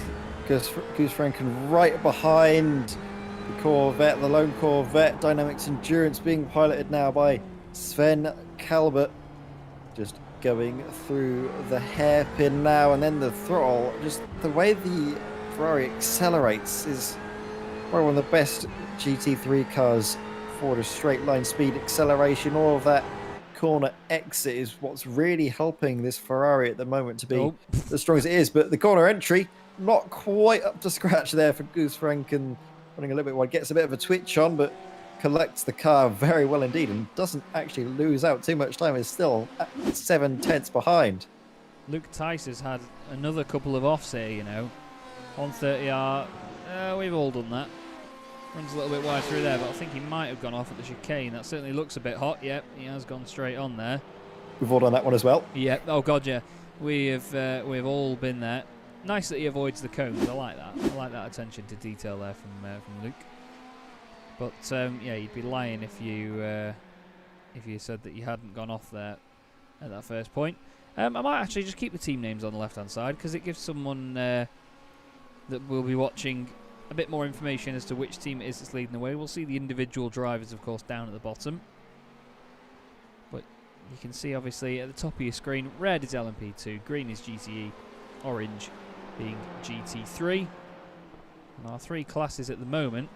In terms of where they are at the minute, let me just sort this out, because Chaz has had a wonderful, wonderful time with this track map previously, so let me just see whether this works for you. There we go. You can see the colours of the classes. You can see the red little ring around the number 4, just in the middle there, the green number 4, which is 4th place in GTE. And you can see actually sort of in their own bubbles. Yeah, they are actually. There's a lot of GTE cars going down the straight. There's a lot of LMP cars going through the final sector of the lap, other than Martin Deckens in 2nd place. And then the GT3 cars are very evenly spread out, I'd say, over the course of a lap, with only 3 of them running at the moment. I'm not sure whether you ever played any of the older Formula 1 games, but this may be going a bit far back here, and please, if you weren't born by this point, do not tell me. But F1 2002 had a very interesting qualifying system where they had these coloured circles for the cars going around, and you could see where everybody was on the track. And I don't know what it was about it, but I would sometimes just have qualifying sessions and then not bother doing the race, just because I enjoyed the qualifying so much, so I could watch the track map and see who was where and what their strategy was over a session. And trust me, when you're 10 years old, you really shouldn't be that bothered about it, but it was very exciting, I thought. Don't worry, I was definitely alive and kicking then. Do not worry, I'm Thank God for that. not that young. You're not gonna be going all grey and get all wrinkles on you. Still, I've got a 6-year-old. I don't know about that. Well, maybe that'll become a good rather late. But oh my word, that's really held up Sven Calbert. And is that going to allow Goose Franken to send a move around the outside of the S's? No, not quite. But that was almost like teamwork, that wasn't it? Yeah, I was going to say that was nearly. I don't think that was intentional, but that was still a little bit of a moment. You just see Sven Calbert gets down the inside, has a little bit of a touch on the rear, nails the Kerpel very well to collect the loose rear end, and then Sven Calbert, he has to hold on for dear life, doesn't he, for that position? But that has allowed, well, I won't get to that, Steph Del News caught right back up into this fight, and it's now yet again a three-way fight for a podium place in the GTE field. And oh my word, again on the inside. Oh, he's just spun in sympathy. I'm going to say this, and I'm there may be backlash for me saying this, but RP Motorsport got what they deserved there. That Niles de Kerpel had no business defending from Sven Calbert there. I'm sorry, but you just didn't. There's no need to defend from a car that is in a higher class than you. Well, not a higher class, but a lap ahead. Sorry. There is just no need. I'm going to get to it at some point. But look, there's no need to come across and defend that. And then his teammate loses it separately and smacks into him, and then Steph Del News gets past the pair of them. I just did not see the point in that defence there. I'm sorry, I know that is very black and white and it is maybe a bit over the top, but from a black and white perspective, a yes and no perspective, no. You don't defend. I mean, I know they're helping their teammate out, but that just comes across as dirty tactics to me. I'm not sure about you, Ed, but that doesn't sit right with me. I want to go and have a look at that replay again, if that's all right, Chaz. I'm going to try. Oh my word! As we see Mia Carice is there, and that left-hand rear corner is definitely creased and buckled, and I think that's actually going to be having to pull into the pits. A massive hit, and that left rear is up in the air. You can see that she's going to try and accelerate out, but it's not going to move. She's going to have to pull into the pits, and that's unfortunate for Mia Carice is there. It's just dips a wheel out onto the grass. When it comes back on, she tries to collect the twitch. Oh, and it's a sickening hit into the barrier. It's the worst possible point you could hit. It's right when those barriers start. That little extra jutting out, and it's something you don't like to see. No, we really don't. I mentioned before, didn't I? You know, the fact that barrier sticks out and somebody got very lucky for not hitting it. Mia Carice has got very unlucky, especially at the angle that she hit that as well. Steph Del News is now right on the back of Sven Calbert in the car in front. Really Peter Lemkins is in the pits now as well after that incident. Yes, indeed. We've got a lot of cars actually coming in the pits now. Race leaders in there as well. But, yeah, Peter Lemkins, unsurprisingly, you know, they'll probably have got quite a bit of damage from that. I'm not sure what the situation was with Peter, but he was behind when all the defence was going on. It's almost like he's gone to go down the inside as well and just hit the grass. Yeah, I want to have a look at what happened to the other RP Motorsport car, Niels de Kerpel, just because I'm going to try and be as diplomatic as I can and say that he did leave a car's width down the inside. And as well, the way that corner works is you've got that fast right-hander, and the natural momentum of the car is to wash out. You can see he's already on the brakes there, and that carries the momentum there. It's a tricky one. He gives himself, but if that was intentional, he gives himself plausible deniability there, I guess. I'm trying to keep my lawyer brain on and be as diplomatic as I can. I'm trying to use all my law student knowledge to the best of my ability and be as kind as I can to that incident, but I can definitely understand your point of view there, Chaz, is that it did seem that it was a little bit of teamwork that went a bit wrong. Yeah, it just, you know, there are other times where you can sort of make it look like, oh no, I've slowed up the car that's against my teammate. Yeah, oh no, I've gone wide. But that was... We've all been there. That just looked blatantly obvious to me. Oh no, Jens Goosens, and well, more issues for the, and he's gone over. Oh, the RP Motorsport Ferrari. Well, I'll tell you what, that's double karma really with the Ferrari. What happened? I want to see what happened leading up to that. So we'll have to do this. I know I don't like watching things in reverse. I'm really sorry, but so that's the Radeon Motorsport Ferrari just in front. So he's catching up. Stays over to the right. Looks like he's to me, he looked like he was going to get out of the way and then didn't, and then more contact. And I'm not sure whether the Radeon Ferrari stayed in the power after that. If he did, then that's on them for flipping the other car over. It really shouldn't have happened. But we've had more cars go off. Van der Berg has had an issue. Oh, into the wall.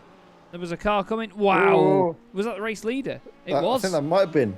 Yeah, it was a race leader. Brian Loynes, and Steph Del News has had an issue trying to chase down the Corvette. Oh, he's just gone wide at Spoon Curve. Nothing too bad there, but wow, it's all kicking off. Stefan Kalbrecht has had an issue. Luke Tice has gone off as well and lost a place to Matthias Ronzani. What is going on? Nobody wants to race. Everyone wants to just... It's like Wreckfest. Oh, Luke Tice has gone off. Oh, no, and there's Stefan Kalbrecht having his issue at the same moment. Oh, no, Stefan manages to loop it, but through all of it, your race leader is still Brian Loynes and Sim Stickers Racing. Steph Del News is on the back of Sven Kalbert again, though, and this chase continues. It's a cat and mouse game, isn't it, between these two drivers? Sven Kalbert is quite content to lead this little fight, and Steph Del News, while he is quick, he has been closing down. You've been seeing little mistakes here and there, creeping their way in, especially through Spoon Curve, like we saw in that replay, just running a little bit too wide, taking too much speed into the corner. You can see the chance for a position, the chance for a podium as well. Don't forget, this is the fight for third place. He has the opportunity to potentially make the pass, but doesn't quite have the ability to get the runs out of the corners and make passing moves into the braking zones. Going to see how much Steph Del News will close down going through Spoon Curve this time. We know that the Porsche is very good through the corners. It's just a nice, stable platform. Very easy on acceleration as well. But that time, it seemed like you had to take several stabs at the throttle there to get it going. I'm not sure if you heard that as well, Chaz. Yeah, I'd agree, definitely. It didn't seem like the car wanted to accelerate smoothly out the corner there. He certainly had to make it work. Through 130R they go, being careful of the AstroTurf. You can tell that neither of them, there's a bit of a tentative driving style from a pair of them at the minute. Neither of them want to risk anything or push too hard. You know, there's only 2 hours of this race to go. 2/3 race distance now here in the Sim Stickers. No, it's not the Sim Stickers. Sorry, the DynamiXX Endurance Series. I was just looking at Sim Stickers on the timing. But Dynamics Red chasing down, and obviously their stablemate as well. Of course, this is an inter-stable battle going on here, isn't it? Exactly, and I wonder if they're going to be, if they're in the same Discord call together, if they're going to be trying to work together. Maybe Sven Kalbert's quite content to be in front and just provide a little bit of slipstream to Steph Del News, but while we've been on board with Steph Del News, I haven't really heard him lifting or coasting or clutching in or anything like that. He's going full throttle. He's going to be seeming, to me at least, that he wants to try and get ahead of Sven Kalbert. Certainly wants to make the move. I'm going to have to go off the on-board shot with this car. It's going to give me a headache. But Sven Kalbert, he's going to be getting a headache in just looking in his mirrors at the moment with the bright headlights, the fluoro yellow, and of course the noise of that Porsche. You've got to love it. But it's a bit like being trapped in, I don't know, like a big metal box with an angry bee. A very angry wasp. Yeah. It just echoes around you when you're in the car, and it's just so loud. It's such a good car, though, but it's also horribly, horribly loud. It's great, but yeah, not when you're driving it. I don't know how people when people drive it in endurance races. I take my hats off to them, I really do. But he's doing a good job at chasing the McLaren Corvette at the moment as they go down towards 130R. There is the Sim Racers World Esports Academy P2 car just behind with Matthias Groen at the wheel. He's going to hear the groan of the Porsche from there. Takes it easy, brakes early, but now you can definitely see that it's getting darker here. If we go on board, I'm sure you'll be able to see that the lights on the wheel starting to look that bit brighter now, a bit more bloom effect going on. And look at that sky in front as well. It's going nice and golden. Wonderful shot there as they go down the straight side by side with the Corvette. And the lights on the Porsche getting very bright as well. It's going to be an intriguing final 2 hours, I'm very sure. But this is the closest fight on track at the moment, Ed, and the only one that is under 5 seconds. We've got Luke Tice, although Lemkins is now in the pits, so Stockmans and Kerpel are quite close together. But actually, Jamie McEwen... Oh, no, Jamie is still going as your GTE class leader comes in the pits. Here we go. Jonas Van Veke is in the lead of the race, but only inherited it because, of course, Ronald Moons came into the pits a little while earlier, so that position should be changing around. Back vote to this little fight that's continuing to bubble and brew away for third position in class. And Sven Calvert runs wide at the chicane. That's not the chicane, at the hairpin, and that allows Stephdale News that was the problem to come through. He took a different line. Oh dear, unfortunate for Sven Calvert. It's so easy done though, just to outbrake yourself a little bit, or is he actually just letting his teammate through, perhaps? I'm unsure there. It looked to me like he did go in a little bit hot. It looked to me like Stephdale News was going in a bit hot, so I'm wondering whether he compensated for that and got off the brakes. Although, where is... Stephdale News has actually just binned it. Sven Calvert got back through. Stephdale News off at Spoon Curve. Guess what? Astro. There it goes. Oh, it's honestly like striking lightning, isn't it? It's just like, bang! There you go. It's as soon as that sort of right-hand rear wheel just dips over that groove on the right-hand side, and then it just spins you around, and... AstroTurf.exe has stopped working for sure. Exactly. It's not very pleasant as well. I'm just having a look in the chat, and I can see Mia in the chat. She's at least finding the bright side of things, said that she finished the race earlier than the leader. I suppose that's one way to look at it. Yeah, I'd say so.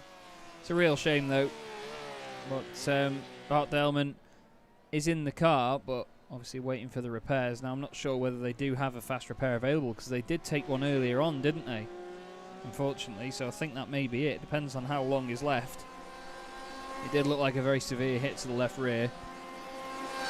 It's a shame, though, because that car, especially with Mia behind the wheel and Bart, to be fair, they had a lot of good pace. It was just the odd setback here and there. The odd setback, yeah, the odd little incident here, there, and that's the thing. I think from what people were saying in chat is that it was, I think, Mia's first multi-class endurance race, if I remember rightly, and it's definitely a massive learning curve. I remember my first race was at Spa in a Ferrari GTE, and I binned it going through Blanchimont quite severely. Oh, and yeah, it's one of these things that you do learn eventually to get it better, but it's one of those things you have to sometimes learn the hard way, unfortunately, and Mia certainly has just had that happen.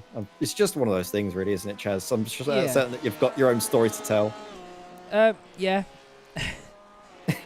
It's sort of, for the people that know me from when I first started sim racing, it went down a little bit in folklore early on, where I'm not going to name drop the guy that fell asleep, Tristan Bodis, but we were teammates in a team called Last Minute Racing for the Spa 24 Hour. We were, I think, 3 hours from the end, and Tristan and I were just going to alternate stints each. Actually, no, I think he was going to do... can't remember now. I think he was going to do the last two, and I was coming to the end of mine, so there might have been 2 hours of the race left. We had an incident early on and ended up in like 29th or something, and we got inside the top 10. We got up to 8th place, and we were quicker than everybody on track in front of us. You know, Tristan and I were doing really good times. We had to adjust our strategy because we were all a bit inexperienced at that point, and my mate Craig Evans had a D license and not a C license, so he couldn't actually take part when it came to the race. So when he tried getting in the car and he couldn't, I had to go and do 2 more stints after just doing 2. But long story short, I was trying to call Tristan because I had 2 laps of fuel left, and he was meant to be getting in the car for the last 2 hours of the race. And I was going down towards Pouhon, and as you all know, Pouhon, as you get to it, it curves round to the right slightly after No Name Corner. And I just sort of kept the wheel straight, and I was looking down at my phone trying to call Tristan as Luke Tice comes into the pits. The car had gone over to the grass a little bit on the right. I looked up and saw this, absolutely cacked it, and grabbed the wheel really quickly and chucked the car to the left, which put it in the wall and gave us about an hour and a half worth of repairs. And no fast repair, unfortunately, so that dropped us way down, and I think we finished 19th or something. We lost like 9 laps and loads more based on, well, 9 positions to begin with, or there was something else where the damage didn't repair properly and it was just a pig from there. So yeah, bad times really. But yeah, in all fairness, Mia, you know, your pace was fantastic in that one. Not even just biased because we can tell you. If I thought you were rubbish, I'd tell you were rubbish, but you really weren't. Oh yeah, we've been doing that all evening. We've been telling people rubbish. But no, in fairness, you know, there's a whole different kettle of fish that you need to bring to endurance racing. You have to give it a totally different approach. And you may just think it's very easy to just go, okay, so I've just got to pick my battles and decide when I'm overtaking, who I am overtaking, and so on. It's not that simple, is it, Ed? It's just a completely different bag. You get a feel for it, I think. You get a sort of an extra sense of realising when moves are in and when they're not. It's difficult to put into words.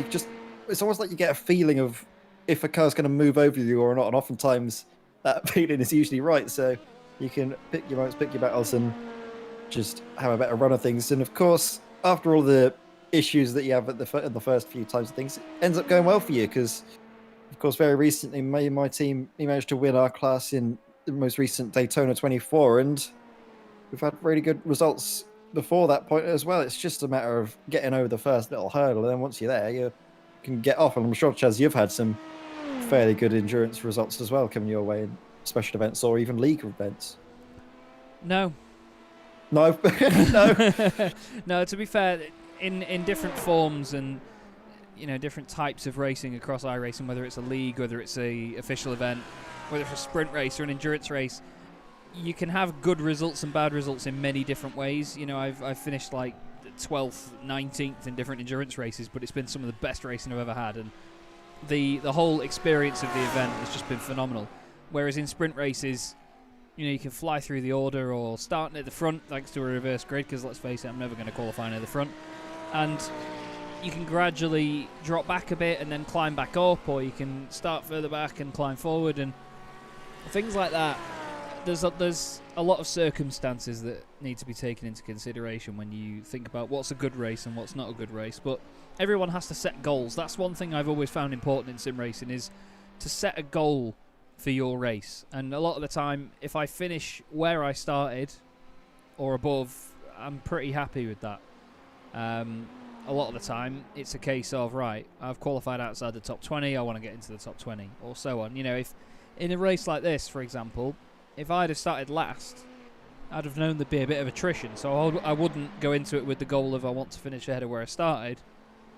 It'll be, you know, I want at least 5 positions ahead of where I started, expecting a bit of attrition, because, I mean, no disrespect, but a lot of the time, if you do start last and you say, oh, I've gained 28 places, you know, sometimes that doesn't really count for much because it's other people going off. Someone that has gone off, though, is Patrick Vandenberg in the BMS Ketox Esport car ad. It looks like he's had a little bit of a double off here, actually, through the Degners. Yeah, it's easily done. If you just run a little bit too wide at the first Degner, that carries on into the second one. That's exactly what he's done. And he's actually losing even before the second Degner. Comes across the circuit, manages to stop it just before he collides with the wall. But all of that bumping has not done the underfloor of his car any good whatsoever. And I don't even think iRacing lets you repair the underside of the car unless you have a fast repair. Yeah, I'm pretty sure you're right on that one. So that could... We're going to have to keep our eyes open, I think, for the lap times being set by Vandenberg and what pace they're able to show, because they could be plummeting down the order at the moment. They've got Martin Deckins right behind them, and Martin Deckins is actually in second place, so this could be Martin Deckins putting a lap on third place. Oh, a lap between the pair of them. That won't feel good from where the BMS QTOX eSport guys are, but either way, just shows away from the SimStickers Racing Blue guys that are leading this race, obviously. You can see the endurance lights are working there you go. Martin Deckens and the DynamiXX Peppies guys have really been flying so far. Smashing performance by them. Really good stuff to watch. I just love this now. Look at the lighting as well, the circuit just glowing orange. You're going to see a bit of weird shadow work like that, but it happens. It happens in places, but there you go. A bit of a glint from the sun as well. Oh, you've got to love it. The immersion is phenomenal. That's another thing iRacing just gets right. Even if people say it's not the prettiest or it's not got the most up-to-date cars, you know, just the immersion of the whole thing. They've really nailed the day-night cycle. And oh yeah, 100%. The only thing they need to do now is add different weather, and I'm sure that everyone would love it if they're doing it. If you get in first into a race in your first race, you know, rain. Starting Mazdas, rain. I know. As Global Mazda, rain. I actually called it the other day. I was talking to a friend of mine about, you know, one day we will get rain, I'm sure. But I know that iRacing will take a long time to do it because they want to get it right, and that's the thing. You get all these people saying, oh, they need to fix their tyre model before they do rain. Yes, maybe they need to fix some aspects of the tyre model. A lot of it's very good. But I know that there will be people out there that do a series that only has rain. Just, I called it already. They will do, the people will, it always happens, you know, when new content comes out.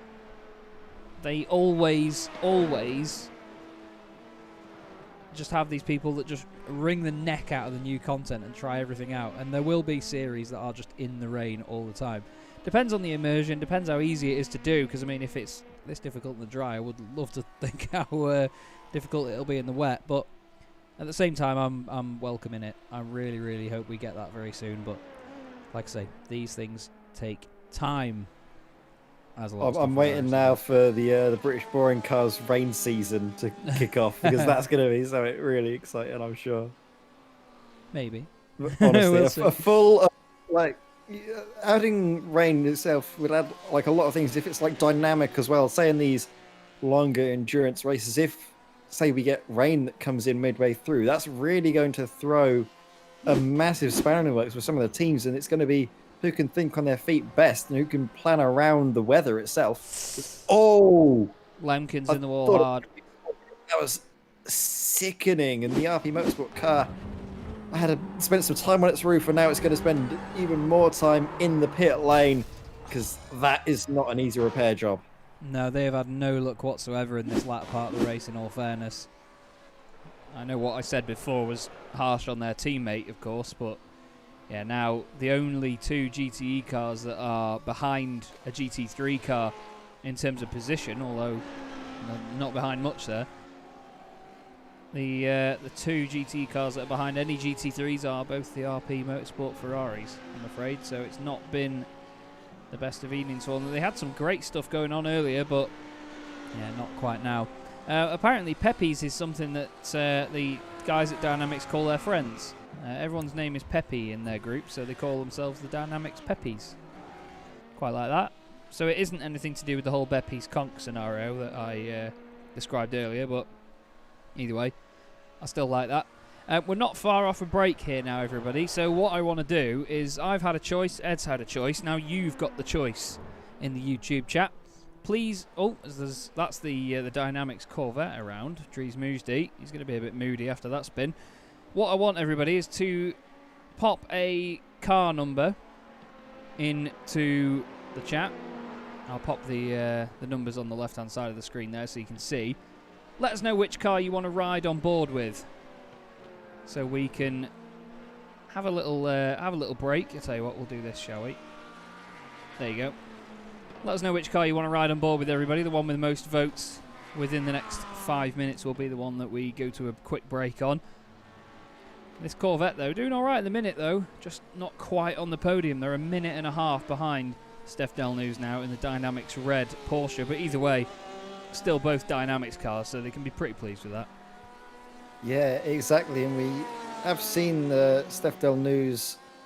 We've had a few incidents here and there. We saw, of course, he had a moment going through spoon curve a couple of times with just tipping the rear out, but he's got back in front, of course, ahead of Dries Mujdi now.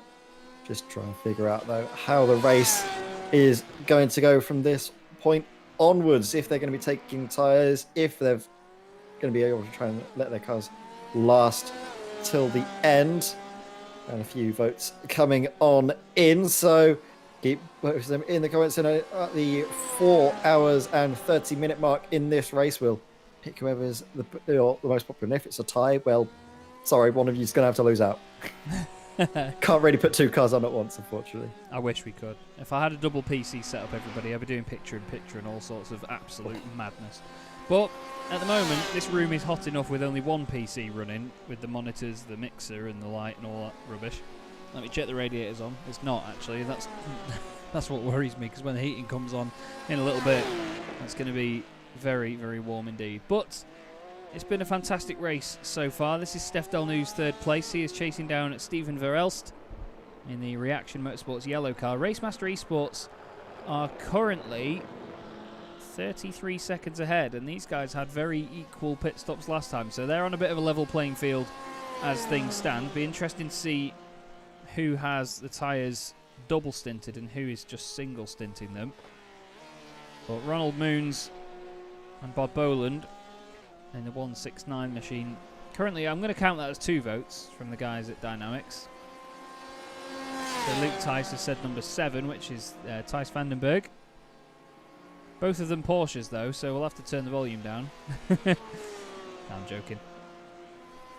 But still, this has been a mega performance by Racemasters Esports, because in fairness to them, and maybe in a bit of unfairness to them, they weren't really setting the world alight in the very first hour, were they, Ed? They just sort of made the pit stops work and then came out in a position where they had a real advantage over everybody. As Thijs Vandenberg's gone off. Oh, heck. In the wall. Oh, that's a bit of a bigger hit, but thankfully it's those softer tyre barriers, so you can get away with them as we follow Steph Delnou's having another incident. Oh, that was just dipping a wheel out onto the grass on the exit of the Dunlop curve, and yep, unfortunately that's something we've been seeing happen to a few drivers this evening, but thankfully he gets spat off to the right instead of left into the wall. And that's I don't think I've seen happen. I think I've seen drivers there, but if you do run wide, of course, as you mentioned, a couple of wheels out onto the grass, that's going to be spinning you all the way around. He gets his car pointing back the right way, though, and back underway in this race. It's very unfortunate, to say the least. As I see, Luke Tees has changed his mind after that incident and says, take the 169, take the 169. So. I love that, Luke. Absolutely love that. Don't forget as well, guys, please do make sure you like the video as well. I'm not even up to 10 likes yet. We know you can all do better than that.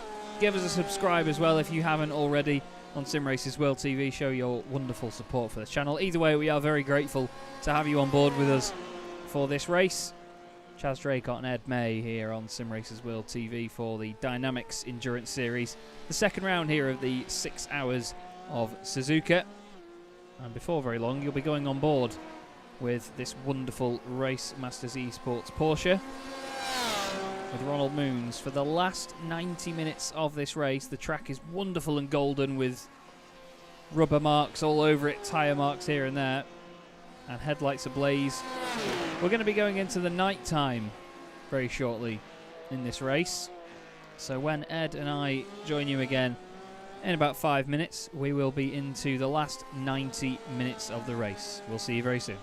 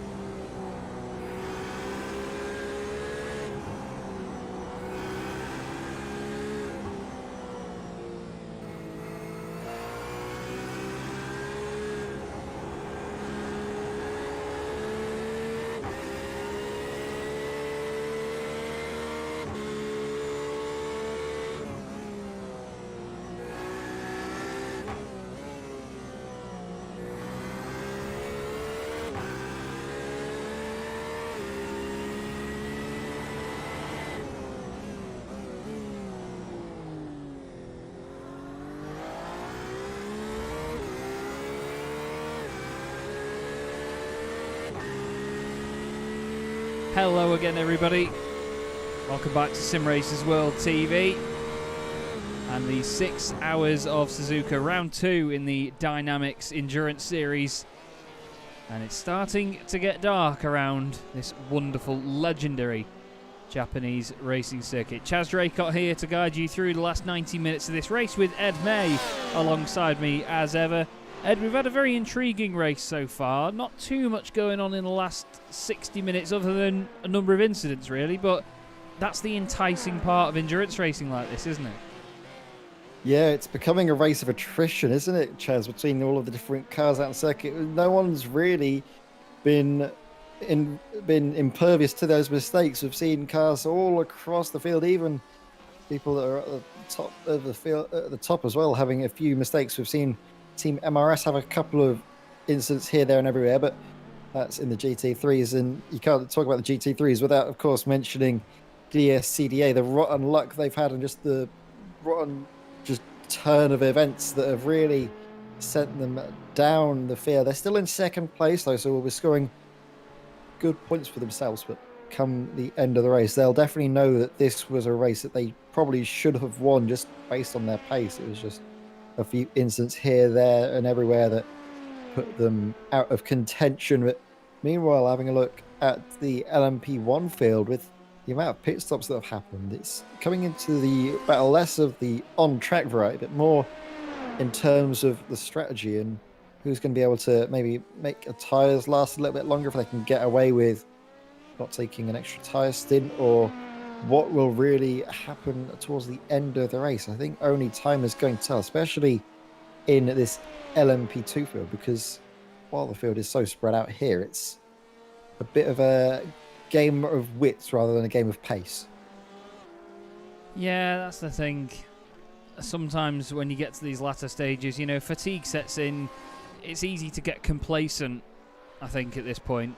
And we've seen it happen before, you and I. You know, we both know exactly what the score is with some of these teams and drivers and what they have to their advantage, what they have to their disadvantage.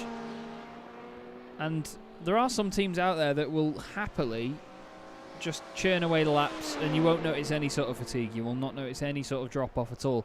There are other teams out there that you know when they get to a point where, I wouldn't call it breaking point, it's not quite that bad, but you know what I mean, they'll change their approach, they'll change their opinion of what's going on around them from a body language aspect of the car.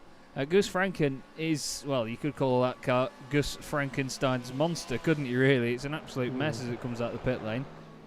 But still, again, pushing on. How long have they been in the pits? You know, they've lost, what, 11 laps now on the cars ahead of them. So, although, what would it be actually? Yeah, about 6 laps on the cars ahead.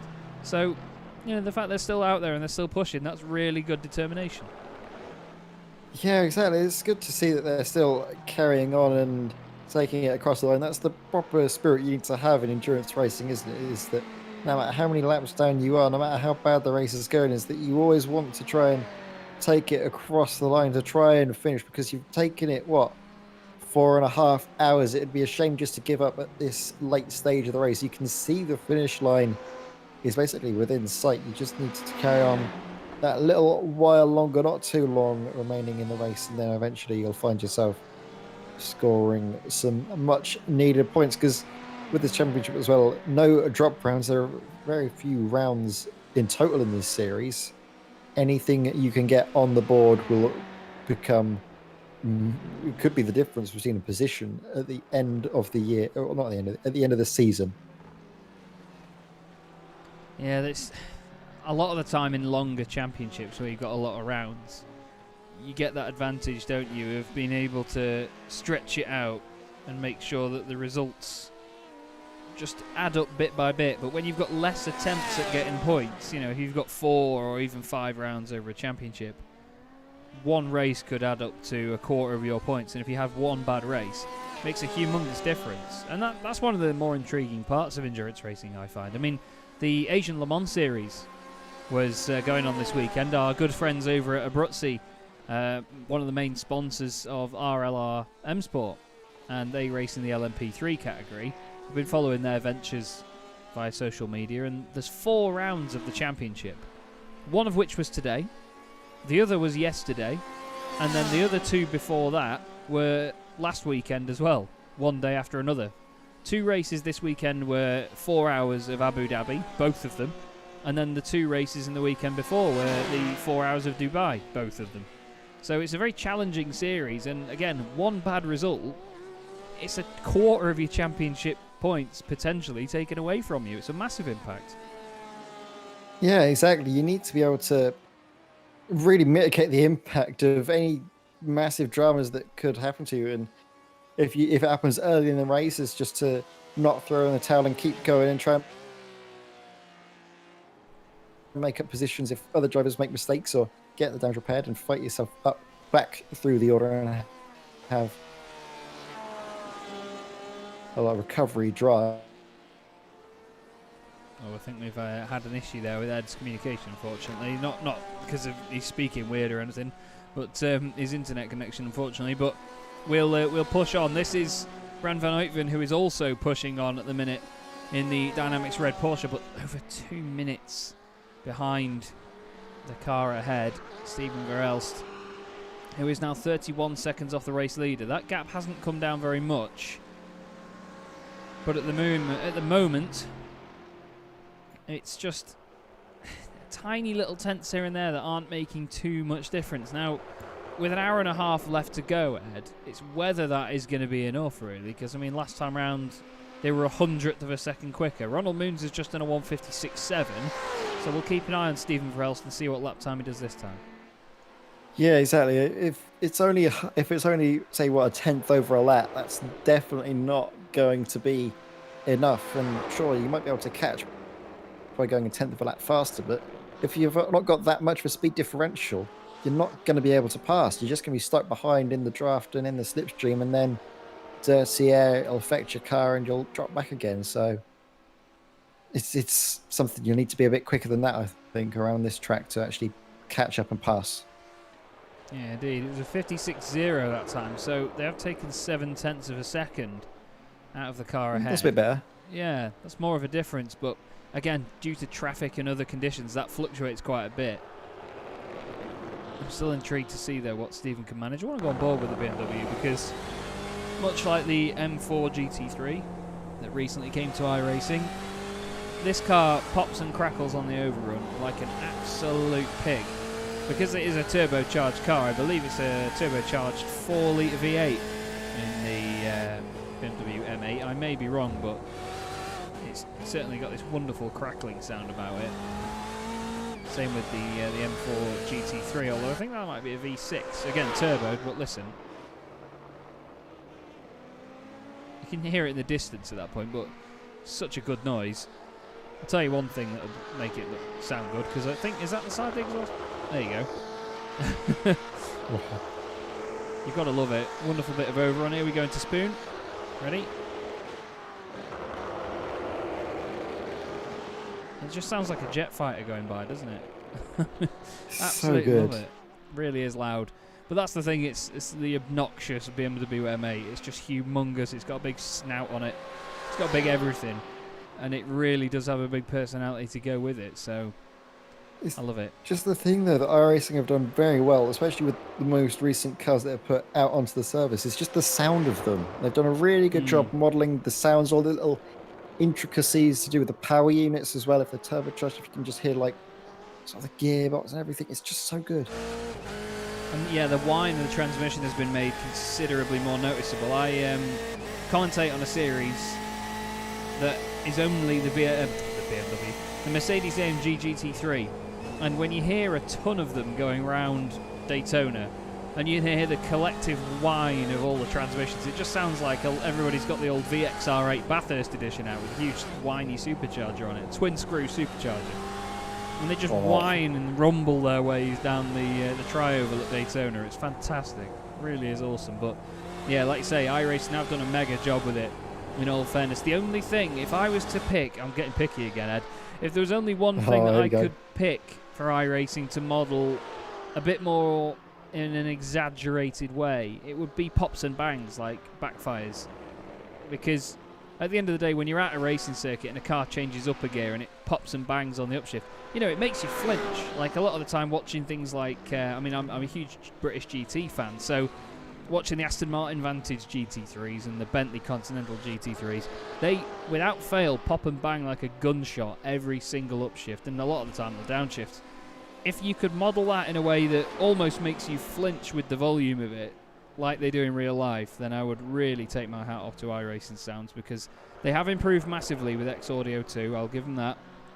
But there are, as there always is, no sim is perfect, there is always just that little bit where you think more could potentially be done given a bit more time.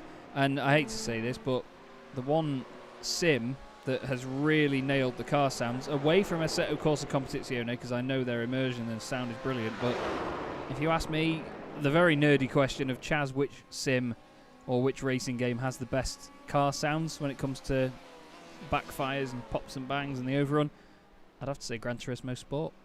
It's not even a sim. Yeah, I don't know. I haven't driven much Gran Turismo Sport. I did know that Project Cars used to be quite good. At least I think Project Cars 2 was quite good with a lot of those sounds as well. Just a lot of the graphics, the immersion in that factor. The force feedback and the tyres could have done with a little bit of work, but in terms of just visual and audio immersion, that is a second to none in that regard for me. But yeah, as you mentioned as well with the pops and bangs, something as well, like it's a little bit more sound from the TCRs. I feel that they're a little bit too quiet, whereas if you've ever been to, say, like a TCR meet or even general like touring cars, they do make a lot of noise, whereas when you're actually in the cars and you're broadcasting and watching the cars from outboard, in the TCRs and iRacing, they don't make much noise. And then if I'm getting picky, Chaz, one thing I'd like from iRacing is another touring car. I'm very glad that we have the one I'm very glad we have got a touring car finally after so long of waiting. I know the entire community has been crying out for it long before I joined iRacing, and I joined it as it came out, and I did enjoy it. I did a few races of the TCR Championship. But then I said, you know what, I'm not that good. I might call it. I'm terrible in that car. I had one good race, which was at that weird Monza circuit that we did. It was like Monza, but Monza instead Junior. of actually, yeah, that was the one. Yeah, that's a good I was doing circuit. well. I was leading I led for a bit and then got punted out after punting several other people. I commentated on it. I think you were commentating on that. Yeah, Yeah, it was the sim races. I was doing well. Series. Yeah, I was doing that, and it was going well until it wasn't. And then the very next race, I was thinking of running it, but then I was offered to commentate the series that you were no longer doing, the BSR on the Tuesdays. I was like, yeah. And then I got involved in that. So it's all come full circle now, Chaz, and now you're stuck with me. You're stuck with me in the booth. I hope you're loving it. You can stop commentating on my diabolical driving and instead have to listen to my diabolical puns. Oh, to be honest, mate, I think everybody feels more sorry for you right now having to deal with me. But no, in fairness, I agree. And to add to your touring car related comment, the one word that needs to go in there is hatchback.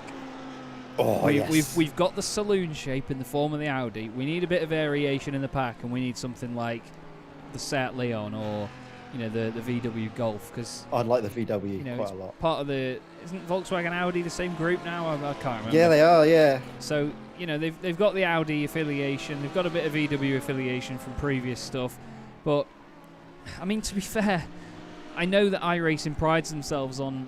They scan every single car properly and they do it all properly. It's just, you could think that they could get the physics and the data from something like the Golf, but then duplicate it and just redo the body and have like the Seat Leon and the Golf, because it's the same car underneath, you know what I mean? But yeah, exactly. I mean, that's wishful thinking. I wonder if they've done similar things with the Lamborghini as well, because that's quite similar underneath to the actual Audi R8, isn't it? Pretty identical to the R8 as well, same engine. Mainly the same chassis, but like you say, I think just getting the data from, because it's the Evo version, so it's a new working based on what the Audi and the Lamborghini were originally based on. So I think that's the main difference there. But yeah, I agree. It can't be that far removed from the Audi, which we had a few years prior. I want to just point out as well how well the green LEDs work on this BMS eSport car, because As you said before, Ed, it gets very exciting with all the bright colours on these things and the LED strips, but they look absolutely brilliant on that BMS eSport so Ferrari. good. All right, they have got, especially with the, as we mentioned, the day-night transition and some of the headlight effects as well. We mentioned that they sometimes clip through the floor, but in general, the lighting engine in iRacing is it's great. Very good, it has to be said. And that's the biggest thing. You can have a game that might not have the best textures, but if you get the lighting engine right, it improves it so much. When playing a few games just that aren't sim racing games that have got like pretty arguably quite terrible textures, but the way it does the lighting is just amazing, and it really makes the game look so much better than it actually is. As we see now, the headlights of an LMP2 car filling the mirrors of the BMW and then passing right around the outside. That's Gregory Franks, currently in third place, and 21 seconds behind is Rob van Starkenburg, the BMS Q-Tox eSport car. Battles brewing in the background, not quite coming over to a boil, so gives us more time to talk about our little nitpicks, can't it, Chaz? A little bit of... Well, Luke Tice actually mentioned Race Room. Now, I'm not going to keep bringing different sim names into this, but they had some of the standard content on Race Room that wasn't £8 million for 2 DTM cars, was the silhouette cars. I think they were based on a Brazilian stock car-ish sort of championship. Either that or they are fantasy cars. I cannot remember which sort of interpretation I had of them, but one of them was like this little hatchback thing, and it was a turbocharged V10, or I don't think it was a V10 actually. I think it was a 5-cylinder engine that was turbocharged. It sounded like a V10 obviously, because let's face it, 5 cylinders and V10 do sound very similar. And that was one of the RP Motorsport Ferraris having a moment there. But this thing just sounded the absolute nuts. It was just unbelievable. The noise of it, I was terrible at it, and I'd crash it every second corner, but put me on a straight in it and I'd just melt. It was just absolutely awesome. The turbo flutter, just the overall noise of it and the immersion of, just you could hear the springs compressing, the chassis flexing, you could hear all of it like you can in ACC. But wow, yeah, Race Room, I'll agree, has really, really good sounds. Something you don't get too much in cars these days, especially in sims as well, is the turbo flutter. It's such a nice sound. It's so difficult to find cars that race nowadays that actually you can audibly hear it, though, if that makes sense. So just we'll see if we can hear it from the Ferrari. See if we get it in the Ferrari. We'll go for a little bit of immersion, actually. Let's just turn this up a sec, so see what we get out of this. Ready? Although, to be fair, probably not the best time to do it as we get onto the straight. I was going to say we will turn it up and see whether we can hear it at the end of the straight. Give it a bit more volume. All the way down the straight now with Olivier Bulting. Here we go. I don't think you pick it up from other cars. It's very strange, actually. I've never noticed that before. Because when you drive the Ferrari yourself, you do get that big sort of noise, don't you? Yeah. From the flutter, but well, that's the best. Chaz, how would you do that? That's amazing. It's like there was an actual turbo in the comms box with me. A mate of mine does incredible car noise. What are they called? Impressions. It's just scary. I could never match the ones that he does, but yeah, they're good fun. Very good sounding bits of kit. As, the crackle though. Yeah, I was just about to say, I wanted to hopefully pick up an M8 doing the crackle as it goes down into turn 1. This is Jamie McEwen. As we've seen, not a stranger of pushing this car to its limit as he goes up the S's. He has who is that? That's Bart Daleman, I believe, in the number 8 machine. Good to see Bart back out there on track now. Flipping heck, nearly wasn't for a second there. In the Sim Races World 2 Salty machine. Now there's a car that sounds good. Nick Pilar. The grunt. In the big beefy Mercedes AMG GT3, 6.3 litres of 8-cylinder wonder. Now, I've always said about these cars that, especially this, the Bentley, the Aston GT3, the new one, they all sound like the exhausts can't get out all of the back pressure that they're trying to get rid of when the traction control kicks in. It just sounds like it's struggling to get all the air out of it. It's like a Lancaster. Like I said before, that sort of analogy I used, it's like a Lancaster trying to take off with one engine. It's just got that horrendous, really sort of straining grunt about it where it's just pushing so hard. It's great. Just such a good car, and I'm totally not biased, but I do love the Bentley. It's a car that's it's so good. You wouldn't expect the newer Bentleys as well to be so good in terms of like race pace and everything, but they really are just an amazing bit of kit. Of course, Bentley, of course, being partnered in British GT with Martin Plowman and Kelvin Fletcher. Martin being a driver that I'm very familiar with, has raced a lot with Fury Sim Sport in the times before on iRacing, and has helped me out quite a lot in terms of actually being less rubbish. Because when I first joined the team and did my first endurance race, I was really slow. Then he was like, "Hey, give me your data, let me run it through with you," and then he did it, and then all of a sudden I was able to mix it with the big boys. Ever since then, I've not been so rubbish. It's always good to have the support. I would have said that I'd have the same from my team, but we have Jensen Button playing Wreckfest drunk.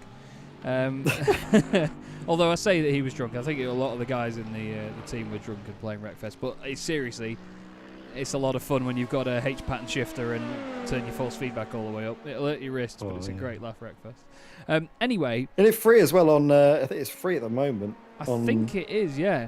Game Pass, if you have Game Pass, that is. No sponsors allowed, of course. Not sponsors. I'm pretty sure it's free if you have it. Well, we're getting up to the last hour of the race now, Ed, so I reckon we ought to run through the entire order. Brian Loynes is behind the wheel of the SimStickers Racing Blue machine, number 68. They have led the race from the very beginning, doing an absolutely mega job at the moment. 1 minute 21 seconds ahead of the Dynamics Peppies machine. They're also doing a fantastic job, I must say, the number 27 car. Dynamics Racing Green, Gregory Franks, I'll say just behind.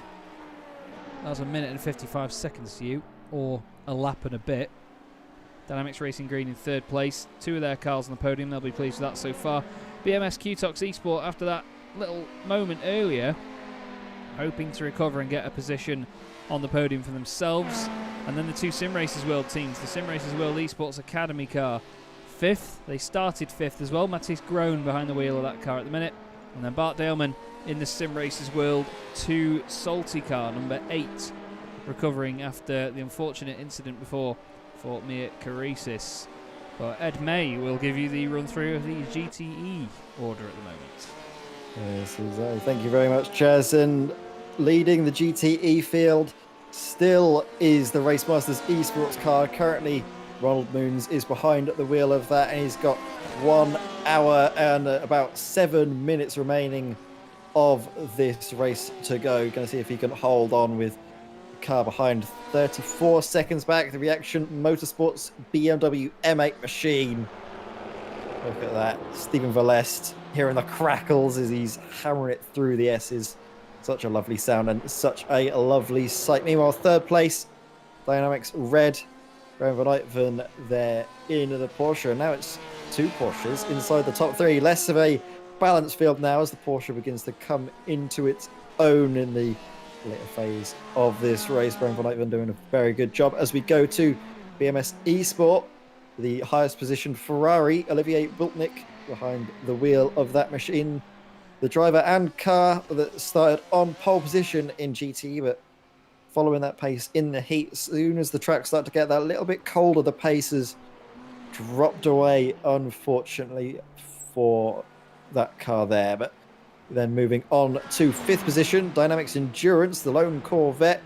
Dries Mujdi doing a good job behind the wheel. We thought he could be on track for a podium place, but it seems the field has started to spread out a little bit too much, and the strategy just isn't favouring him at the moment. They're moving on to SimStickers Racing Red. Daniele Giudici, the Italian behind the wheel of that car, in 6th position. 7th, then we see United Motorsport with Matthias Ronzani behind the wheel of that lovely blue car. You can see it bright in the night as well. It's difficult to miss that car. Radial Motorsport by QSR2 in 8th place. That car is being driven by Jens Goossens. Radial Motorsport, of course, prevalent in the virtual Bell car and taking their time on the track for the Dynamics 6 hours of Spa. Team T's, this is T's Vandenberg behind the wheel of this Porsche RSR number 7 car in ninth place, with Jamie McEwen just behind in the Reaction Motorsports red machine, the other BMW M8. Listen to that crackle and bang again as we go down through the second Degner, and then a couple more cars to go. Lucas Romano in one of the very battered RP Motorsport machines in 11th place, and then we can look to the much worse looking, much more battered and bruised RP Motorsport car of Goose Franken there, as Chaz as he mentioned, looking a lot like Frankenstein's monster, unfortunately for them. And then Chaz, just 3 GT3s in the running of this race. Talk us through the grid, not the grid, the order. Well, Team MRS leading the way at the moment, started third in class, up to, actually no, the actual class itself is how it started the race. So Thomas Stockman's started on pole for Team MRS. They have been pretty untouchable most of the way through. They are 2 minutes and 44 seconds clear of Robin van Brenk. That's about a lap and a half, I'd say, just under a lap and a half. But still, great persistence from this team, the DS-CDA Audi. They are pushing on no matter what gets thrown at them. As you can see, that Audi has been through the wars. Looks like something Robot Wars style, doesn't it? Manages to make it through. Nick Pilar is the pilot in the gorgeous Mercedes here, the DynamiXX Bell Speed machine. It's not the favoured car, but it is if you're in this commentary box. The noise, the looks, we all love that Mercedes. I hope to see the updated version of that, the Anglerfish as I call it, come to iRacing very, very soon, but we'll see. And unfortunately, Leven Op de Beek has been leaving the race unfinished at the bottom of the pile after an earlier issue with actually getting disqualified after not serving a slowdown penalty in time. But that is your full running order, everybody, and we're only a few minutes away from the very last hour of this race. Certainly has gone by quickly. I've actually just had to turn my light off in the office. I have a ring light that points directly at me and lights up the desk, but I've had to turn it off just so I can see what's going on a little bit more here, because it really is getting dark now. I mean, we go on board with the Mercedes, you can see the visibility is getting low, and I mean, Brian Loynes, who came into chat to us earlier, he said, didn't he, that it really does get dark around Suzuka. There's not that much lighting. Yeah, exactly. We've got an hour left of, well, the smallest amount of daylight, and then it's going to be into the night. We've got, as you mentioned, 4 hours and 57 minutes gone in this race. We're coming up to the point in the race where we have the final pit stops coming in across the board for GT runners. Both GT3s and GTs pit at very similar times. We'll be expecting to see those drivers coming in and then finding out what will the last hour look like and where will the battles be materializing, because that is certainly going to be hotting up, I am sure. We've had a bit of a lull at this point, haven't we, Chaz? But it's going to hot up, I'm sure. Oh, it always does. You know, the latter stages of these races always do get very exciting indeed. The closest 2 cars on track at the moment are Jens Goossens in the Radeon Motorsport by QSR2 Ferrari and Thijs Vandenberg in the Team Thijs Dynamics Porsche, but they are 20 seconds apart. There is quite the spread on track, in fairness. There you go. But 20 seconds is quite the gap around here. And with an hour left to go, though, we know how quickly that can change. Pit stops will still be a factor here, so keep an eye out for who's going to be pitting and when. Makes all the difference in these races. And the thing is, with moments like that, Bart Delman off the circuit big time, and that's how quickly it can change. Not sure if he knew that Luke Tice was going to be going that way there, but that's what I mean. The visibility is low, and it automatically puts more worry into these drivers' heads. It makes you over-calculate everything, I think, when the visibility is low. And I mean, I've never thought to myself that any issue based on visibility is because I can't see. It just has this added stress in the driver's head. What do you reckon? Yeah, it is really tricky just to be able to manage it and to look after both the car and also just yourself as well. When it gets dark, it's the point of the race as well when, don't forget, it's not just the fact that it is dark, it's the fact that you've been driving for so long, is that the fatigue is setting in, both physically and mentally. You're trying to look out for everything going on, and sometimes it does get in your head a little bit that it's dark. It's a lot harder to see, even though being on sim, it's definitely easier, I think, to see things in iRacing at night than it would be in real life at night. I'm certain as well. At real life, I think they'd actually have, because there are, at this circuit, if I remember rightly, there are lights around that should be on at night, but iRacing, I don't think people have been playing the electricity bill here. No, definitely not. And to be fair, I don't think they need to worry about that too much. They need to worry about their PC electricity bill. Either way, we've had a mega race so far. Very, very pleased for those drivers that have had a strong result out of it. Well, a potential strong result out of it anyway.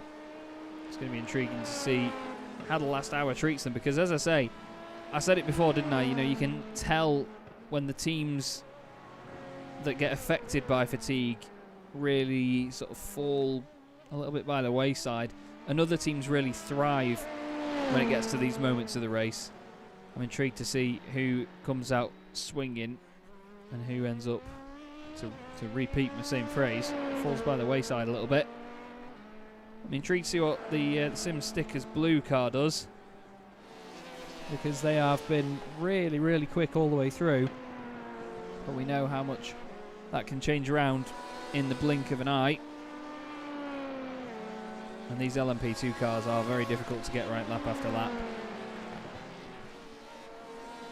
But again, it's things like the GTE cars as well. With no ABS and no traction control, you can't just turn it on and just get it to help you out a little bit more in the latter stages of the race, can you? Yeah, exactly. Both the LMP2 cars and the GTEs have traction control available to them, but no ABS whatsoever. And as you get into the night, it's a lot harder, I find, to spot your braking points. And sometimes your braking points, they're invisible in the night until you're right there, but then it's too late. So that's something you might need to just shift your braking markers, or just try and find an alternative marker if you haven't been able to practice in the night, to look after the brakes, make sure you're not locking up, make sure you're not braking too early as well, and losing out time. Speaking of losing out time, I'm having a look, and Stephen Valest is actually pulling a little bit of time. Bob Boland is a little bit slow at this stage of the race. They did a 156.59, whereas Stephen Valest in the Reaction Motorsports yellow car is doing a 155.9. He's due to come in the pits still, however, so just keep your eyes open for that. And well, I'm wondering what's going to be happening at this point in the race, because Stephen Valest is trying to build a gap. Yeah, he's going to want to open it up at least, just to see what he can do at the very front of the pack, but it's not the easiest of times to do it when it's this dark. Thomas Schmetz in the chat, by the way. Good to see you, mate. Hope you're well.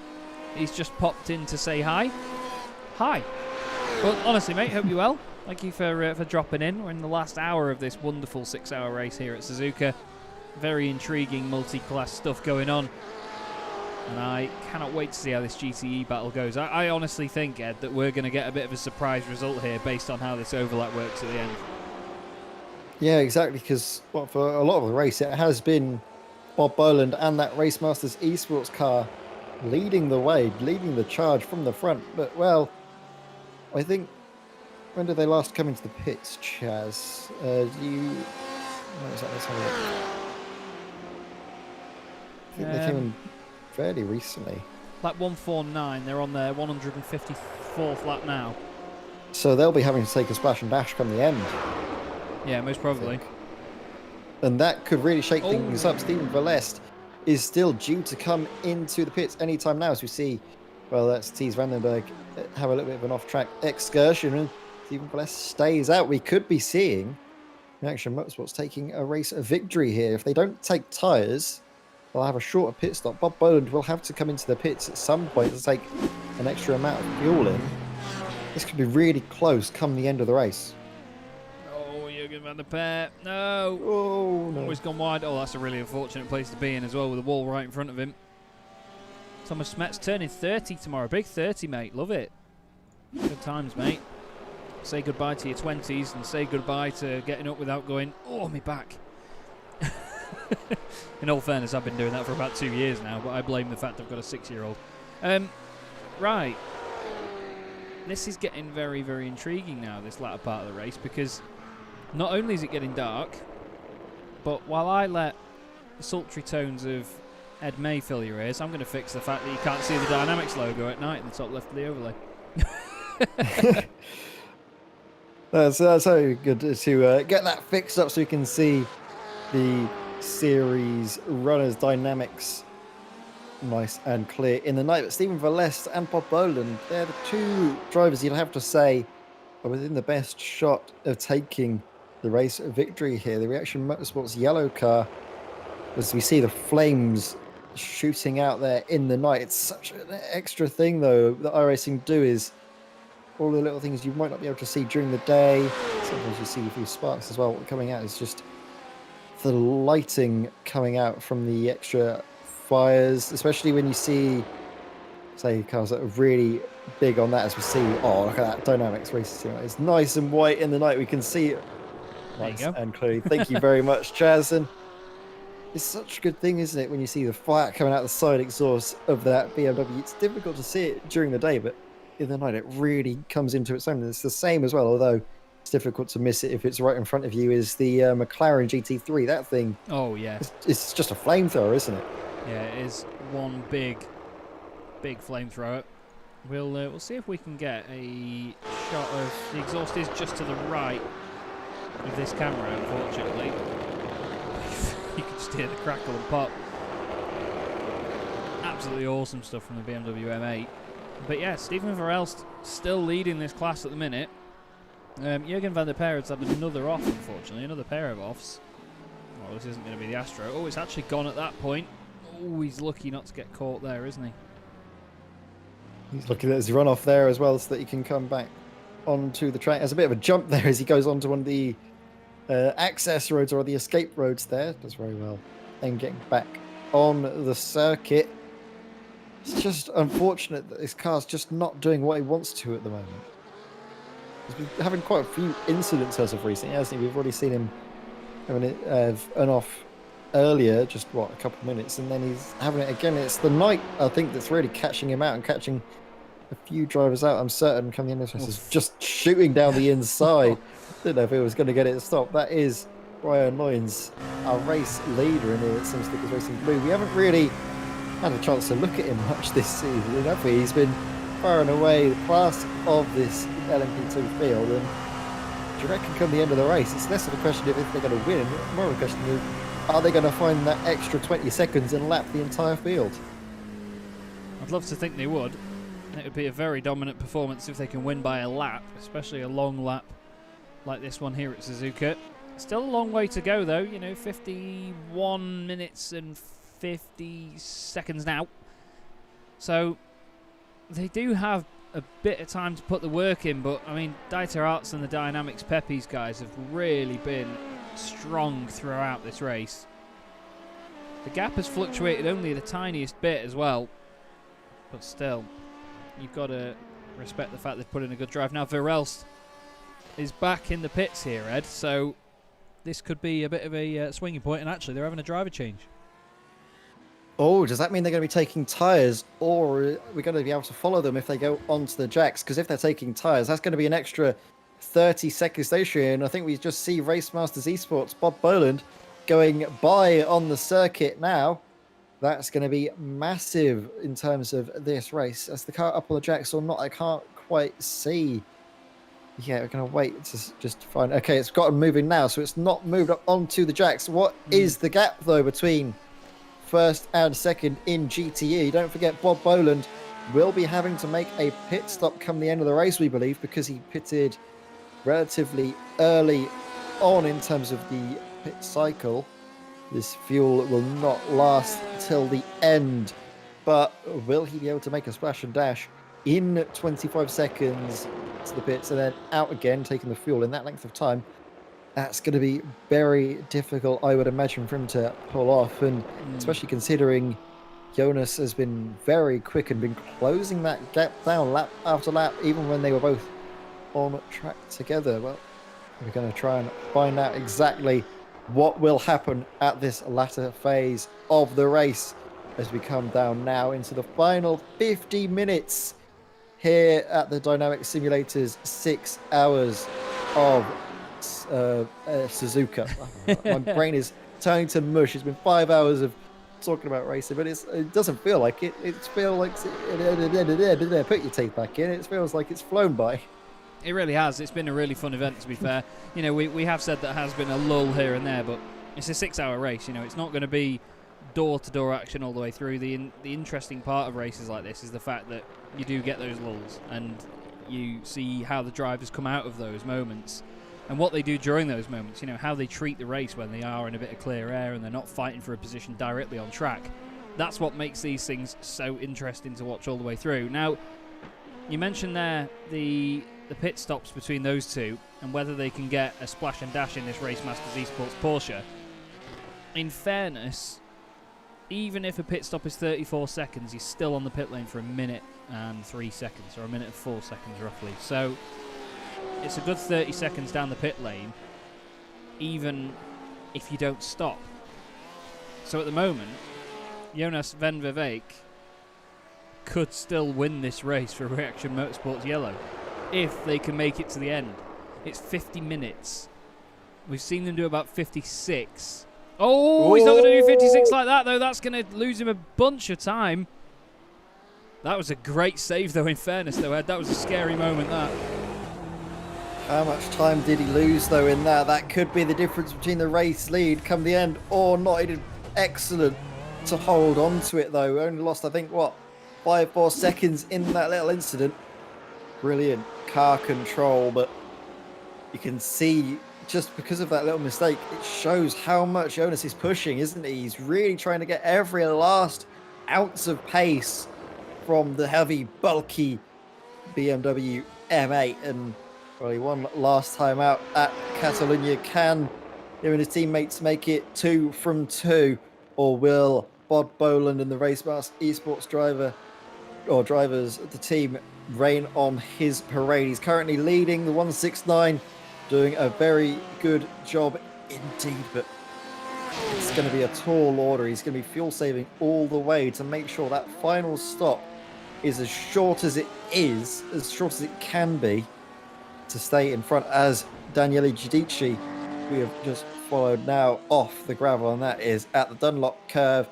Time and time again, drivers making mistakes there, but this time a less violent off, shall we say, for the number 21 car.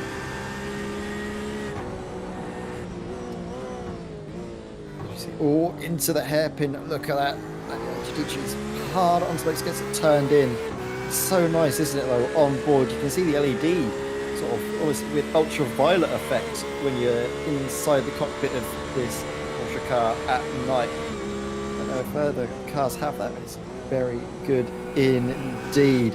We're going to try and follow through as he comes down into 130R, and it's a corner that's difficult in the daytime, but Chaz, I couldn't imagine doing this at night.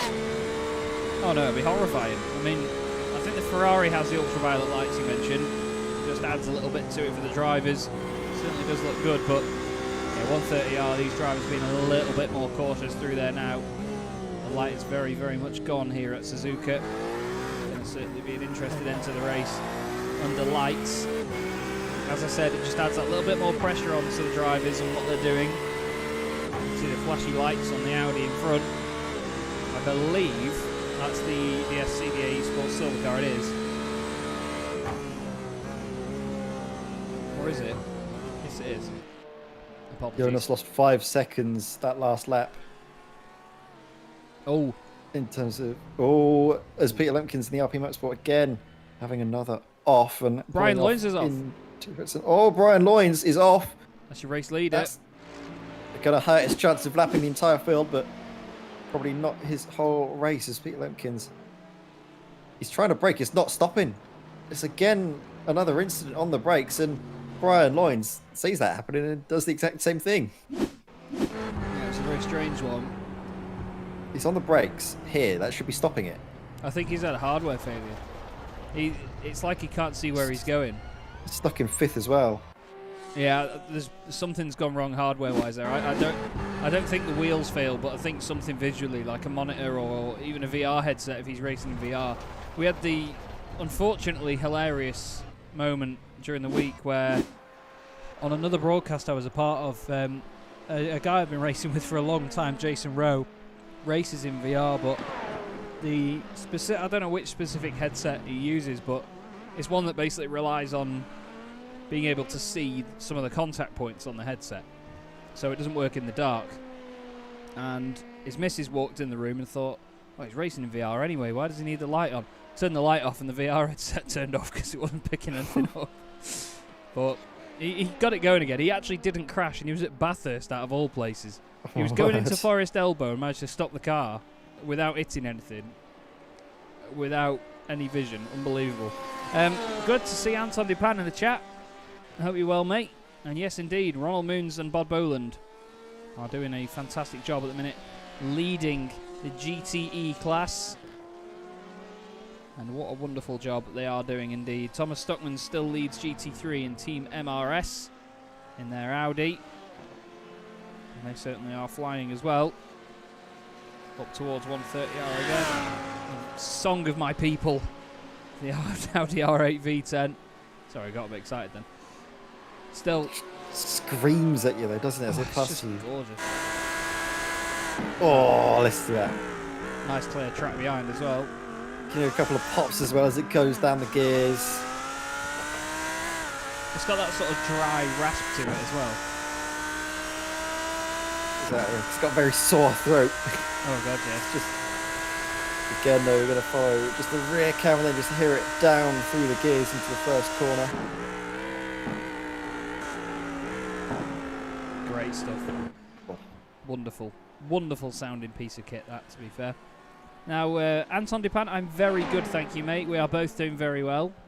We hope you are too. It's somewhere in the murk there is Brian Loynes, leading this race overall. Now, I'm intrigued to see what the lap around here looks like. A bit of ultraviolet light there on the wheel.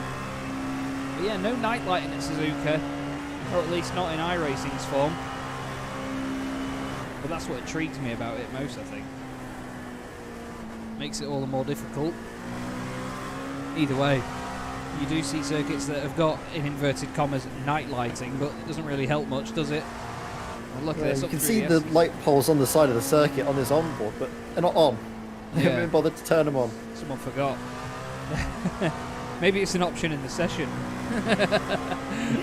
Brian Loynes, though, you know, he's doing a great job at the minute, really launching this car around. And you can see the silhouettes in the distance, and that's another thing, to be honest, Ed, that you won't have had the pleasure of seeing iRacing of about 4 years ago, where all of the cars, they were never really silhouettes. About as bright as that livery is there is about how dark they ever got at night time. You can see full liveries and everything all the way through. So the fact that we barely even get a shine off the top of the car there of the sky, and it's a bit of a silhouette, as soon as they started bringing that in, it looks absolutely awesome.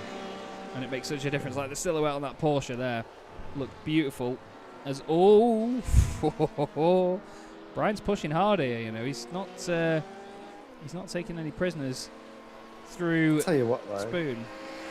Another thing I love, as you were talking about the night effects, is just the glow, the night sort of glow you get on the sides of the car. You can just see it there, of the number boards. Yeah, big fan of that. I really do love it, and it doesn't just show the numbers with a fixed colour either. It actually shows whatever colour you have over it.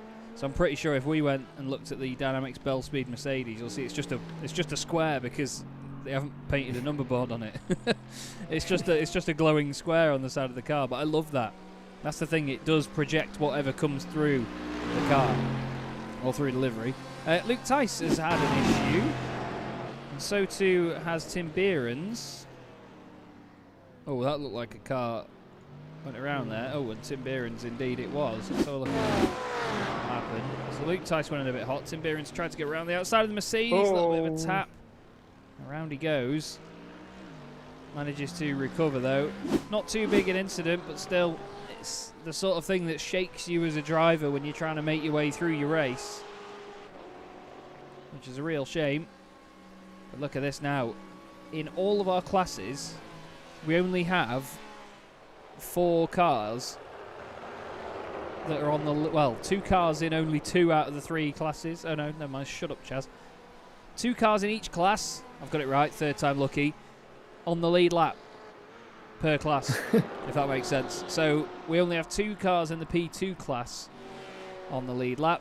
2 cars in GTE on the lead lap. And then 2 cars in GT3 on the lead lap. So the performances at the front of each class, regardless of size, have just been phenomenal so far. And in honesty, you know, Team MRS, they've been one of the sturdiest for me, other than the Sim Stickers Racing Blue car that's led the race overall while dealing with more traffic. I think that has just been a great drive from Team MRS. Beautiful stuff. 100%. But you've also got to think as well that Robin van Brenk, after all of the incidents that have happened, the massive hit, the towing into the pits, all of the accidents that have happened to him, you'd think that they were, what, 2 laps down? But no, they're only, what, 1 minute and 16 seconds. And with a 2-minute lap time around here, that's just over half of a lap off of our race leader. And after 6 hours, after all of the drama that's happened to them, that's pretty good going. As we see Brian Loynes coming into the pits for what could be final time in this race. You'd hope so. But yeah, I know what you mean, though, about the gaps. You know, they can add up to look a lot more dramatic than they are. But at the same time, it's all tiny margins as Ross Nicholson gets back in the car now. So Brian Loynes getting out of the race-leading machine. If we look at Gregory Franks, by the way, there's a big train of cars around him on circuit. He goes through to complete another lap in the number 76 DynamiXX Racing Green machine. 25 past 8 here, UK time. 5 hours. I think it's just gotten ahead of the BMS Q-Tox Esport car. But does that mean that Greg Franks has to come into the pit still? Or will he be able to nurse that till the end? I don't know if he's going to have enough fuel or not, because it's what, about 40 minutes in a tank, right? Yeah, but he pitted 15 laps ago, and at 2 minutes a lap, that's half an hour. So no way. No way. With 40 minutes left to go, and he's already done half an hour on this tank, there's no chance he's making that to the end. And so that's the strategy coming into effect, isn't it, in the LMP2? We were saying that DynamiXX, they have currently 2 cars on the podium, which is very good going for them, but it's only temporarily, I think, and it's going to be that bottom step of the podium potentially being taken by BMS Q-Tox. Yeah, I think they've got this sorted, really, of the Q-Tox team, but it depends, you know, it's not easy. You've still got to get the car home. I have massive respect for all these teams in this. You know, I know we sit here and just say, oh yeah, it's easy, just do this. It's not easy at all. You know, even just 1 lap on the pace that these guys have been doing over the course of this race, I would never be able to manage it. So hats off to each and every team involved in this championship. And I must reiterate as well the fact that I love that the grid isn't a massive 60 cars that they try and cram as many people into as they can. The fact that we have, what, 22 cars was it we said?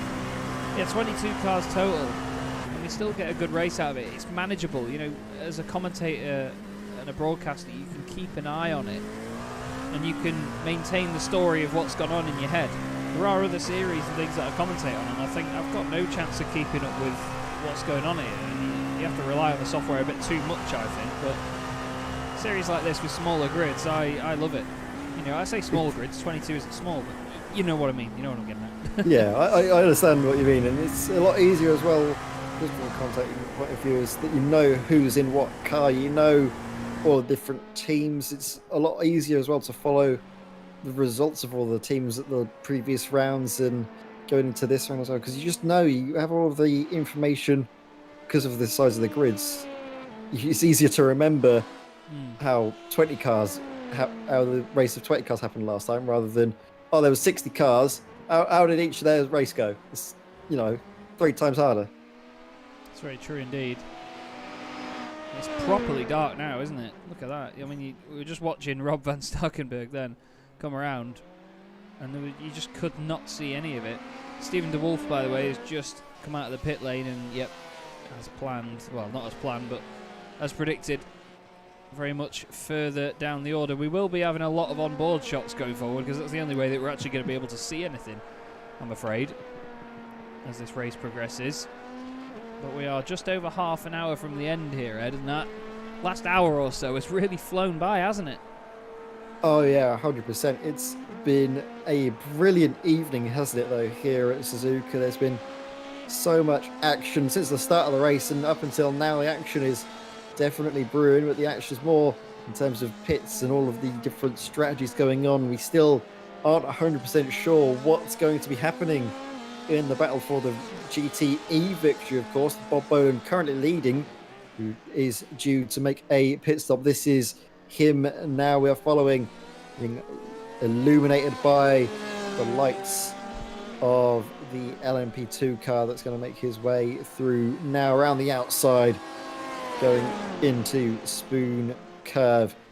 Well, I'm really excited to see how this race is going to unfold and sort of just end up, really. Bob Boland has been able to pull a steady gap, been lapping a little bit quicker every single time than Jonas Ben Veke in the Reaction Motorsports yellow car, but he needs to build that gap up to stay safe and to have a comfortable margin for when he needs to take that extra pit stop for fuel. Yeah, that's the thing. You need to make sure you've got a buffer just in case. You never know what can happen in these races, and it doesn't matter whether you're 20 minutes from the end or 2 hours from the end. You know, if lightning's going to strike, it's going to strike at some point. It doesn't care if you're right near the end of the race, or it doesn't care what you've done so far. You know, bad luck affects a lot of drivers. I think everybody gets their fair share, in fairness. Bart Daleman has just gone off the circuit, unfortunately. He's in there somewhere. Oh, just a bit of over-rotation at the hairpin. And a little bit of over-rotation on the way through. We'll go on board just so you can actually see what's gone on. It is so dark now. Oh, look at that. And there we go. That's the LMP2 we know and love. Brian Loynes with the positivity in the YouTube chat. He says, with Ross's luck, I'm expecting a crash within the next 20 minutes. So, put your bets in. He was the one that gave up control of the car. He could have stayed in the car till the end, but he's given the car to Ross Nicholson, and as a result, given the race to the hands of fate, I think.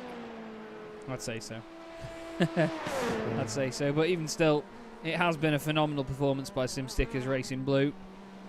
It must be the fact that I've got my new Chaz Draycott Media mouse mat from SimStickers controlling the broadcast. It's like a guardian angel watching over them. What am I on about? I'm talking about a mouse mat. Anyway, it's because I'm here. That's what it is. All the time you've commentated, it's been just yourself, isn't it? Well, normally when I commentate on these guys, yeah, you're right.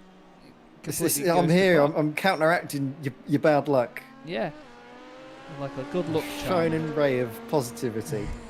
As I say that, we've been moaning and complaining about a few moves we've seen this evening, but stuff like that. Let's move on with that, shall we? And focus on. I get paid to moan at drivers. It's part of the job, isn't it? One of the few perks you get is just paid to moan and complain. We love it. Oh, aye. Brian Loynes, a free driver change for us as we were taking tyres too, so gave Ross the helm. Fair point, makes sense. You know, you may as well with what's going on. You've got the lead. You're over a minute ahead. You've got that chance to just put Ross back in the car. You may as well continue. This is second place Dieter Arts on the DynamiXX Racing Pepe's machine. Not that you can tell. You'd have to say it would take something quite catastrophic, I think, for Ross Nicholson's luck to really take a severe turn if he was to not win this race, as we see Luke Tees having an off there in 9th place, but it's just a little bit of a moment, gets back on the circuit, just at the hairpin going in and just understeers out. He's trying to turn. You can see the lock he's putting on. He's basically his full lock, just be like, please turn, please turn.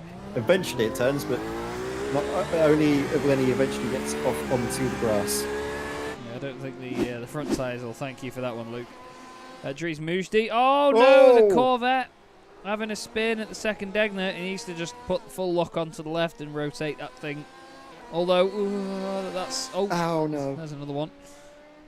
That's not the most advised way to do it. But at the end of the day, you know, it's split second decisions. Oh no, isn't it? It's another case. But let's have a look at how it happened, Ed.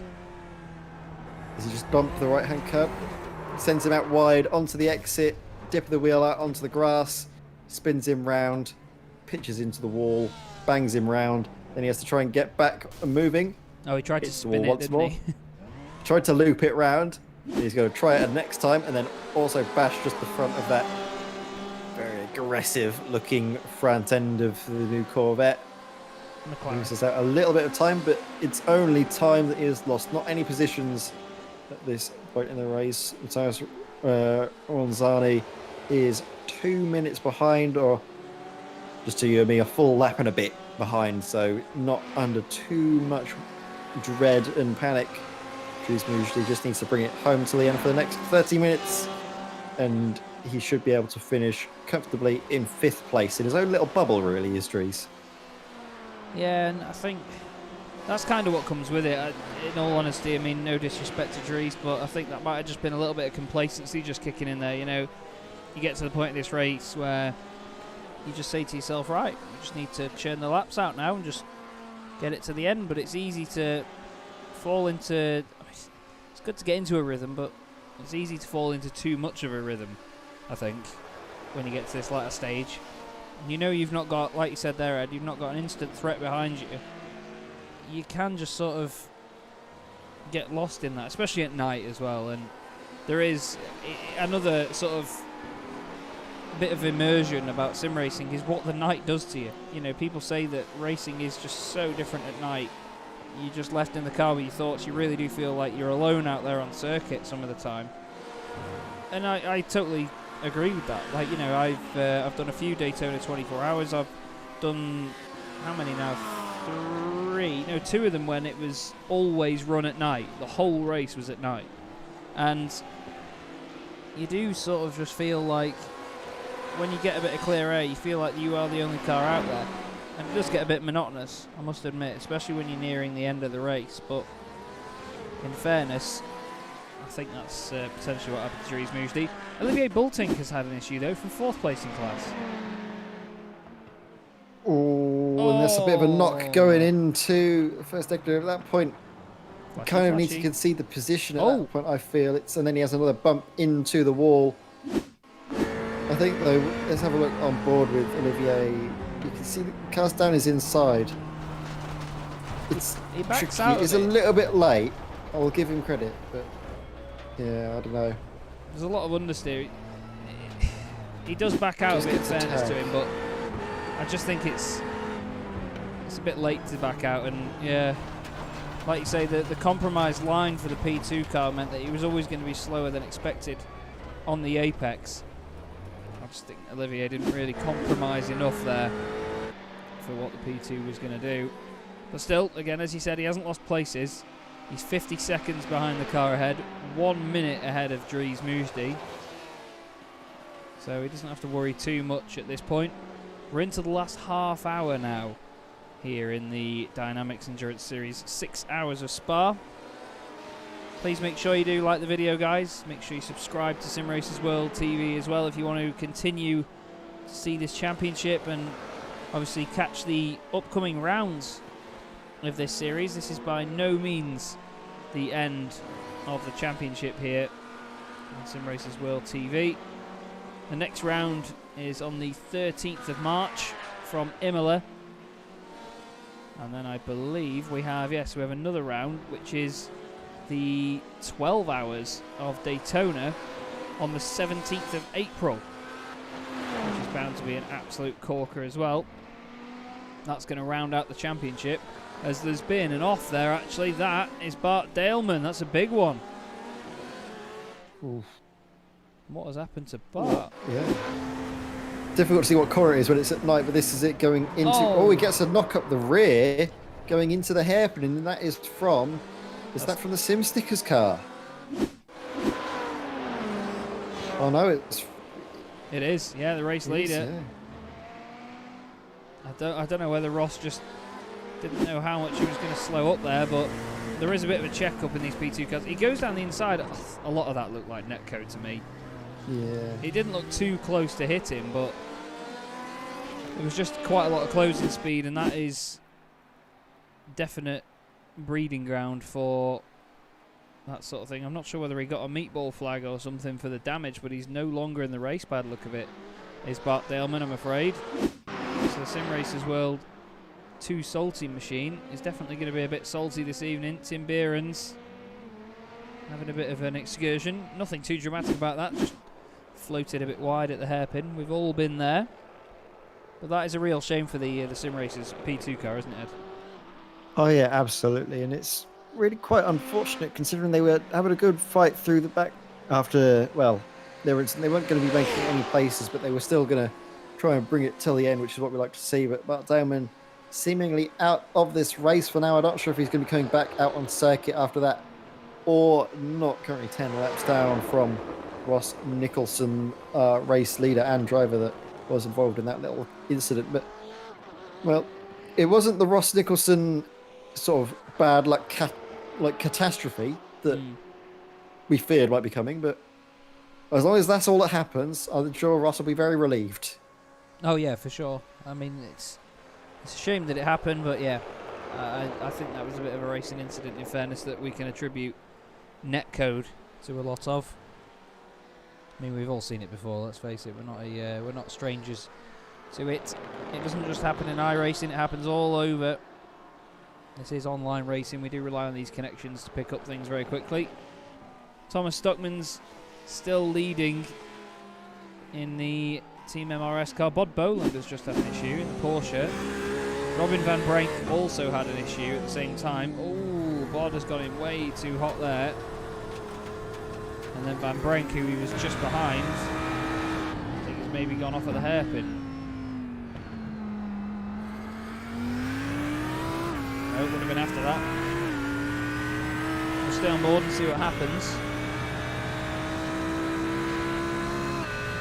Is it going to be through Spoon? What do you reckon, Ed? We've seen it happen time and time again. I think we will do here.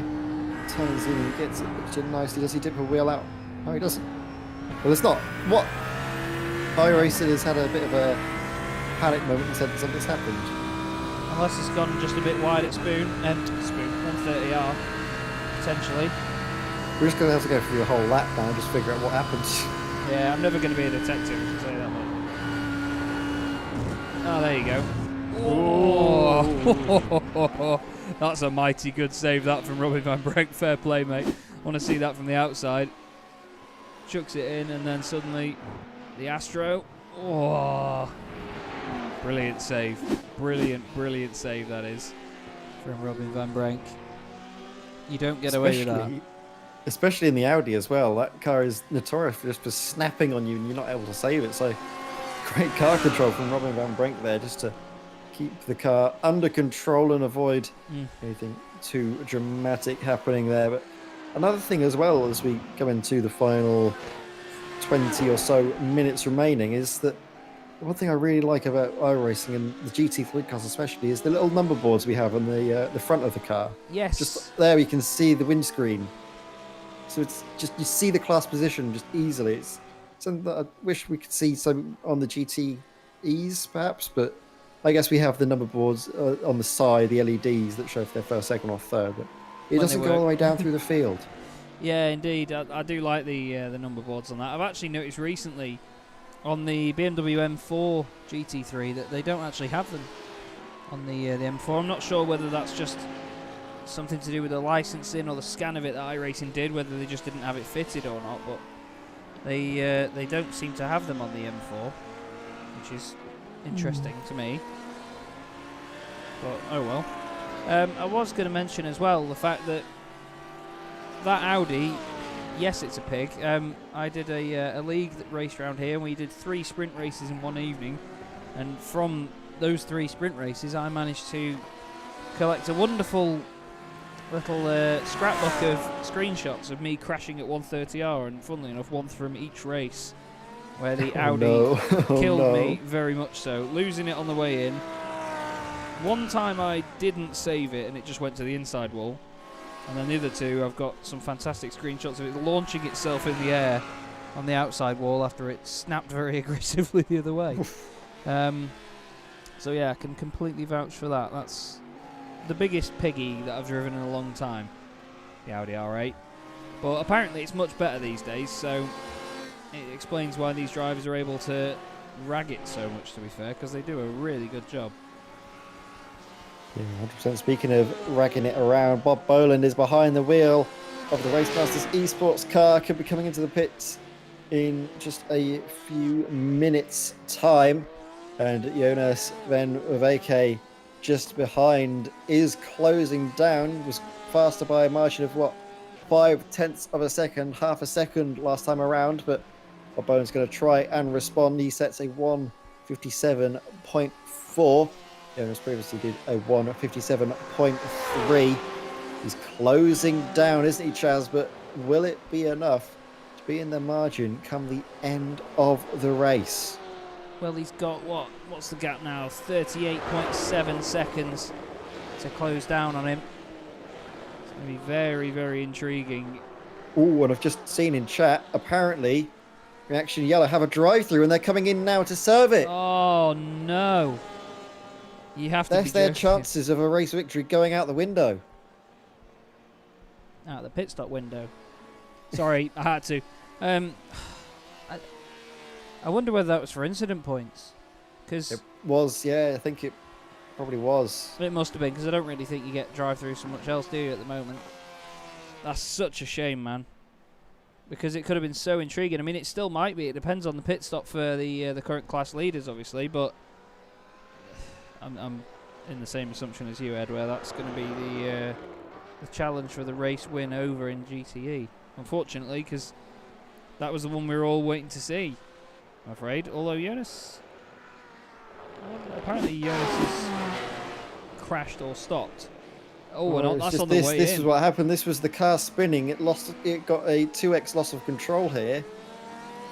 And that was what tipped it over the 25 incident limit, apparently. I'm just seeing in chat, White Fountain, who I'm guessing is one of the teammates or one of the driver behind the wheel of that car. And unfortunately, that's just the way the race has gone for Jonas and the Reaction Motorsports Yellow team. It's the fickle nature of endurance racing, everybody. Like I said before, the race itself, the challenge of it, doesn't care how far through the race you are. It doesn't care where you are in your pit stop strategy. The bad luck can strike at any time, and it will ruin your race if it needs to. Doesn't sort of let up for anybody, really, does it? It's such a shame, but great effort so far from them, though. And I mean, I'm still excited to see what happens in the last few minutes of this. I mean, the gap is only 1 minute. I say only. You know what I mean. Always the Mercedes goes off there, Johan van der Peer. But that could definitely change. We've seen pit stops that take people onto the pit lane for more than a minute, so you never know what the Racemaster Esports guys will take on here in this stop. I assume they'd only go for fuel. It'd be the wise decision, but you never know what could be going through the Reds. They might forget to uncheck tyres and accidentally take him. You do never know. Or they might try and chance it, take it across the line with the fuel they have in the tank at the moment, and they might splutter out and stop. There's plenty of things that could happen in this race, but I think if Bob Boland and the Racemasters Esports guys are going to be smart about this, they should take home the race victory. It's disappointing though, isn't it, for Jonas and all the people at Reaction Motorsports. It was such a good chance for them to get another race victory, but it's just the way it goes. And well, you can feel bad for them for the incident limit, but it's the same for everyone, isn't it? Everyone has 25 incidents to play with, and if you do extend the track too much or have a few 4Xs your way, that's just how it goes sometimes. Yeah, and to be fair, I mean, 25 incidents over a 6-hour race. Some people think that's generous. I don't. You know, I mean, I've had sprint races where I've had that in 20 minutes, but obviously that's lends itself to the type of racing that you get. You know, if people know it's a sprint race, they know they can use those incident points up more in such a short space of time. But this Porsche's been really phenomenal since they took the lead of the class. They've been pretty untouchable, only for that slight overlap that we were going to see right near the end. Could they have been beaten? But we still haven't got to the end of the race yet. Let's not forget that. We still have quite a while left to go here. Just over 15 minutes of this race, and it all could change still. As it often does in motorsport, expect the unexpected. Bod is running on the rims by now, says Ronald Moon. So tyres clearly not up to performance, I think, is the other way that Ronald could have worded it. But that's intriguing, though. Like, I don't want Ronald to ruin it for us. I don't want you to say whether you're going to take tyres or not, but I still don't think they would. It'll be tricky, though, because if the tyre tread is too low, iRacing does serve you a neutral flag. That's and true. If he goes down to that point, if he does get it right down to the rims, as we're saying, and that's not going to help, as he has a bit of a moment there through Spoon Curves, gets a bit of a wheel spin moment. You can hear the tyres screaming out in agony. If he gets a meatball flag for the tyres, he's going to have to come in and change them. But also, does he take them earlier and try and avoid that meatball? We don't know. Yeah, it's very true. I'd never actually experienced effectively a puncture on iRacing until recently, where I was testing for the Daytona 24 Hours and just trying to see how long I could get the tyres to last, and I was only 1.5 stints in. I was having severe issues with locking up the car. When it got down to zero tread and I was just driving down the back straight, and suddenly the car started pulling left gradually. It didn't sort of like chuck itself over like a wheel had come off, but I noticed that it started pulling left, and then before you know it, I had a meatball flag, and I was thinking, what on earth is that for? Wondered whether I'd like damaged the engine or something, but no, I got in the pits, and the tread on the inside of the front right, I think it was down to zero. So I'd absolutely ruined it by that point. And yeah, I've never seen that before, but you know, if these guys are trying to push these tyres to triple stint them, then they very well could get near to doing the same as good old Chaz. I've had it once before when doing testing for the Sim Racers World Endurance Championship back I think over a year ago now. It might have been where it was in the I was in the TCR, and I was trying to see if I could make the tyres last, at least the front, see if I could get them to last maybe 2 stints. No, those things, because it's just the massive fuel tank, it goes to 1.5 hours. No, you can't make it last that long. And I did get the dreaded meatball flag from the tyres running out. And I think if it wasn't in the race, it was just in a solo practice session. So didn't happen in the race, but we could be seeing that happen to Bob Boland. He's slow. He's being caught up now. The last lap was a 57.9. Jonas did a 56.2, over a second a lap faster is Jonas, and if he keeps this up, he might just be able to get a race victory from what would have been a very dire looking situation as soon as he had that drive through. Yeah, indeed, it couldn't very quickly turn around again. It's another twist in the tail. Oh, Olivier Bultink has had an issue. What has gone on that? Where on earth is he? Oh, that is that's before the Degners. That's an odd one. Oh, that's a hit. That's a hit and a half. Who was that? The speed of it must have been Oh, it's the race leader again. Ross Nicholson's on a rampage, everybody. I realised as well the bit of drama before. Ross Nicholson and Bart Delman, who of course came together earlier at the hairpin, they are teammates in the Sim Racers World Formula 3 series. Oh no. That's going to go down well. But yeah, that was a little bit mad, that hit there, Olivier Bultink. I just think, again, it seemed very sudden, didn't it? It just looked like a bit of netcode, but whether it was a bit of bad judgment from Ross or not, I'm not sure, but it did seem just very sudden, like just flicked the car in the air, didn't it? It's a really weird one. I'm not sure what happened there. We didn't have the best angle on it, did we, Chaz? So it could have just been a little bit of unfortunate netcode between Olivier and Ross. But, well, no harm has been done. Ross still has got on into the lead of the race, still carrying on, and Olivier is quite happy plodding around in 4th position now, doing a good job of things indeed. And we do, of course, have that good spread of the field, 4 different makes in the top 5. We've got Porsche, BMW, Porsche, Ferrari, and Corvette. tells you that iRacing have done a very good job with the BOP in the GTEs. Yeah, indeed. If you want the representation that iRacing has done a good job of that, everybody, there you go. Smashing stuff so far from this series, but we are just over 10 minutes of the way from the end of this race. Ross Nicholson's about 10 millimetres away from the back of the Audi, but not far now for these guys. Only what would you say, 5 more laps at the most, and then this, what has at this point seemed like a very long race, and I'm sure it has for the drivers as well, but I mean, got to the 3-hour mark very quickly indeed. By the time that we had our first break at the 1.5 hour mark, I thought, wow, this is flying by, this is. But even now, you know, it's been a very long encounter with plenty of twists and turns all the way through the pack, and that's the thing.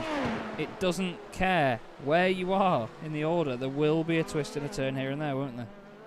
Well, yeah, they say that this track is a bit like a roller coaster, isn't it? Just the way it undulates up and down and left to right, all the way around. And of course, you've got the crossover section as well. And it gives you a roller coaster of emotion for a lot of the drivers. You've had Jonas, he thought he could be in with a chance of winning. He saw Bob Boland up the road 30 seconds, knowing that Bob had to take a pit stop come the end. But then that slight little spin at the hairpin was just enough to send him around and send him back down the order. And with that drive-through penalty added on just for good measure, it's really quite unfortunate. Same as well with Robin van Brenk and the DSCDA esports guys. They were doing so well, weren't they, in the start of the race? For the first hour and a bit, they were leading after getting the jump from the standing start. And then, as you can see, their car looking worse for wear following several incidents, both self-inflicted and otherwise, has turned what would have been a great race into one that, while they're still getting good points, they're going to probably be thinking about what could have been come the end. Yeah, definitely. It's going to be a difficult one to look back on for the team. There was a flurry of incidents at the midpoint, but they've still pushed on, and that's the thing. I will never stop reiterating how important it is for teams to continue pushing like that, and it's great to see, you know, the commitment from them. A lot of you could say, yeah, well, you know, they put the practice in, they've done it for hours, they don't want to waste all that time, but while I do agree with that, you know, it's very easy to just say, nah, that's it, I quit, you know, I'm done now. And I feel there are some of them, like, I mean, Bart Delman and his teammate Mia Carisis, they did a fantastic job and continue pushing through multiple incidents, but I think that last one really shot the fox in the end, and that was the end of it. But you and I both know, Ed, it can be very frustrating when you have an incident, and to coin the phrase, of course, everyone knows where it came from, that the cars aren't real, but the racing really is. And I put the emotion with that as well. You know, you get angry, you get upset about the things that go on when they don't go your way. And the elation of it going well as well is just the same.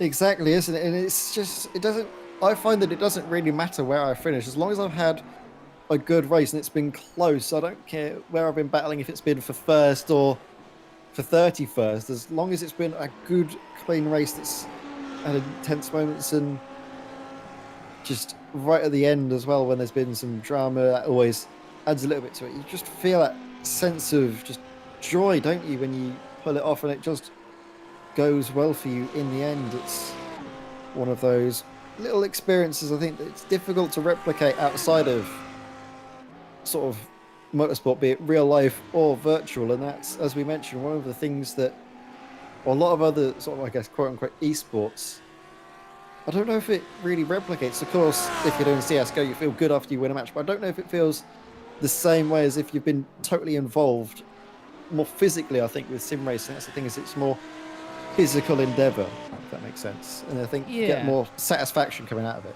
Yeah, and I mean, not to undermine any sort of like console gaming or anything like that, but I've played a lot of games and things on consoles before. Before I properly got into any sort of PC gaming, I was a massive Forza Motorsport fan, and you know, the things you could do with Forza were fantastic. iRacing just offered everything I ever wanted, and it's, you know, I've managed to. I'm not here to blow my own horn on this, but you know, I've managed to make a career out of something because of iRacing, and I couldn't do it without iRacing, in all honesty. But at the same time, you do get that different physical experience with it, whereas you can get the same on consoles and other platforms, but I think just how much you can do with the PC side of things is just infinite, really. The only thing that limits you is the software, and that's always being developed, so we've always got new things going on, we've always got new hardware coming out. We're very blessed with what we can do, in short, and long may it continue, in fairness. And this race has been great because it's been a balance of all of that. We've seen the highs, the lows, we've seen teams having sort of lucky moments due to the way the software is, we've seen teams have near misses and get away with damage, but we've also seen the opposite, and we've seen teams really suffer from incidents that maybe shouldn't have even been half of what they turned out to be. But it's just rough with the smooth, as I have been saying very, very recently. Exactly. As we have seen Bob Boland come in and out of the pits, 30 seconds clear of Jonas Van Veke. And, well, that's the gap that was about 30 seconds. You don't want to say it, do you? But I think if it wasn't for that spin in that drive-through, he would have been right up the rear bumper of Bob Boland, and with the pace differential, with his tyres in a better shape compared to the Racemasters Esports car, we could have had a brilliant end to the race. But there's still battling going on, I believe, and I think there's Matthias Ronzani here in hot pursuit of Paul Godden.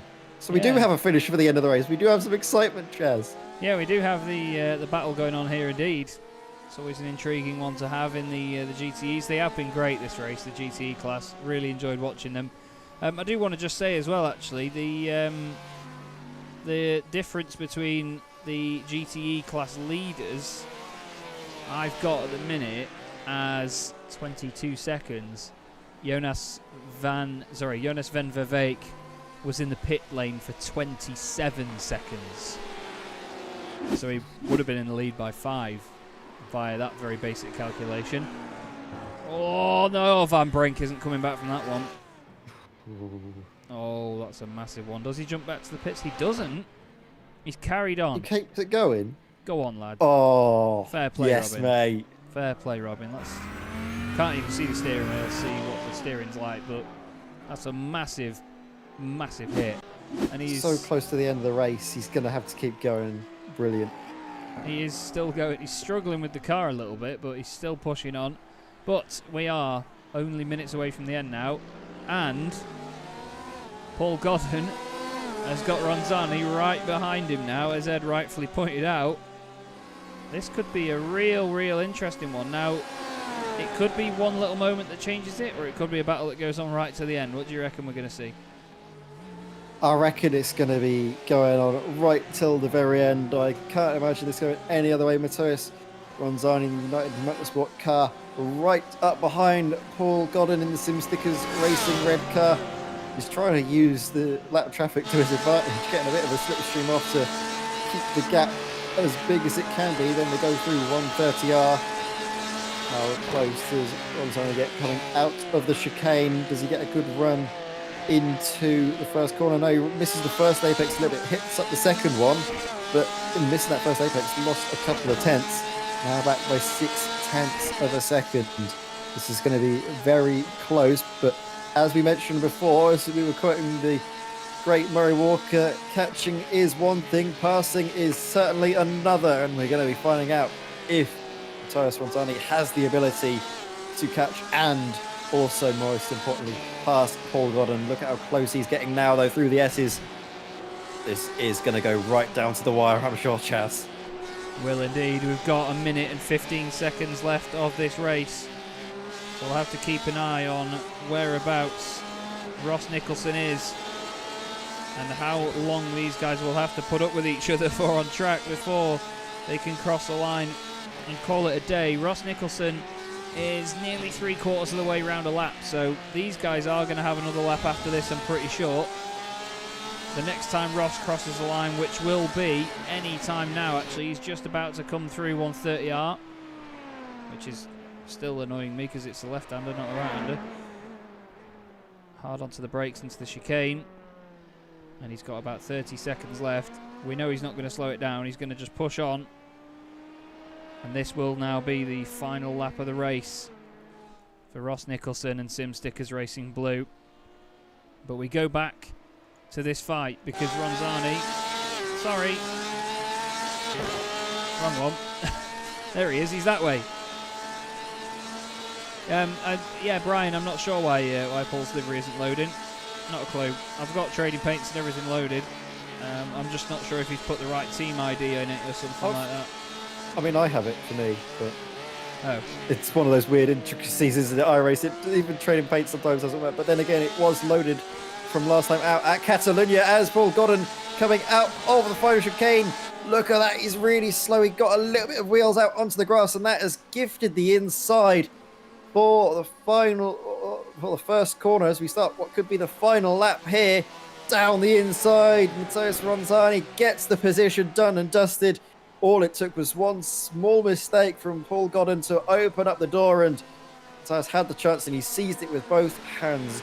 Great overtaking manoeuvre there from the United Motorsport driver, but commiserations have to be given for Paul Godden. He was doing so well defending, and just one small mistake, it's all it takes at this circuit to lose out, but he's not given up yet. Look at him, he's closing right back out. He knows that the race is still on the cards for him as fastest lap has been set by Thomas Stockmans. He's taking it back from Robin van Brenk, who, even with his battered and bruised car, did set what was previously the fastest lap time, but now it will certainly not be. And Ross Nicholson, he's going to come through the final chicane and take the checkered flag here to win the 6 hours of Suzuka. Great performance there from Sim Stickers Racing Blue that never looked in doubt at all, did it, Chaz? Not at all. What a performance by Ross Nicholson and the Sim Stickers Racing Blue team. Mega job. Bod Boland is only halfway around the lap, so he's got a bit of time left, but ahead of him on track is this fantastic battle between Paul Godden and Matthias Ronzani, but it doesn't look like that's going to change around anytime soon, so we go back to the attention of the Race Masters esports machine. Oh, apparently Ross Nicholson is out of fuel as well, so he's literally just made it to the end.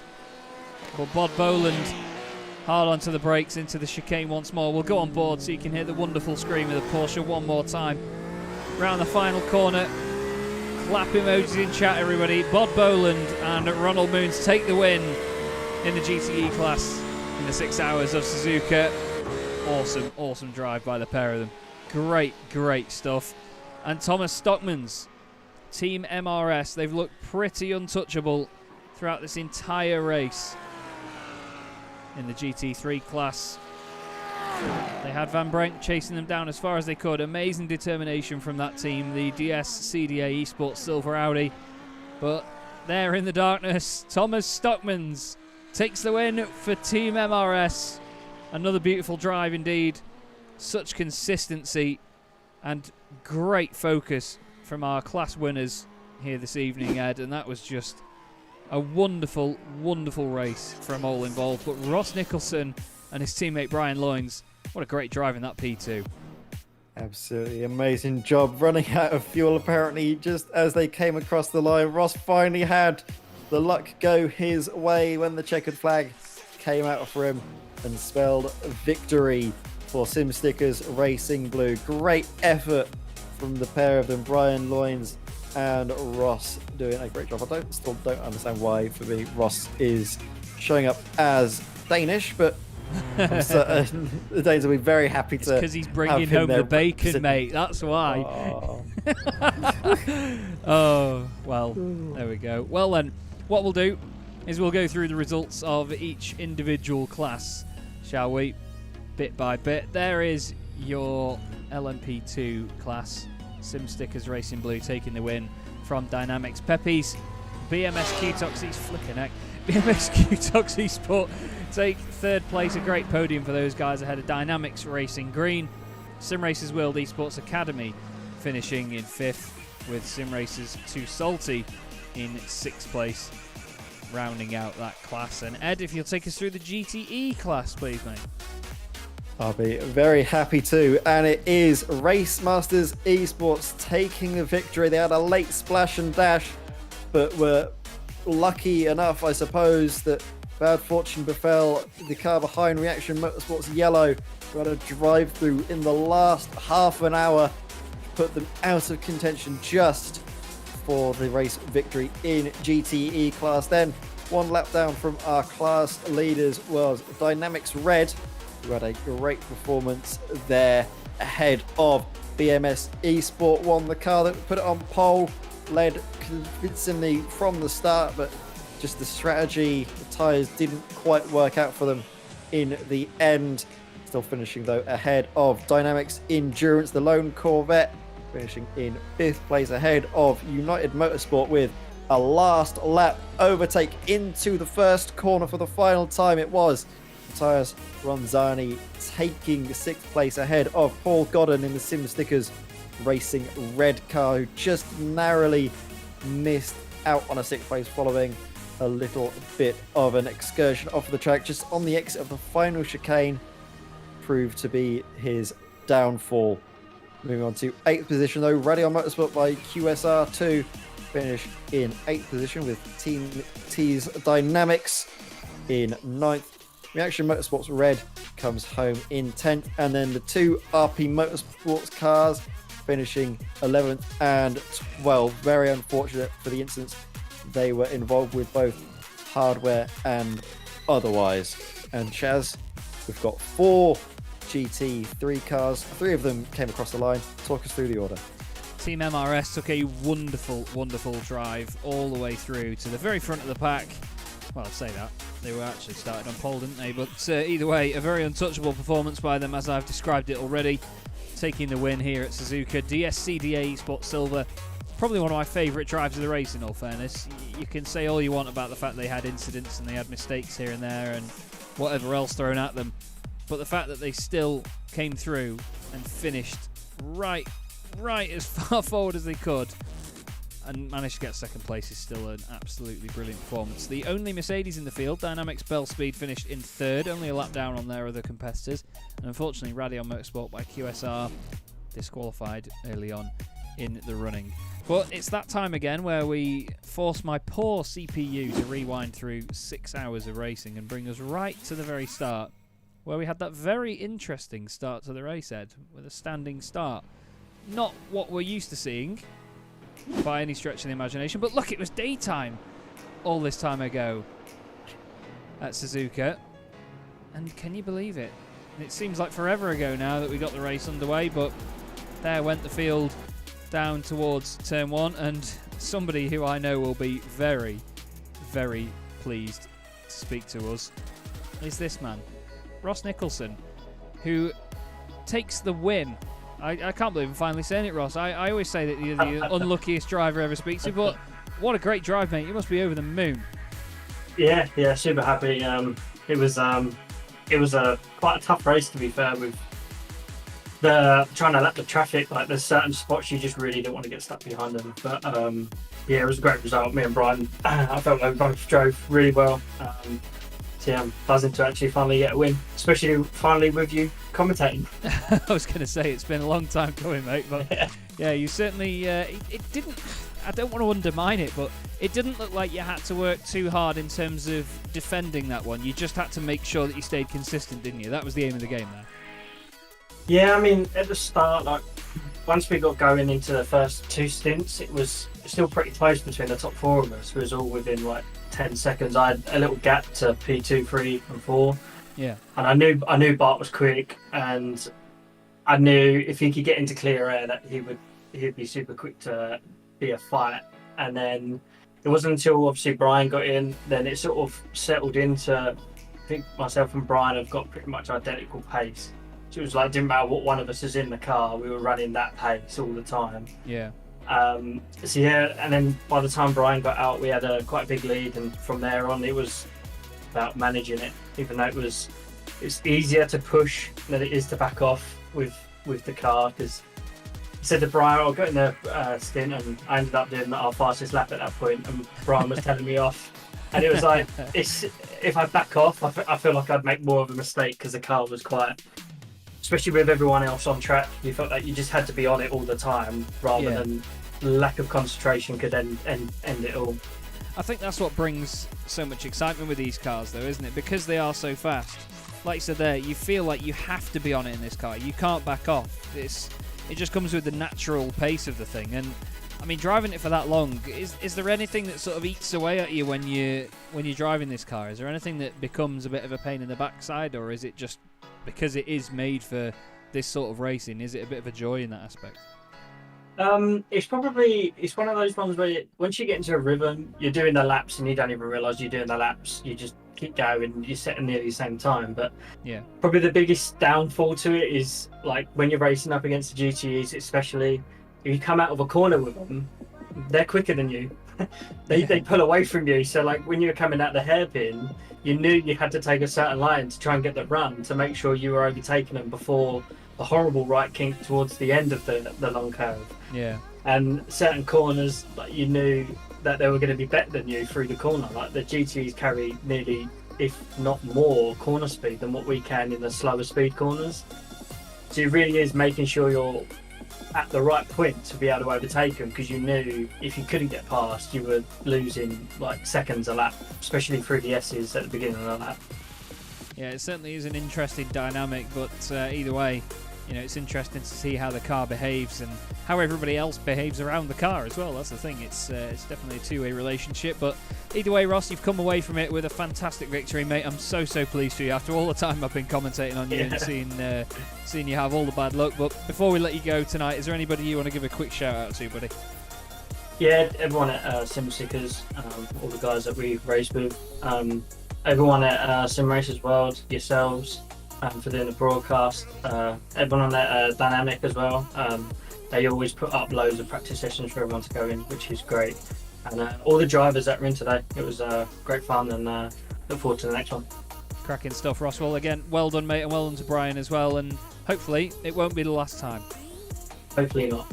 See you soon, buddy. Cheers, thanks, mate. Cheers. Cracking stuff there, Ross Nicholson finally taking the win in that scenario, and somebody else who took a very convincing win with his teammate Bod Boland. Ronald Moons joins us from Race Masters Esports. Ronald, you must be really pleased with that one, mate, because at the beginning we didn't really know who was going to end up where in that situation, but it just, once you got on top, nobody could touch you. Yeah, good evening, by the way. It was I'm exhausted, and I think Bod as well, because at the end of his stint he only had 5% of tire left on the right front. So, but yeah, it was a bit of a gamble, but it worked. And the first stint I did, I was behind Bram, and I didn't want to attack him. I was just staying in the slipstream and hoping to break away from P4, and we kind of did that.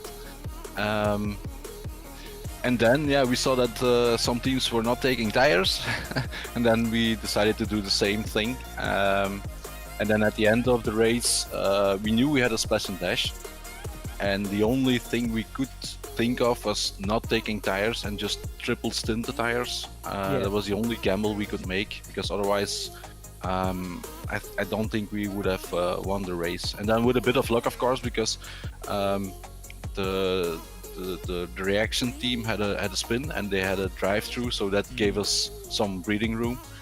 But it was Bod is completely exhausted now. There was the car was undrivable.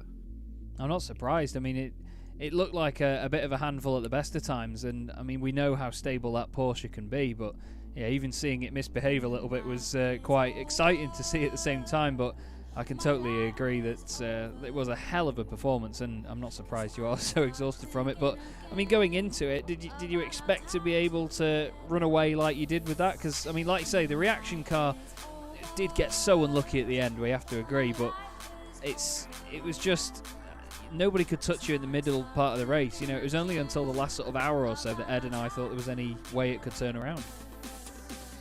Well, I was thinking we could have a nice result, like top 3, maybe P4, because in practice there are a lot of some new cars as well, and those guys have really stepped up their game, and they are very close now, like the car with Peter Lemkens it is. Yeah. He's really picked up the pace, and they were really fast in practice as well. And you could see the first stint they were following us. So yeah, I was looking forward for a nice result, but P1 that was not really something I was aiming for at the beginning of the race, because I knew there are a lot of other fast guys as well. So. Well, it certainly worked out, Ronald, and it was a fantastic performance all the same. Ed, any questions from you, mate? I was just going to ask about, was the initial, obviously, with you tripling, was that something that you decided together, or was that just something you felt as soon as you saw the tyre treads coming in, you were like, right, we can make it, uncheck them? It was really a gamble, because we are set it up like this, that I would do the double stint on the tires, and only thing I would have to do was manage the gap with P2, and that was working out quite well. And then Bot started to calculate, and he said, okay, we're going to have to do a splash and dash. What do you think? Should I triple stint the tires? And then he asked me how the tires were at my last stint, but I didn't know.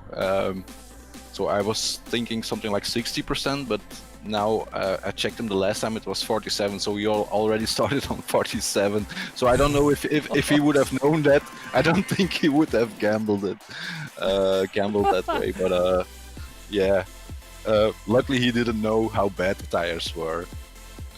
Well, I'll tell you what, Thank you very much. certainly made the most out of him at the end there, Ronald. That was absolutely awesome stuff, mate. And of course, you know the question by now, mate. Is there anybody that you'd like to give a quick shout out to while you're on the stream?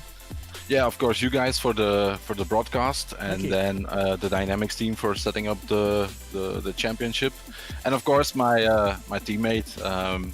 I'm very grateful. I'm very happy with Bod as a teammate. I mean, he always delivers, and he's just a great guy to race with. So thank you, Bod. Awesome stuff, Ronald. Nicely said, mate, and great to speak to you again. Well done on the win, and hopefully we'll see you next time round.